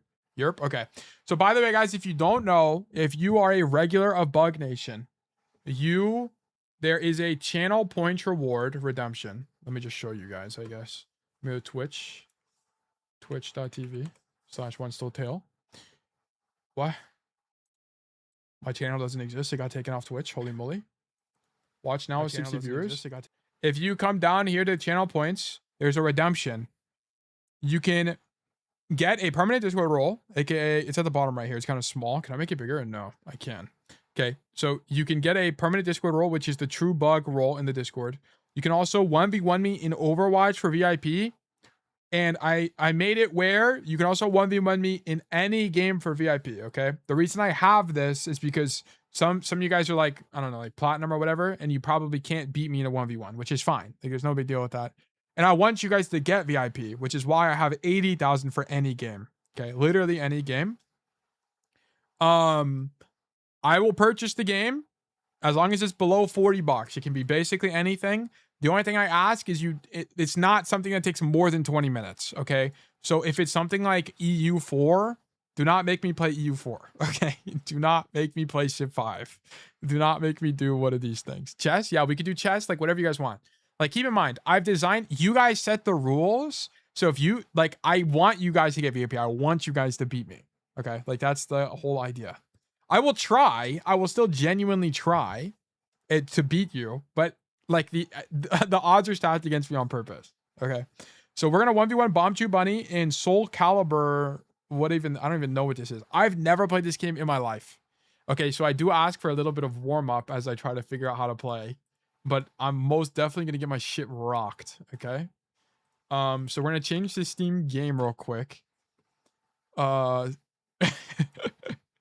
To Soul Calibur here. Let's do game Soul Calibur. What number is this? 6, right? Yeah, 6. I think it's this game. Saving points for StarCraft 2 1v1. Okay. Yeah, like you guys could do that. Like I have no problem with that at all. Okay, let me log in. Bombchu, is this a game I play on controller or is this a game I play on PC? Like, I'm a controller guy, preferably, in these kind of games. Viewer 1v1 with at BombchuBunny.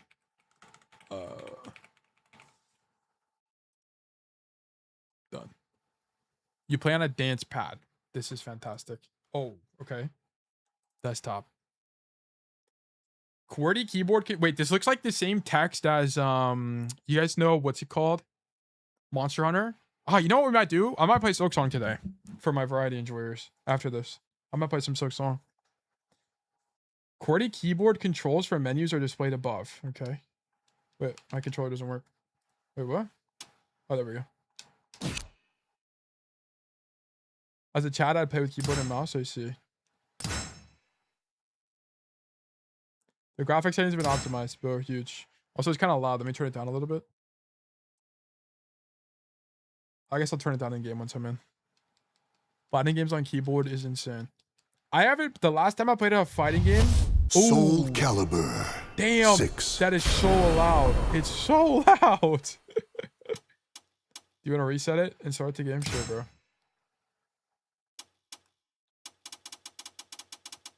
I'd fold half of chat in Tekken 7 with keyboard and mouse. Probably. He'd probably fold me 10 times over if I had to guess. Oh my god, they're making me read all this TOS.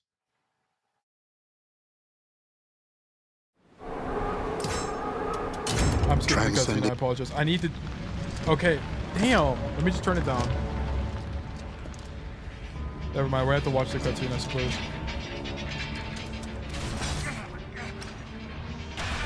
Oh my god, it's so loud.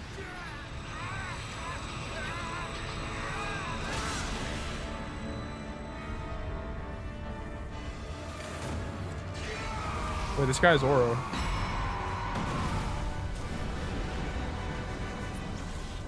What is happening? I missed all the lore because I accidentally skipped the first cutscene. The heavens, the product of rampant evil, the evil seed. I'm gonna start a prediction. Yeah, you can, sure. It would become a catalyst for catastrophe across the world. Our story takes place in the 16th century. Holy moly. There's a cursed blade, I see. Is he gonna just throw me in or what? Called Soul Edge. Welcome to Soul Calibur 6. Okay. Fuck all of this. I need to turn down the audio. Why did they not let me like turn it down before the game even started? Where's sound settings, bro? Sound settings. Oh my god. Oh my god. It's too loud. I can't turn down the whole game. Are these guys out of their mind? Okay, I'll have to turn it up on stream, but it's so loud I can't even think. Okay, there we go. Now we can turn it up. Okay, that's probably appropriate. Audio is fine here? Okay. Well, because I turned it down on OBS. Okay, wait. How do I practice? Battle? Yes, okay, training. Okay, perfect. We're gonna pick. Welcome to the stage of history retold. Oh, shit. Who has the most aura? Siegfried? Nah. Zasalomo? He kind of got a lot of aura, I won't lie. Oh, Nightmare. That's kind of tough. Astaroth? Nah. Okay, damn. How is this like allowed? What? All right. Cervantes? Okay. Grow? Okay. Killick? Maxi? Xiongwa? I don't know how to say your name. Yoshimitsu? Talim? Mitsurugi? What the fuck? They got the Witcher in this game? They got Geralt? What? Okay. Voldo? Raphael? Xiong... I'm playing Geralt. Are you... like... Geralt. My bad. I'm playing Geralt. Play Geralt? Okay, bad. Which one? I'll be red. I'll be the normal one. Show me what you got. I don't really care. This guy plays. You play whoever, bro. Hold on. I gotta figure out the game and then we'll 1v1. Or random, bro. Put him on a random map.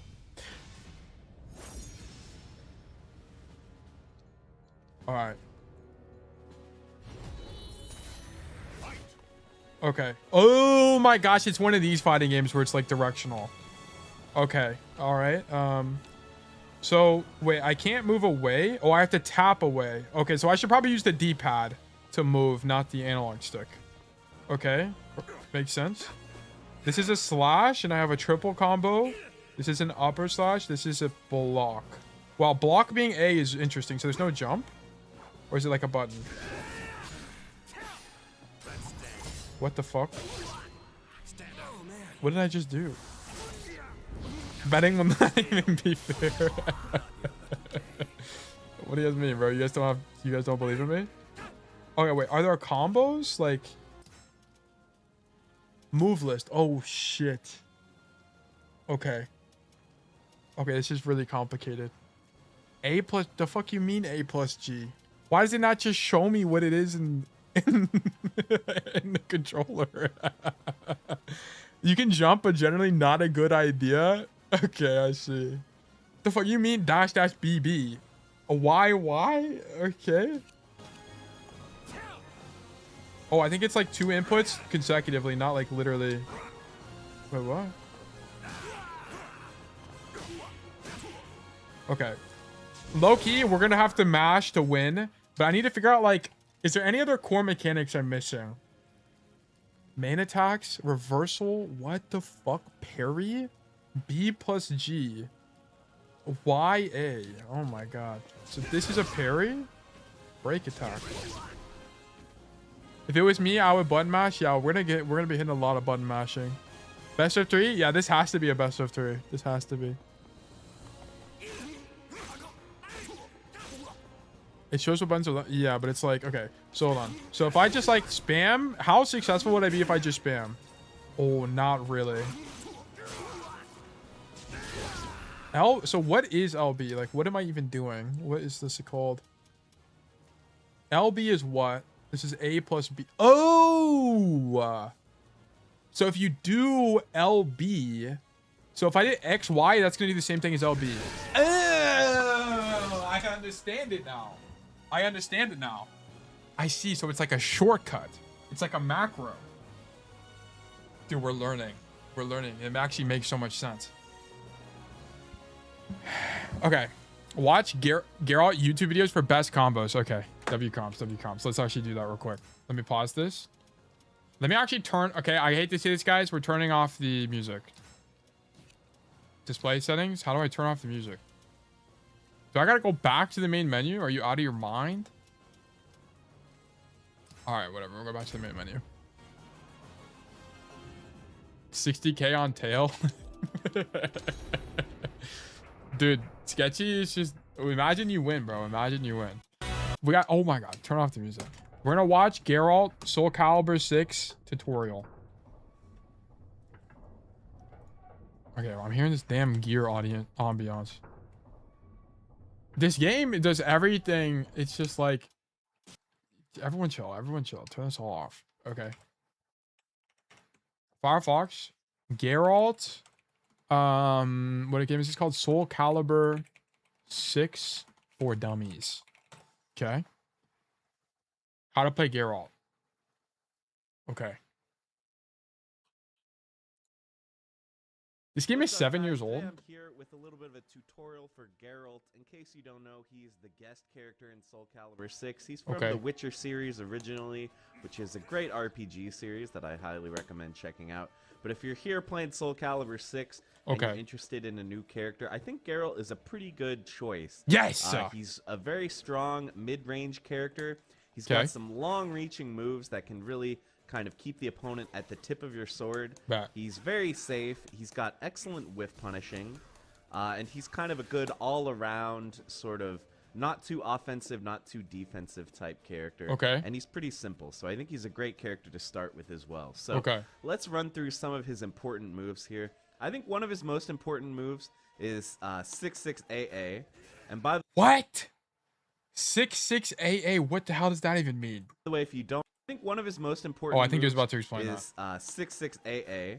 And by the way, if you don't know about notation in this game, make sure to check out my last tutorial where I discuss kind of how to read notation in this game and how combos work and stuff like that. Bro, so check out that link. Number pad notation. Is 6 like just right? I think 6 is literally just right? Anyway, 66AA is super, super long reaching.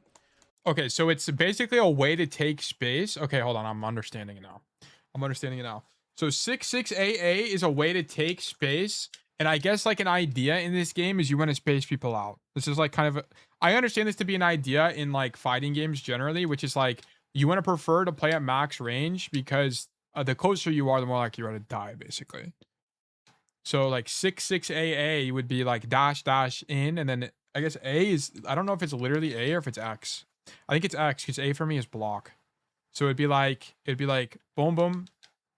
Oh, okay. I guess I have to do it like faster than that. It's like that. Okay. So that's what he's saying. Okay. It's very safe. Not exactly. And no. Really hard to okay. Never mind.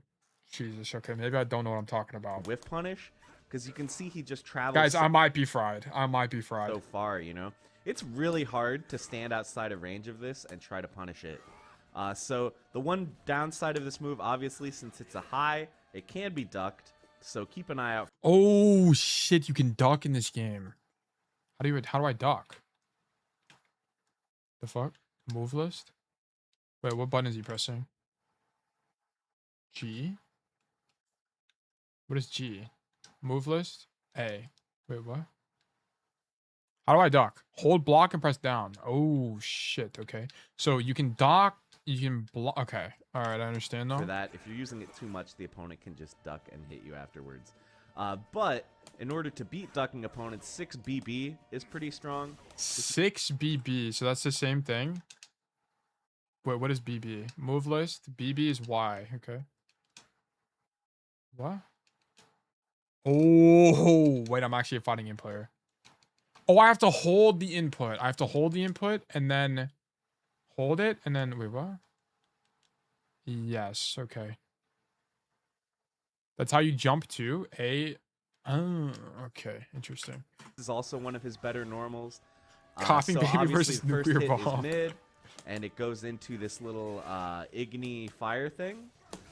So if you just tap the second button, it'll only do 2 hits like that. But if you hold the second... Okay, so there's a dynamic about holding buttons that I didn't understand. So if you hold it, you do a different line. Because it gives you like the black arrow at the bottom, right? Oh, wait, what? Am I just out of my mind? Oh, it's because I'm hitting a different button. There we go. Okay. I don't understand, like... Right BB is like... Thank you kindly. Oh, I have like a backwards attack. I'm like Marth, low-key. It's giving me Marth vibes. Okay. Button. It'll do extra hits, and it will crumple the opponent, but this does cost Crusty Bread, thank you for the follow. So you can combo off that crumple if it connects, which is pretty nice. So you can get pretty good damage with this. So like if you're in a whiff punish scenario, very, very good for whiff punishing, and you get the little follow-up. So this is just... Okay, so that's like my combo. So like, I need this. So if I space out Bombchu, I can do this as a punish, as in like a core idea. So I guess like your core idea on Geralt is this. And then if I dodge you, I want to go for the dash attack. Ooh, okay. But I don't understand like how to get this consistently. Because sometimes I get that attack and sometimes I get the... Oh, if I tap it, I get the range thing. The inputs are a little bit hard, I won't lie. This is like not very casual friendly, in my opinion. How do I get the timing consistently? Am I too close, maybe? That's the problem? No. I don't know how to get the range thing consistently. Sorry, there's no audio because I turned it down. Let me leave the main menu and put it back on. You got 3 minutes in the game? Damn, the game is that long. Options. Sound setting. Oh, I guess I have 3 minutes in the game, so I don't know what I'm doing, is what you're saying. Yeah, that makes sense. Did only a couple of people. No, I didn't want to do creation. Get me out of here. Ugh. Is this made by the same people who made Monster Hunter? Because the UI is like the exact same. I assume it is. Capcom or whatever, right? Welcome to the stage of history. I don't know if fighting game and casual friendly can be in the same sentence, okay? I feel like Smash is a pretty casual game. I'm actually a demon on Ike. I like characters with swords. Now this is Bandai, okay. I see. Okay, sorry. So hold on, I want to try to get this consistently. I can't get it. I don't understand what I'm doing wrong either. Because I feel like... What? You can ring people out in this game? What the fuck? Okay. Okay, this is not at all what I was expecting. Just a great move. It is unsafe on block if you only do the first 2 hits, but if you hold it down, it is safe on block. And it actually does chip damage as well, which is a little bit nuts. So you can see here, I take a little bit of damage even while I'm blocking, and it's like completely safe. There is nothing that you can do about this move when you block it. So 6 BB, that's another really good one. Just in terms of like somewhat long-reaching moves, his AA is pretty good. This will kind of be the move that you're throwing out the most. Yeah, that seems like what you're using the most, okay? His 6A is kind of interesting. He's got 2 follow-ups here. So 6AA, there's a big gap there, and the second hit is mid. And 6AB, there's a much smaller gap, and the second hit is sort of a 6AB. Okay, so the idea is like you dash in and then you can use it. So one thing that's interesting about this game that I didn't realize is there's a lot of actually animations. So you're like tapping it and you're locked in an animation. So you're kind of like committing to the idea. You can't like change midway. Which is kind of interesting to me. So then this is block and then I could duck. Okay, interesting. In fighting games, usually it's light, heavy, medium combos, I see. So it's like...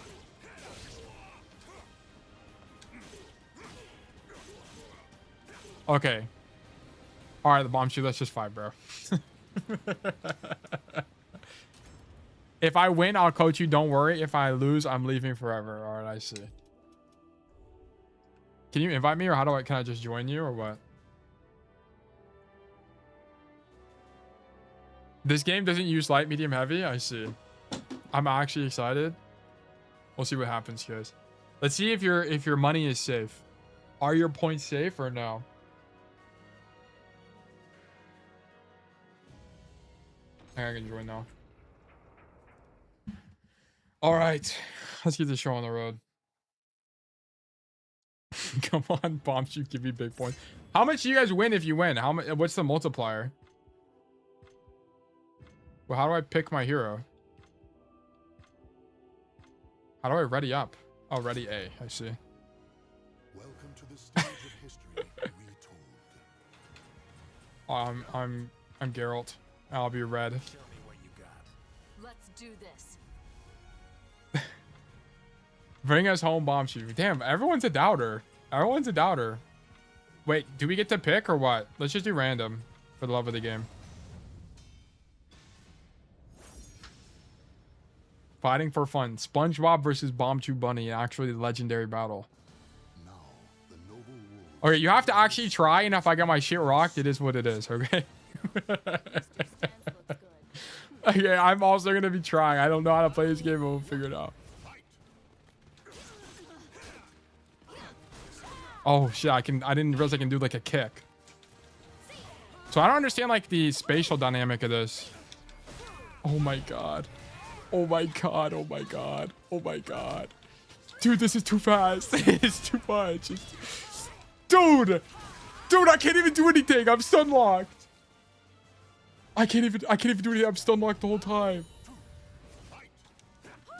Oh my god. How do I get away? Like I can't dash away? Am I just too damn slow? Oh. Oh, I'm actually cooked. It's actually cooked. No, I'm looking the wrong way. No. Wait, hold on. Dude, the combo takes too long. My character's too damn slow. Oh my god, it's actually over. Button mash? I'm literally mashing. Wait, battle 3? What just happened? This is best of 5?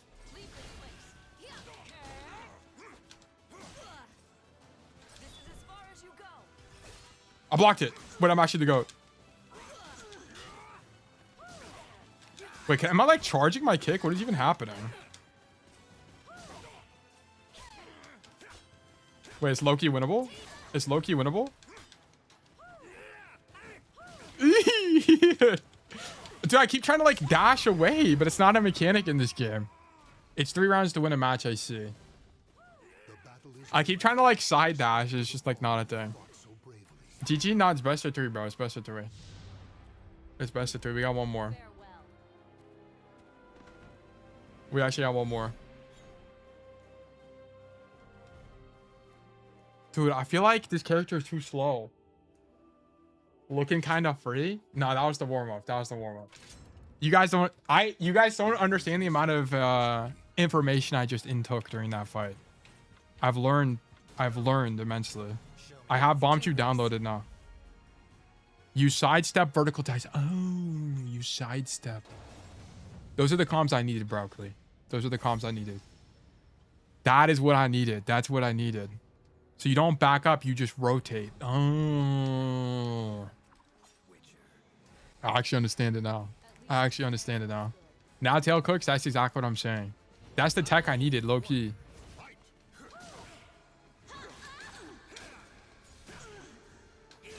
Well, actually, I BombchuBunny downloaded. No. No.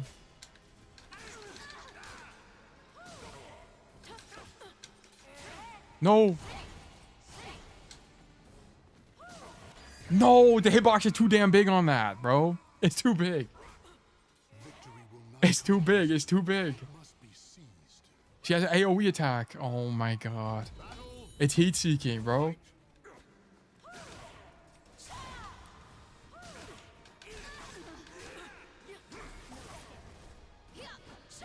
Oh, wait, huge.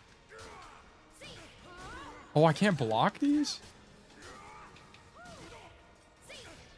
Dude, come on, bro. I'm about to get wrung out. Just sweep the legs? I don't know how to do that. I guess it's down B.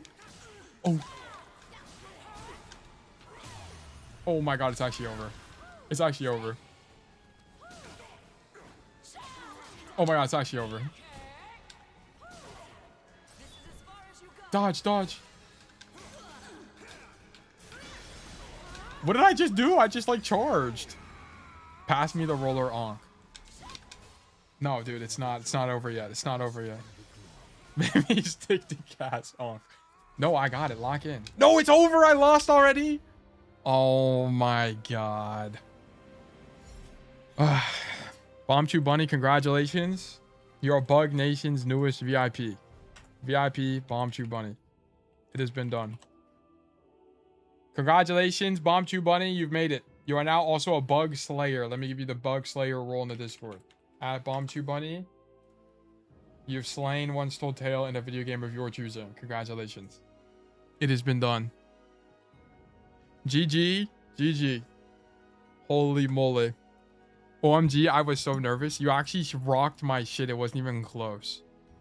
I actually don't understand how you're supposed to like dodge stuff in this game. I guess it's like all blocking is the only way to do it. Well, cash in. I think Sketchy has to resolve it.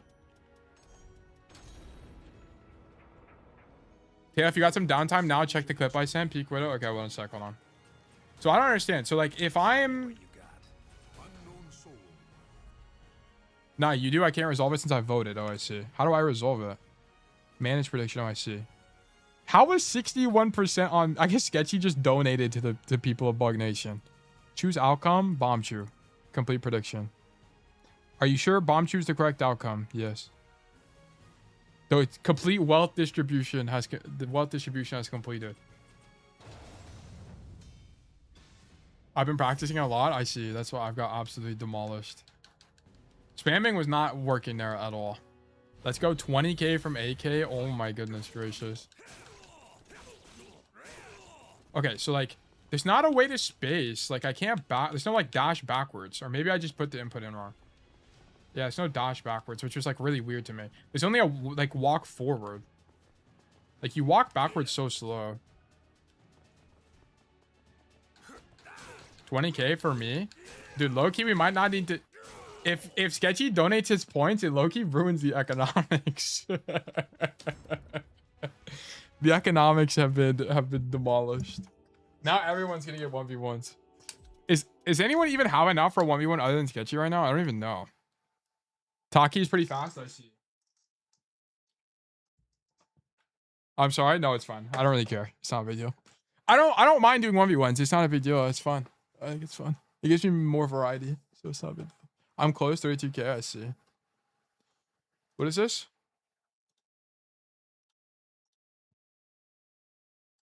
Why is it not loading? I don't know what's happening here. My internet's not working. I don't know what's happening. Do you have Black Ops 7? I do not. I will buy the game if it's 40 bucks or less. What just happened? It's like bugged. I don't know what's happening. Bug literally because there's a spider here too. I don't know what's happening. Let me make sure I have Bug Nation resolved, or the last thing resolved, by the way. I think it is. Yeah, it is. I had 39. I'm going to take revenge on the worm boss soon. I only have 10k, but also no good at games. You can literally play me tic-tac-toe. Raptor literally played me in a coin flip and won. What the hell? I don't know why it's not loading. I don't know what's going on. So you can do whatever you want. Any game. Okay. I'm going to give you guys a poll. Here's what we can do. New poll. What to do. Okay. We can do number 1. I can play random supports in Diamond. I can do number 2. I can play Silk Song. Number 3, I can do... Can I make my own game and make my own rules? Yes. It has to be like... I have to have a chance at winning, though. It can't be literally 0 chance. Something else. Like React. I guess I can do like a React or something. Or like, I guess I can also do pro analysis. Okay, so vote what you guys want. I don't really care what we do. It's whatever. Works. Someone needs to help me at 1v1 to practice play Ana. I'll play a random, yeah, whatever support you guys want. Oh, they updated streamer bot to show me the polls. That's nice. As it's happening. You said you didn't have fun playing Silk Song. Why is it an option? I didn't have fun playing Silk Song every day. It's like the thing. I can like do it in bits and pieces, but that's about it. Rule number 1, anybody who goes by the moniker One Still Tail automatically loses. Bro, am I cursed? Has it been a curse placed upon my name? I need to know what COD you have. I have Modern Warfare, the re-release. I have Black Ops 3, but if I play that, I'm going to get like hacked. I have, do I have any other CODs? And I have Cold War. Yeah, I have Black Ops 3, Cold War, and then I don't know what any of this stuff is. And Modern Warfare, but those are on the Battle.net client. Once I have enough, I'm doing that. All right, bet. I'm actually kind of nasty at COD, by the way, so you're actually going to get a run for your money. Like shooter games I'm good at, but it's like when you guys pick these like fuck ass games, it's like there's basically zero chance I'm winning. Like if it's a fighter game, I'm never winning ever. Coin flip, count me in. Okay, everything else not so much.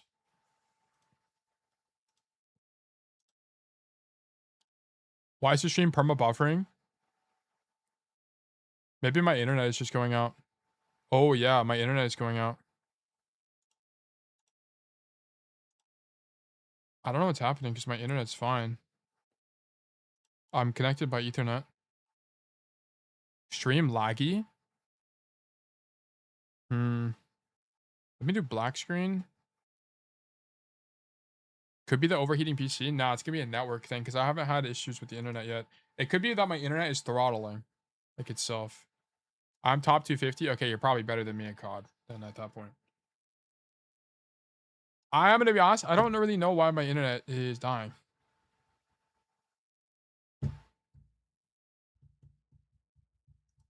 We might need to. The only thing I can think of is to stop streaming again, but that's not gonna. Let me just test my internet connection. Internet test.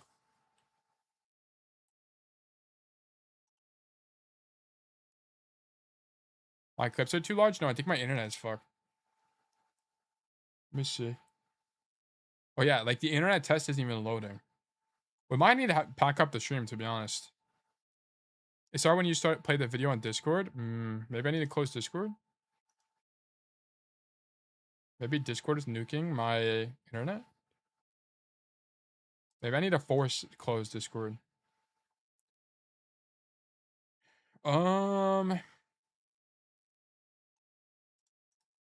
End task. Maybe that solves it? No, I'm still like it's like something through OBS. It's like blowing up my OBS.